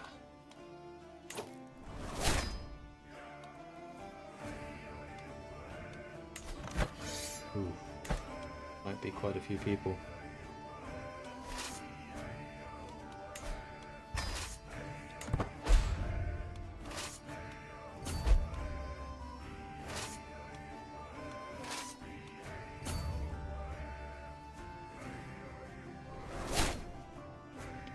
Another cadet branch. Vikings Zegligovo. Another Yorin. Alright, so we'll merge you two together. We'll go fight the rebels, because they've only actually got 2 armies. We've taken another province, unfortunately. But while we're marching, our forces should be regaining strength. I think that I'm going to sit in Mordvin and just try to recover some more strength. Ooh, they took that in a hurry. Crikey.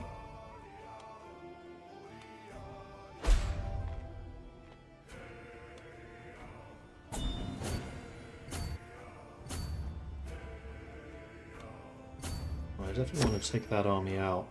Actually, there's not much I can do about them.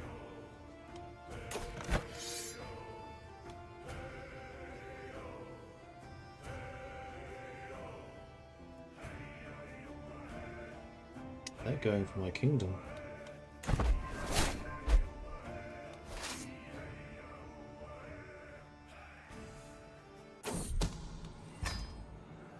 I have money. I can bring in mercenaries if I absolutely need to.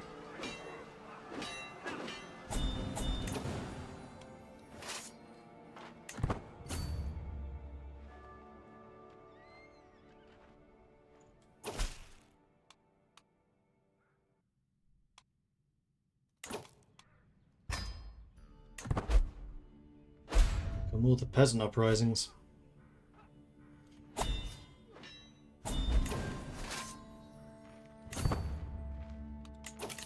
Council position. So I need a new chancellor.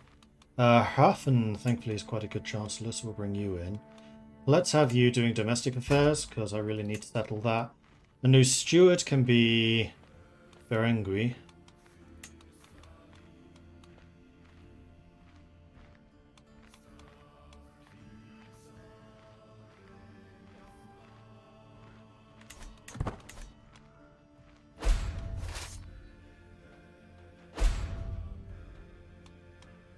That's fine.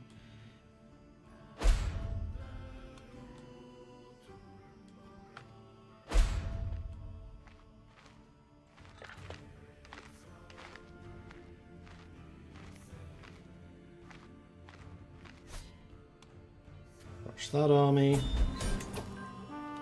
There's 100. Force that. And then I just need to take this back again. And then focus on them once more. I don't want to leave them alone for too long, though. That would be very dangerous. And I think what I'd need to do is upgrade you to full strength. And I think I've got to spend some of the prestige increasing numbers. If you're besieging this, I'll allow you to do that. Because I want to go and regain supplies, because I'm going to need those for the adventures to come. Oh, abandoned. Oh, Kutesk died. Oh, I liked him. My stress has gone from 0 to 99.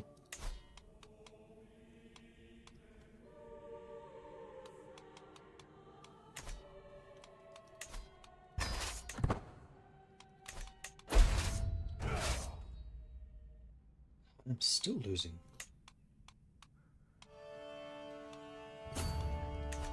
Alright, so we need to get married. I do not want to be married to anyone young. Actually, that doesn't matter, really. The thing I need the most is combat skill.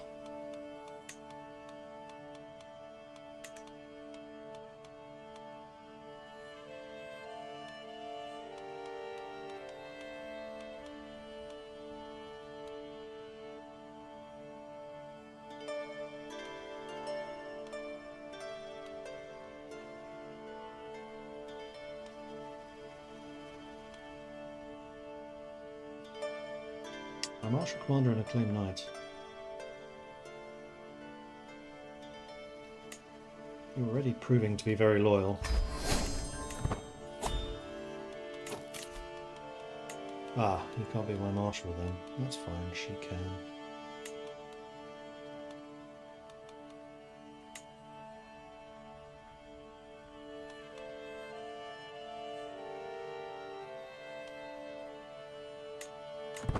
Let's double down on the martial bonuses so I have just huge amounts of combat skill.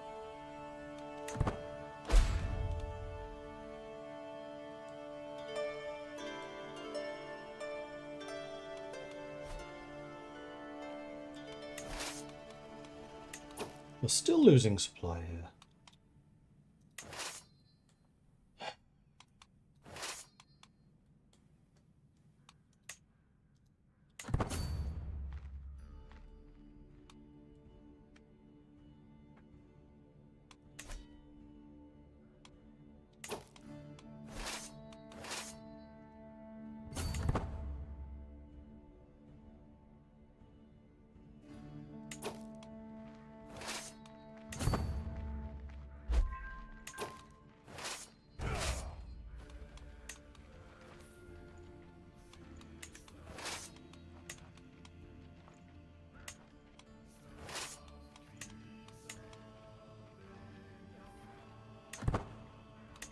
Do you arrive? Commander promoted. Yeah. You're good at fighting. I'll take you. What? Why? Huh?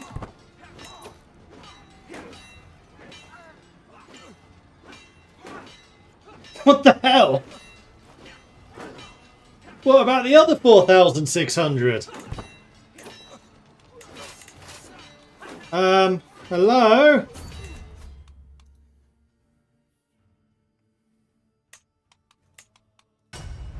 I feel vindicated in loading this one. Are they the same faith and refuse to fight? No, they're my armies, led by my queen.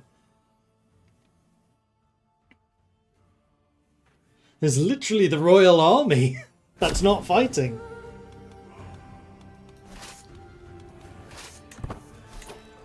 It's happened again.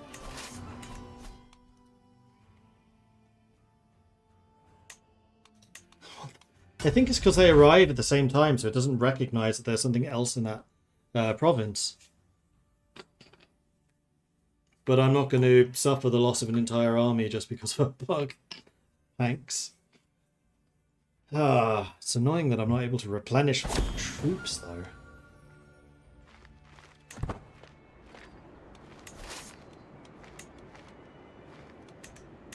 Okay, so they've turned around. You've turned around.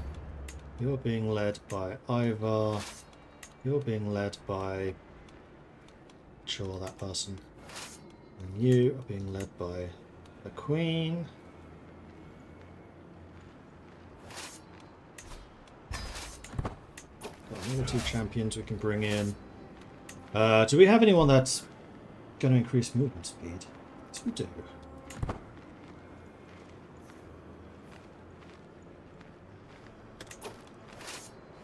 That time we got there in time. Alright, bring it, you bastards. Plus 40 advantage. Fighting literally on the home turf.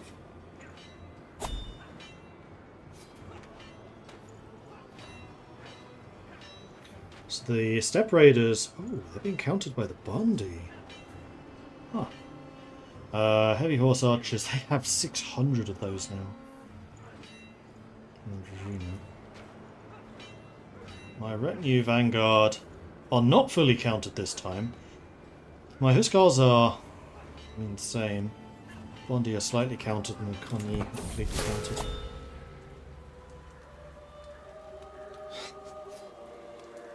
Stop killing my family members!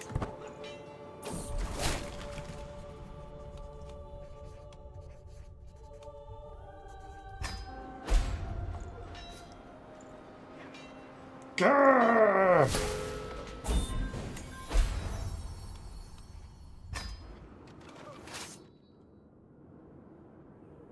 Right.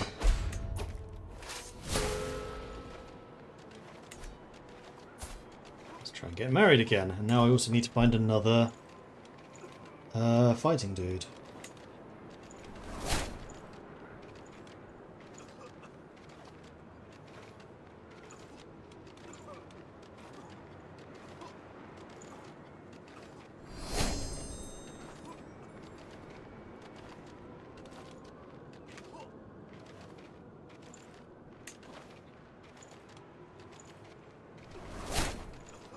Prestige.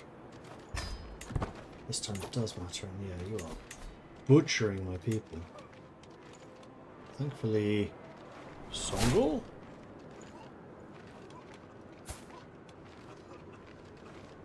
Not my rival. Okay.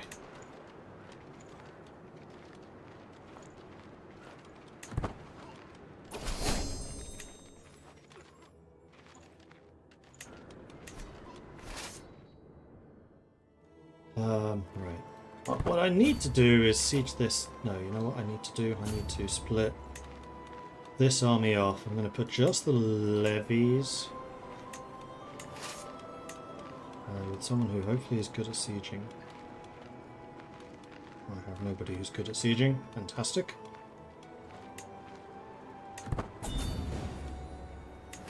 So what I'm hoping is that you can stay here on your own and that 2,000 is split off and regain supply. You can. Good. And they should retreat quite a long way away. We'll keep an eye.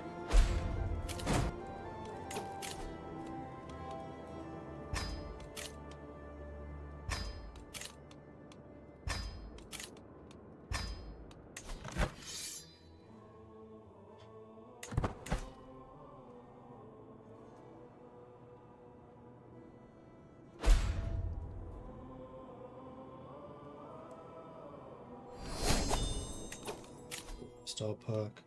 Ah, this is for the Parthian tactics. Cool. Which gets me the light cavalry, toughness, and pursuit buffs. You are on your way back already. Of course you are.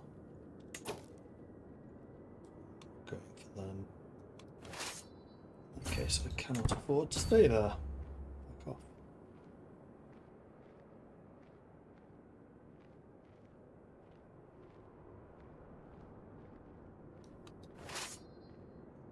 And then we'll see what they do.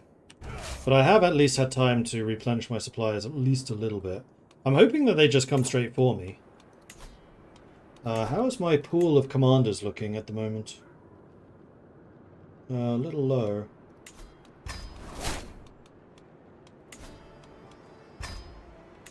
I had, at one point, 2,000 prestige. I don't anymore.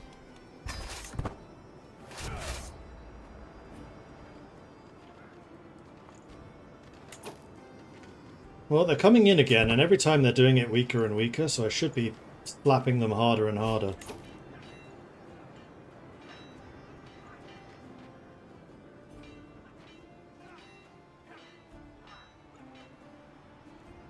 Except the retinue horse archers fully recovered.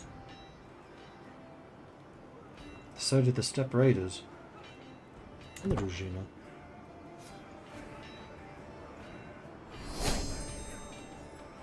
Okay.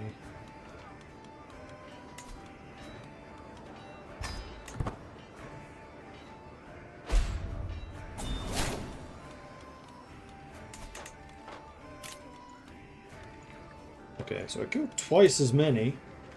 This Carl's didn't take many losses. The heavy horse archers did. Lost yet another champion. I'm losing sieges to these guys, unfortunately.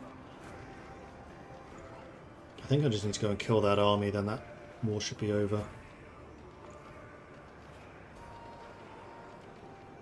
So the retinue horse archers were proving... Well, now it's both of these are dangerous. 700 levies. Don't lose a huge number of other units. Alright, let's see if we can find this army. Where are you going?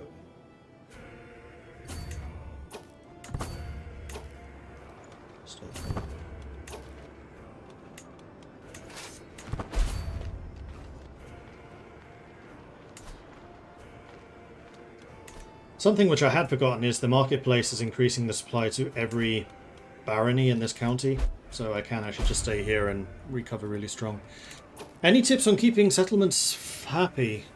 Make sure they're your religion, make sure they're your culture. Or is it control issues? I mean, if you've just conquered something, then you're going to suffer control in the short term. But then once that hits 100, it should become much easier to hold on to things.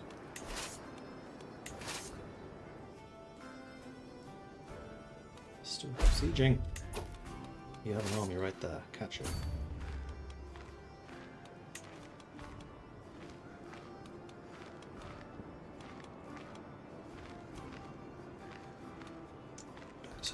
Speed going forward. Just in case.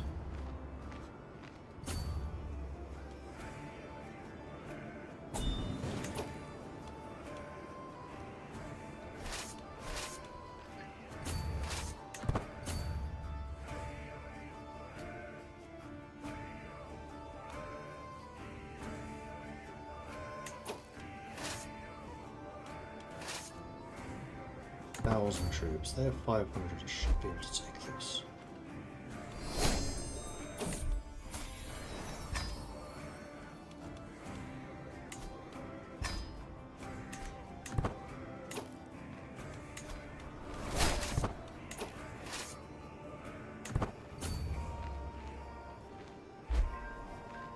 Especially as you're coming to me. Right, where you go?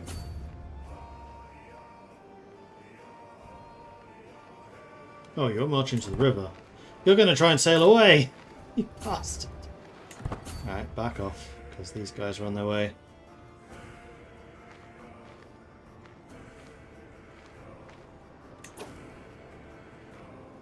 You got away.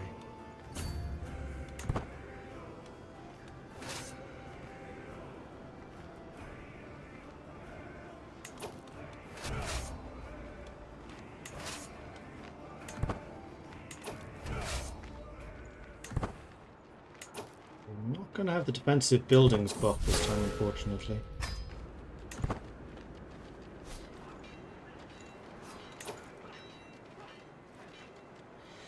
But we still have enough bonuses. 73 advantage.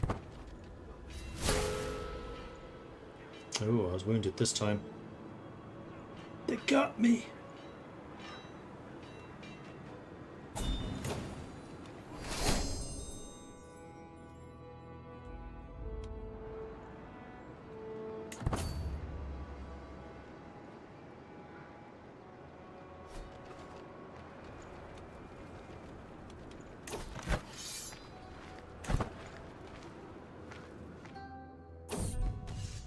Commander promoted. Can you fight? Yes, you can. Welcome to the team. Join the army.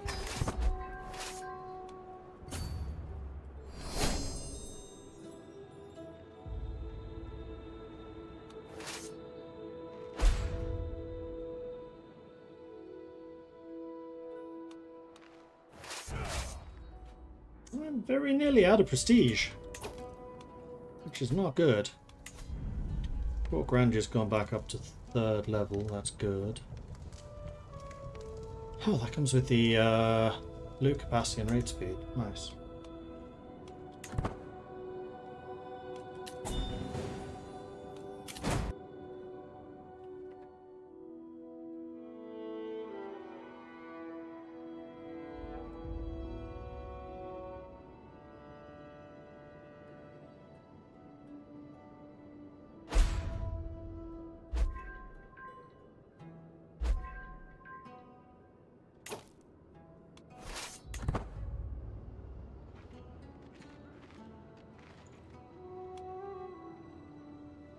They're attacking me here. It's in the winter this time.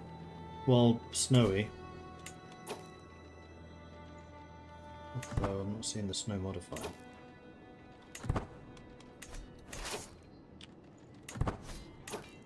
$31, 6,000 of us. We outnumber you 2-1 this time. My wound is healed. I became scarred.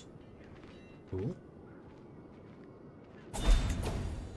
Still able to absolutely beat the snot out of them in battle. Another army is going to try and fight me, but they're not going to succeed. We killed 1,200 to 700. 1,300 to 1,000. Okay, I'm going to go fight that army because I am tired of dealing with them at the same time. They are weakening us at a time I don't need it. You still have lots of money and lots of prestige. That is very unfortunate. But your army is badly beaten up.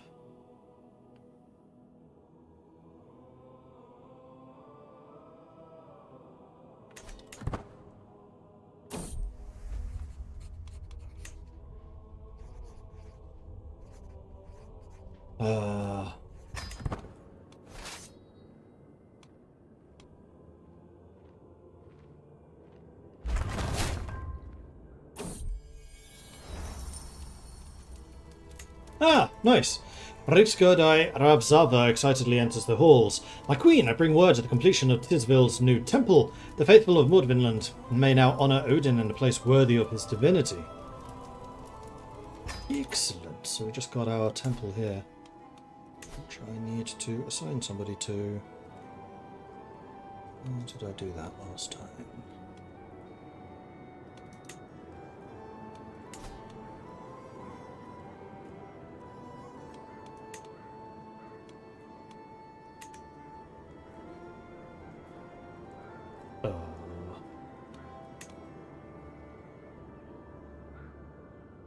Oh, this is a feudal building. Right, because it's not a tribal holding. Nice. But still, I need to give it away to somebody.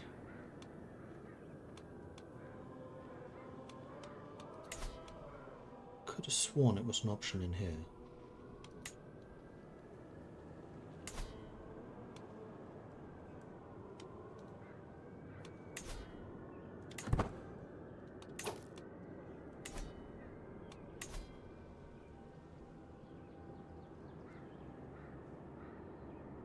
Because it's harming the rest of my nation while I'm over my domain limit. So I was already over it anyway. How do I give you away?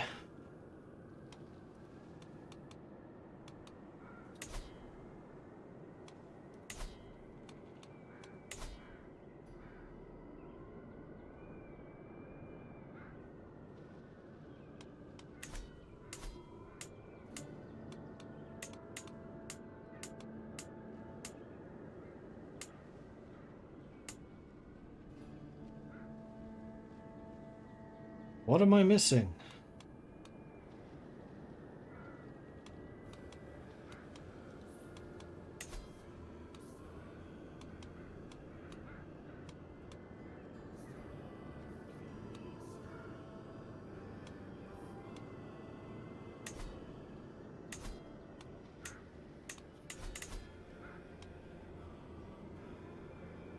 Can you give titles away while at war? Yeah, absolutely.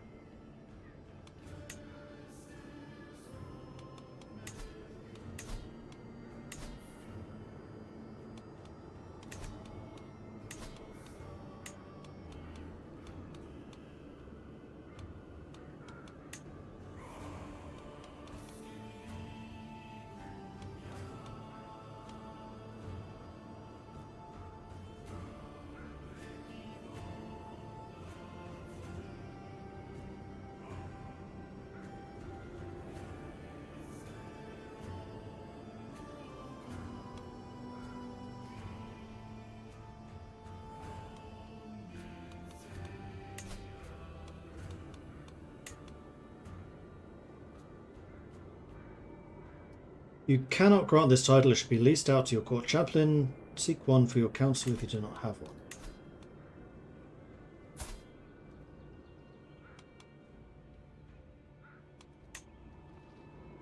Theocratic Greeks go die.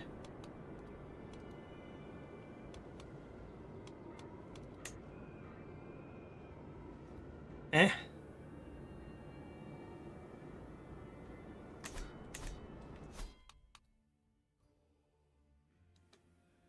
Let's save and reload. I feel like something's gone a bit weird. Also, I just realised I've been playing for almost an hour longer than I intended. I legitimately had not noticed that. That's a good sign. That usually means a game is engrossing me.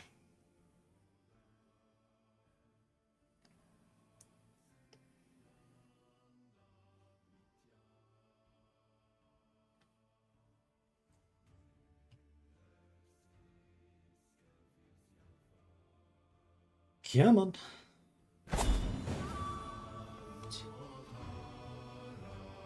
And now it's not in this list. It's been given away. Alright, well I guess we just needed to load the save then. So I'm going to go beat this army up, head back down to the capital to regain supplies again.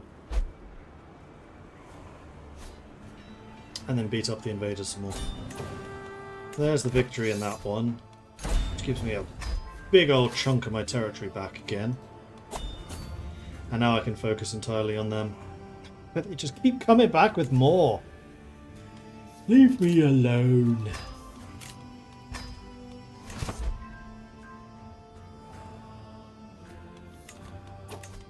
And now we're down to just 2 hostile factions. So that beatdown has definitely increased the stability of our realm, if nothing else. Malmfrida has come of age. Good. Oh, you are very good at punching people. Cool.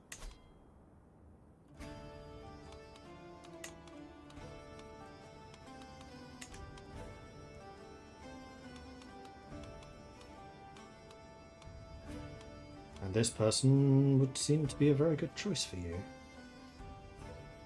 Yeah, you're a steward and so is he. Matrilineal, absolutely.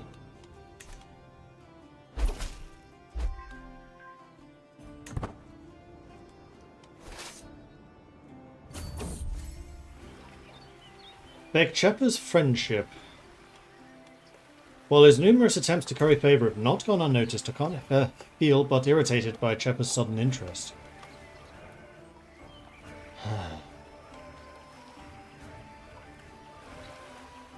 This is going to make me stressed again.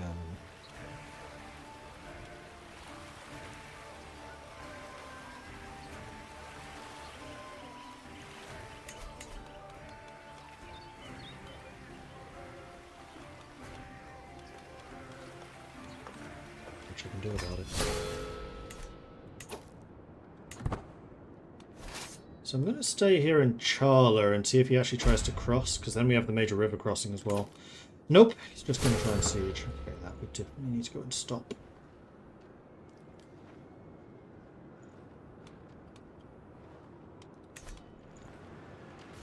A bunch of reinforcements coming in.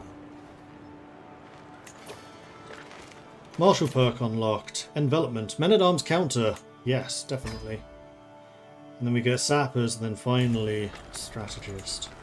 If I remember to take it, of course. How long until the onagers? 3 more years. Was this an 867 start? Yes, it was. We're now in 1059. Well, obviously it's not a 1066 start.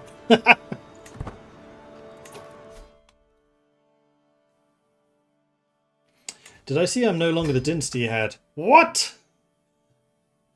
Has someone become Byzantine Emperor again? Yes. Emperor Dan.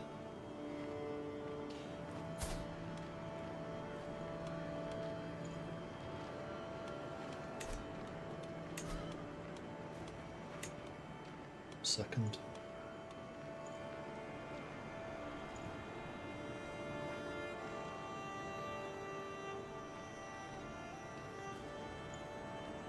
And the 7-year-old Bjorg is third, apparently. That's kind of interesting. Governor, Governor, Jarl, Governor, Count, Chieftain, Magistrate, Lady, Domaikos. We have quite a few titles now. Gaining 7.7 renown a month.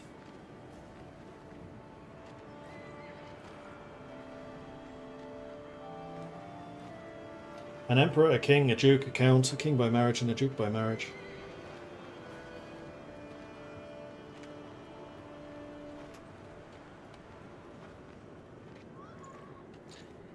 Viking Byzantine Emperor. I'm sure that's going to be a long ruling dynasty in the Empire. It's the second emperor we've had, actually. So we are definitely one of the major power brokers in the Byzantine Empire right now.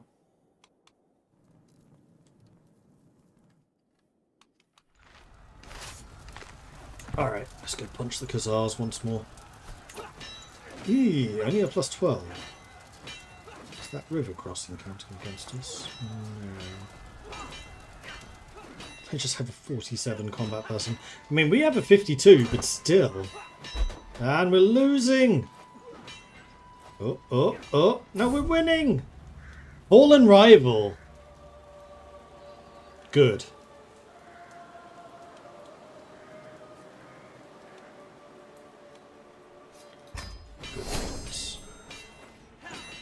Reduce my stress level. Now we're winning.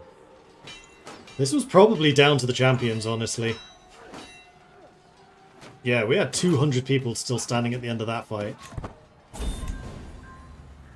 Fallen rival, a second one.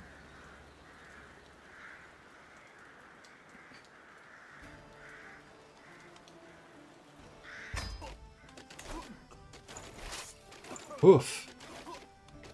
That was a toughie. They lost 900, I lost 1400. My champions, none lost 600 kills. The Huskarls didn't do nearly as well this time around.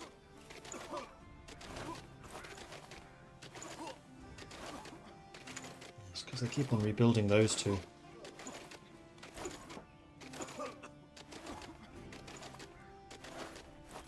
The retinue being entirely counted. They're still putting in pretty good hits.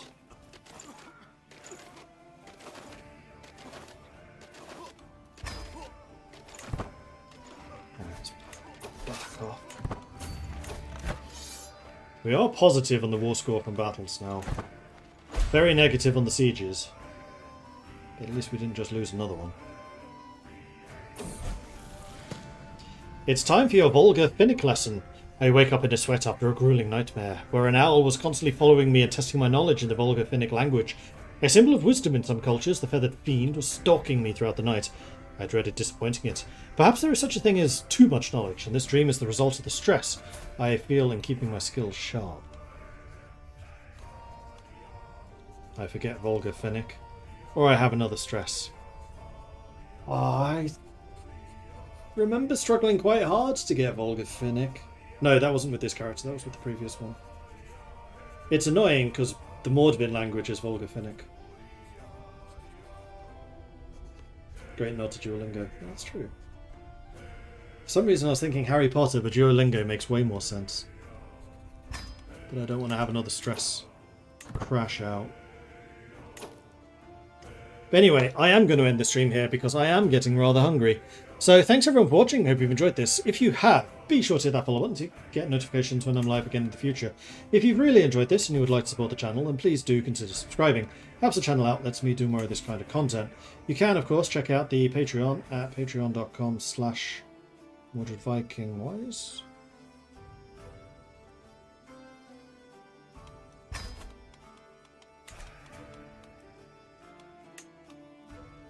Mordvinian.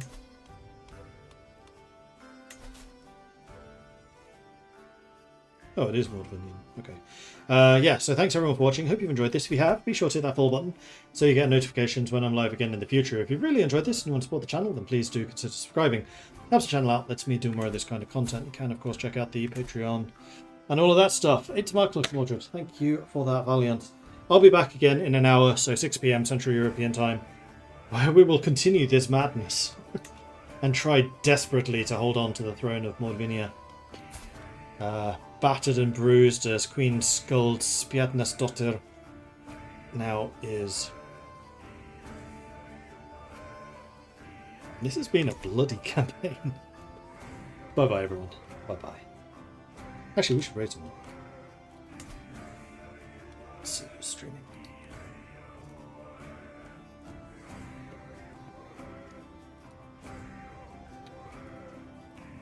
Is anyone else doing Crusader Kings 3?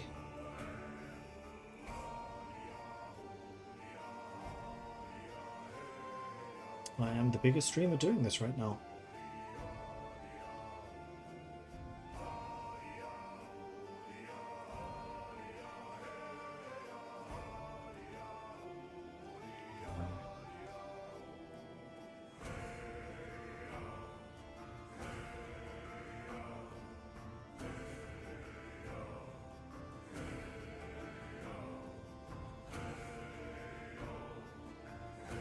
What mobbers is on? Let's get raid mobs. So head on over there, say hello from Mordred Viking. I'd love to see his chat lit up by the Viking raid, which you can do by copying and pasting Viking raid just like this. Or if you're a subscriber, you can bring in the longships, but this will only work if you are a subscriber. Anyway, that's all for me. Thanks everyone, and I'll see you in an hour. Until then, enjoy Mobbers' stream. Bye-bye. With OpenXCom. For anyone who doesn't know, I actually have a Giga card